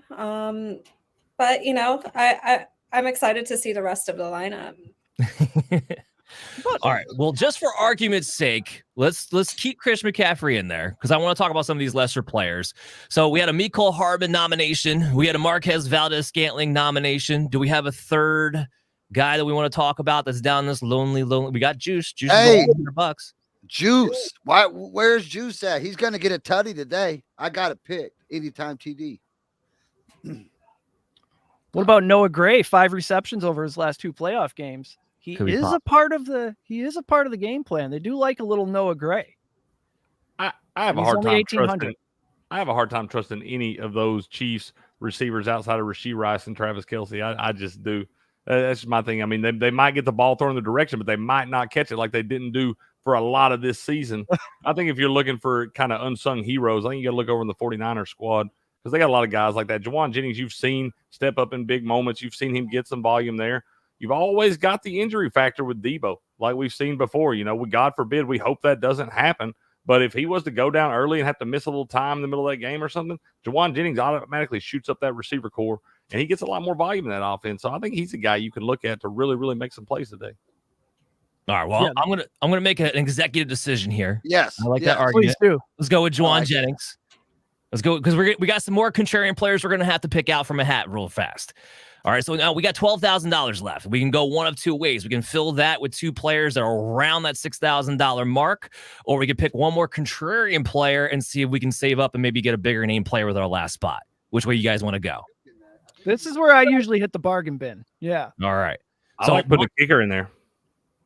You want to put a kick? Ooh, I was just going Buckner. to say Harrison Buckner at $5,000. So that's my thing, though. The kickers are a little expensive for my taste, and you guys talked about it too. The 2-point conversion being a thing for this bet for this Super Bowl Sunday. I don't know how many opportunities they're necessarily going to get. Might be going more for it on fourth downs. We might see more aggressive game plays. That's kind of what I'm facing with the kickers. I was actually going to say with all the love going on for the fullback, maybe Juszczyk should just be in there as a main contrarian. That's a given. Yeah, slide him in there. Hey, we're from Wisconsin, Dan. You got to have a fullback in there. You can't even run an That's true, offense. man. That's true. You get a lot of value on him, too. If you do that, we now have $11,000. We can pick anybody we want. So who's our number one player here? Travis Kelce, right? Yeah, I think so. I think it's got to be Kelce. Kelce's going to have a big game. He always steps up in these moments right here. You got all the other nonsense surrounding the game. Kelce's going to get his today. Plus, you get the free add-on with Swift. Yep. Yeah. That's bonus value. I didn't say her name. I didn't say her name. I just called it nonsense, man. I didn't say her name. We did hit the over on 20 minutes Taylor Swift mention, though. So good for us. That's right. All right. I think Kelce might have the added motivation of this is his last football game. And he wants to go out on a high note. I think so. I think if they win, he's out. He's already been talking about it. He's already been talking about how his body's breaking down. And as they say, once you're thinking about it, you're already there. So I think if he wins, definitely. If he loses, 50-50. Fair enough. Well, this is a good lineup. And just a talking point here, too. You look at the remaining salary, we got $1,200 left. If you haven't played before, that's okay. Do not feel like you have to spend every single dollar in your account because that's how you make a lineup that becomes chalk. So this is a good contrarian lineup here. That's a great point. It is That's a great point, Dan. absolutely okay to leave $2,000-$3,000 sitting there. For sure. So we went through all these guys. Now I want to kick it back to you. I want to hear some props. Pacheco. We got any props on Pacheco we're liking here? Oh, Ariel's coming in. Yeah, I like Pacheco. Anytime touchdown. You could get that minus 125. This is a great pop to play today. I love it. I like Pacheco first reception, too. I like a few anytime touchdowns today, but I know anytime I've touchdown, seen in your Pacheco. email you have Debo. You love a Debo touchdown. What are some of the other Yeah, I touchdowns you're do. looking at? I like Kelce anytime touchdown. That's really it right now. The one person who I don't think is going to have a big day today is Rice. I like Rice under 66.5 receiving yards, and I also like under 6.5 receptions. 6.5 is a big number. I am with you on the game under, but I've been looking at how these Chiefs have been starting their games. I think both these teams are big on first 15 scripted plays, and Rice has been getting a lot of looks in the first quarter. So I did take his over 14.5 receiving yards in the first quarter, but that's as far as I'm willing to go with Rashee Rice. Over 14.5? Yep. First quarter receiving yards. Oh, okay. Fourth quarter. Yeah. I was confused there. I was like, oh, that doesn't sound right. No. Maybe it's the cannabis. Yeah. Yeah. What do you so got, I like the Andrew? under in receiving yards and the under in Sorry. receptions with him today. I mean, he averages, 5.21 receptions per game. So under 6.5 receptions, I think this is a good play right now. 7's a lot to catch in a Super Bowl. What do you think, Andrew? How you feel about Pacheco today? Yeah, I like Pacheco. I mean, if I'm going to take him for a touchdown, I'd rather just split up a unit and put first touchdown, last touchdown on him. The value there is a little bit more, especially in a single game slate like this. I would much rather just do that. But I mean, I like him today a lot. I don't really want to mess with the over under on that because the game script can go wildly different in this game in my eyes. So I don't want to do that. But yeah, I mean, the favorite thing for me is to take like two receptions and a touchdown for him, to get yourself plus money. That feels pretty good. Yeah, Ari, you've been on Pacheco receiving yards for a while. This has been their MO. You like his receiving yards today? Not today. I didn't see anything particularly rising to the level of a play yet. So I need to hear him off it. Touchdown. Touchdown it is. That's better odds anyway. Mm-hmm. Cricket, you love some Pacheco? I do today, man. We watched this 49ers defense the last couple weeks. He kind of gashed. Aaron Jones went off. Dave Montgomery had a big yards per carry. Even Jahmyr Gibbs found some holes in that thing. So I know we know about all the talent on the 49ers defense, but we have seen them struggle against the run a little bit in recent weeks. I know they've had 2 weeks to prepare, but I think Pacheco still has a day. He's going to get in the end zone, get you some extra points there. I like him to be an X factor in this game. If the Chiefs win, he had a good day. Yeah, I think so. I don't see how the Chiefs win without Pacheco. I don't see how the Niners win without Debo. I agree. So having both of those in the lineup is wise, in my opinion. Oh, well, if you guys are looking for me to take it on, how about Juwan Jennings? We are 1.5. So I'm sorry, 1.5 receptions. I wasn't sure if you guys were going to keep it going there. And I kind of had the over on that one. He's usually good for 2 big time game moment grabs. So 1.5 receptions. I feel like that's a gimme. Yeah. Who are we talking about? Juwan Jennings. Juwan Jennings. Oh yeah. I like that over right there for sure. So then the other players we already talked about Juice Check, anytime touchdown. What about Kelsey? I was looking at his yardage. He's got 71.5 coming into this game. And as a San Francisco fan, I unfortunately am all too well known about how they kill the zone. And that's all Kelsey does. He just kills the zone. And they may come out with a game plan of let's get Fred Warner mixed in with Gibson. Gibson's getting older. And he's a guy that if he turns his hips, it's over. I see no reason why Kelsey is not going to get over that number. Me. Well, what do you guys think? Yeah, I see him get over that number today. I think he has a pretty good day. You saw a lot of short passes from him last week. He had 11 catches, 116 yards, and a touchdown against the Ravens. But you've seen a lot of trading off between Roquan covering him early in the zone and then Kyle Hamilton picking him up late. I think you're going to see Fred Warner try to stay with him more today. It may provide some more opportunities down the field. So I like him to get over that number more than I like him to get over his receptions. All right. I like that. Anybody else chiming in? Agree? Disagree? San Francisco doesn't have a Kyle Hamilton. So I like that. Sir. Not many people do. Yeah. That'll make all the difference in the world. All right. So that does it for our lineup that we went through. Loved it. You guys, what's another prop that you absolutely love that you haven't been able to talk about yet? Oh, I have a gun. I like over 3.5 field goals. You could get that plus 140. Great value there. Over 3.5 field goals. I think this will be really easy. I mean, this should happen fast in today's game. Okay. All right. Love that one. Andrew, what do you got? I got both teams for a touchdown and a field goal, 26-1. Okay. All right. Can't argue with that. Cricket?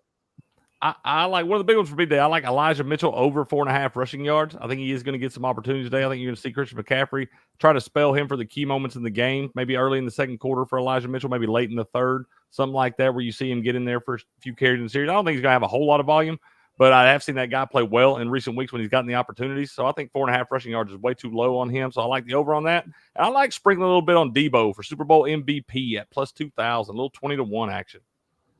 Yeah, that's the best thing about San Francisco right now, right? If you think they're going to win, and there's a great chance, one of the few chances, that a quarterback actually might not win the MVP. So there's value with Christian McCaffrey, Debo Samuel, Brandon Ayuk. A lot of things. I personally had to parlay up with Christian McCaffrey win the MVP myself, but that's a really great route which we could take anywhere we're going here. Chris, you want to chime in there? No. Okay. No, you're good, Dan. I'm just. He's one of the pop on the screen. He's like, I'm here, guys. I just want you to know I'm here. But I'm not. Yeah, I just popped back in. I was trying to do some stuff on the back end there. Eric, what you got, man?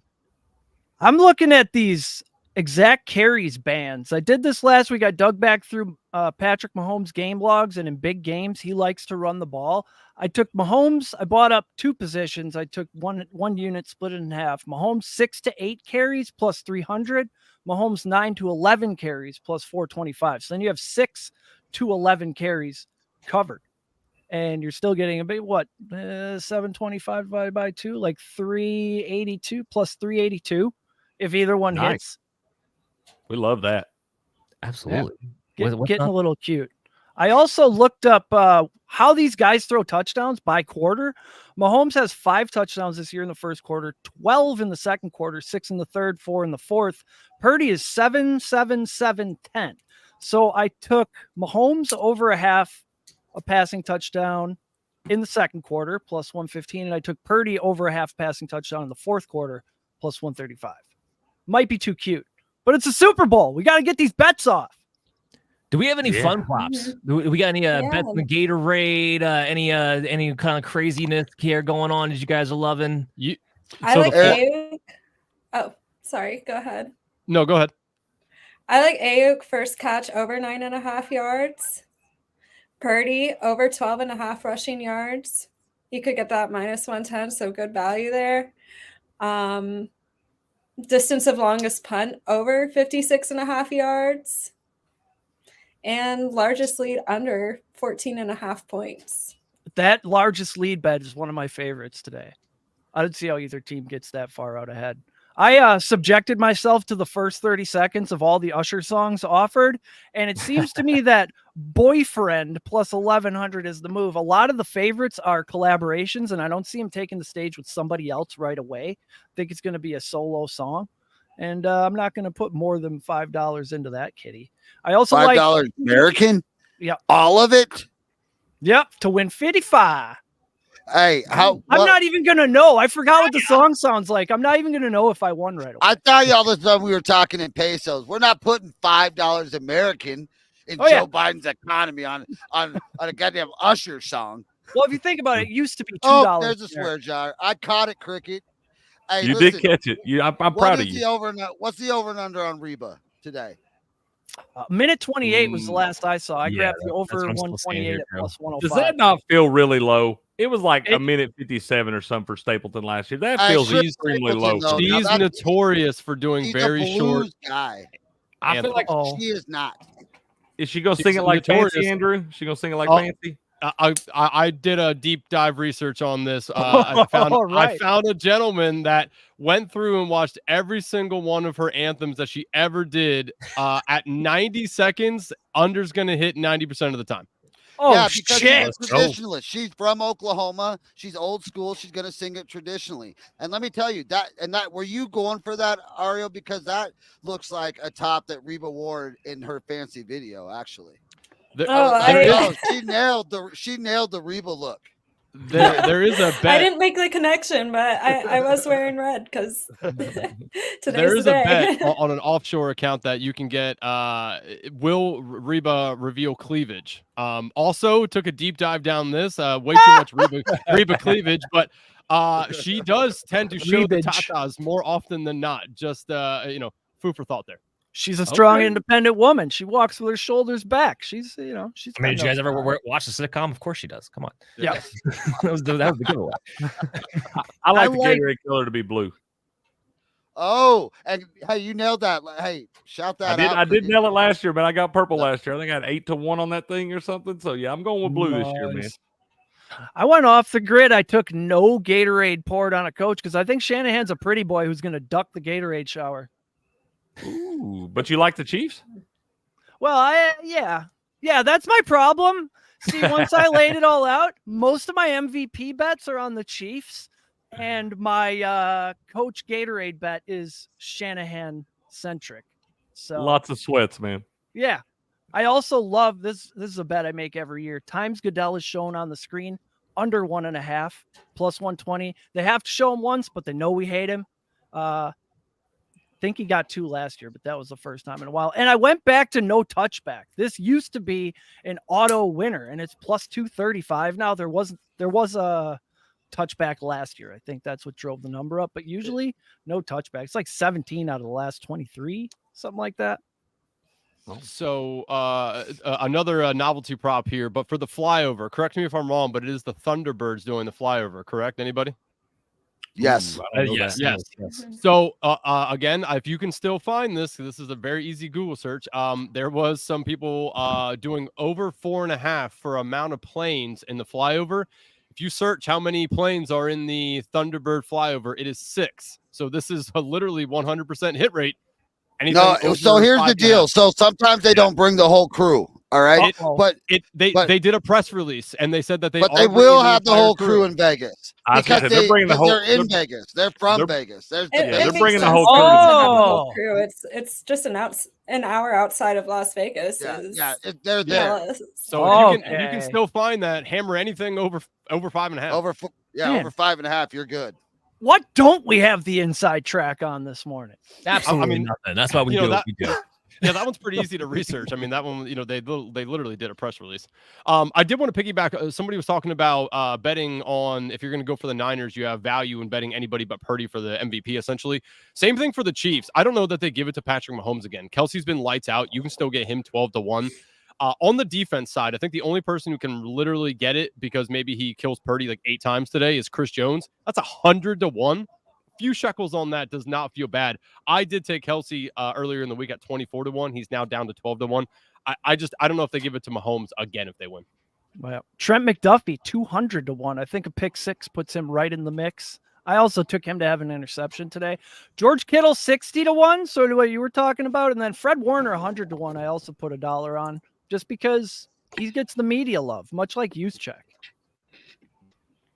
All right. Well, I think that's going to wrap it up for today. You guys had a lot of great hits, fun putting together the lineup with you. I hope you guys all are going to enjoy the game. Everyone, we're going to go clockwise here, start with Chris and work our way around. What do you got coming up? What do you want to follow? What do we got to do? Come on, man. Give it to us. You can hit all of us up over on Rumble at That Damn Sports Network. We will be starting Smoke the Spread this week, Tuesdays, Wednesdays, Thursdays, Saturdays, and Sundays. We'll be on 5 days a week. We will keep you in the money. We do have our unicorn, Miss Ariel Castell, who will be crushing life for us. Dude, I downloaded TikTok just to get her TikTok videos every day. I would never have TikTok if it wasn't for her videos. I follow you and like 4 people. Thank you so much. I appreciate it. I would love for everyone to come and follow me on TikTok at Ariel Callista.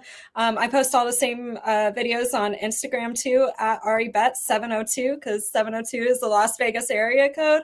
I was born and raised in Las Vegas. My family's actually lived there for 4 generations. So like they were there when there was once traffic light in town. So I am a Las Vegas native.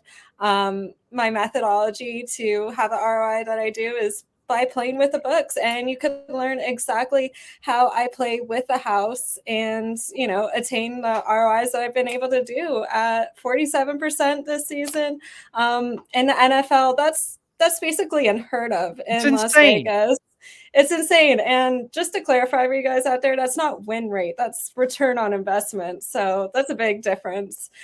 So make sure to join my free daily emails. They're insightful.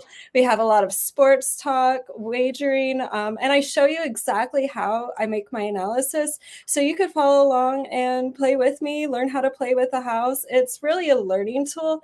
Plus, there's a lot of fun stuff. I also talk about AI and sports betting. It's funny, and there's a new picture of me every day, but really insightful when it comes to line movements and sports information. So sign up for free at arielcallista.com and enter your email in the stay in touch box, and I'll see you there. I just hit Sacramento State plus 13.5 and Mississippi State minus 6.5 yesterday. I knew nothing about those games, but I looked at the email and I saw that the line was moving on level 4 and level 5 money, and that at this point in my life is an auto bet, Ari. Oh, nice. I love it. All those college basketball games were hitting yesterday. It was a good day. We're going to have a hell of a March, aren't we? Andrew, where are you at on the internet? Yeah, so you can find most of my stuff on Twitter or X, whatever everyone's calling it nowadays.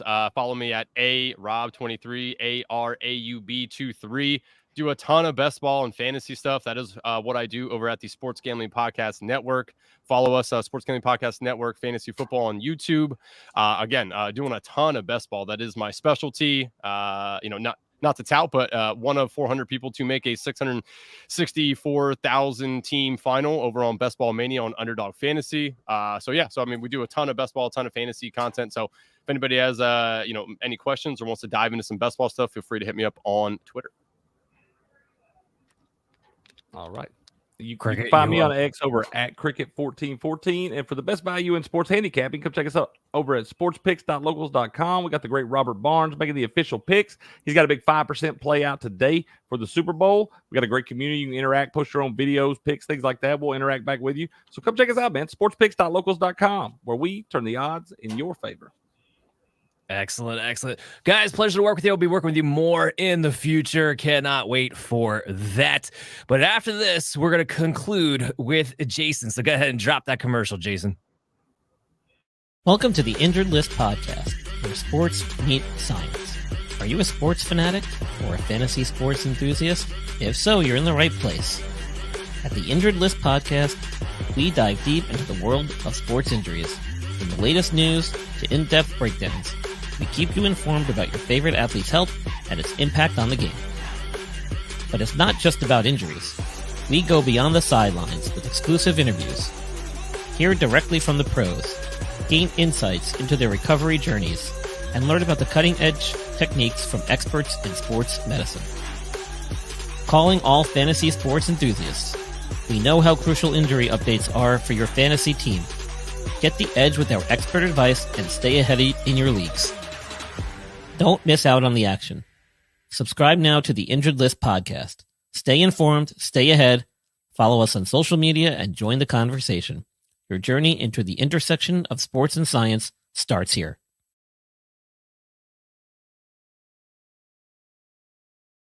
Brian, you better stretch before you get on that sideline like that, man.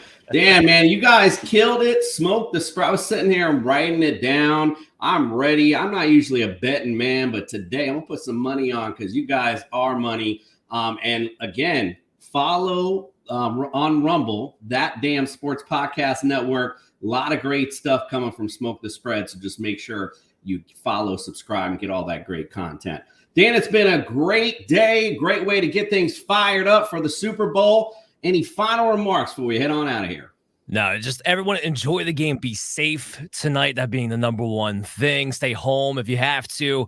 Be safe. Good in Uber. Whatever you got to do. But enjoy the game. I hope it's a great one. Enjoy the food. Enjoy the friends. Enjoy the laughter. All I know is I've been up since early, so I'm about to take me a little nap. So I am ready for today later on. But I will say thank you all very much for tuning in. It's been a great production. Thank you for all our guests that have joined us today. And big thanks to Chris Fox, who's been in the back working that magic. We appreciate you as well. Stay tuned. Subscribe to That Sports Podcast Network. We have a lot of fun things coming up to show you.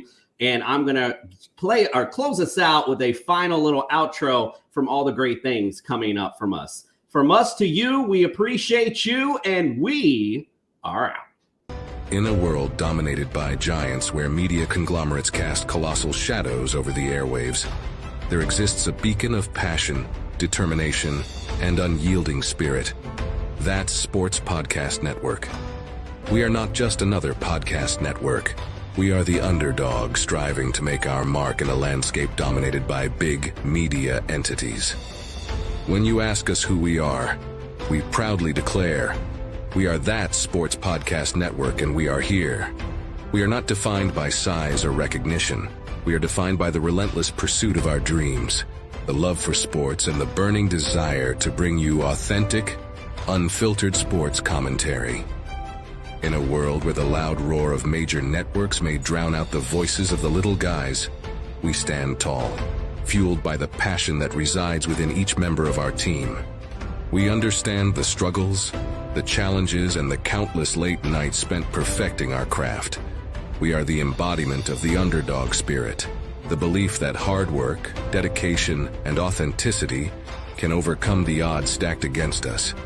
When you choose to listen to us, you're not just supporting a podcast, You're joining a community of individuals who refuse to be confined by the limitations set by others. You become a part of a movement that celebrates the passion for sports and the belief that every voice, no matter how small, deserves to be heard.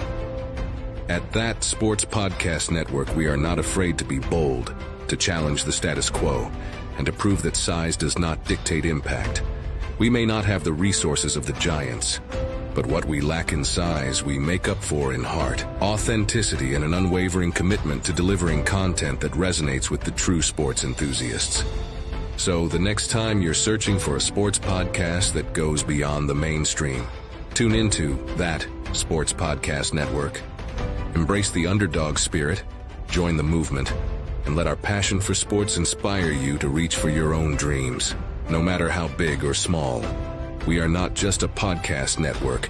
We are That Sports Podcast Network, and we invite you to be a part of our journey.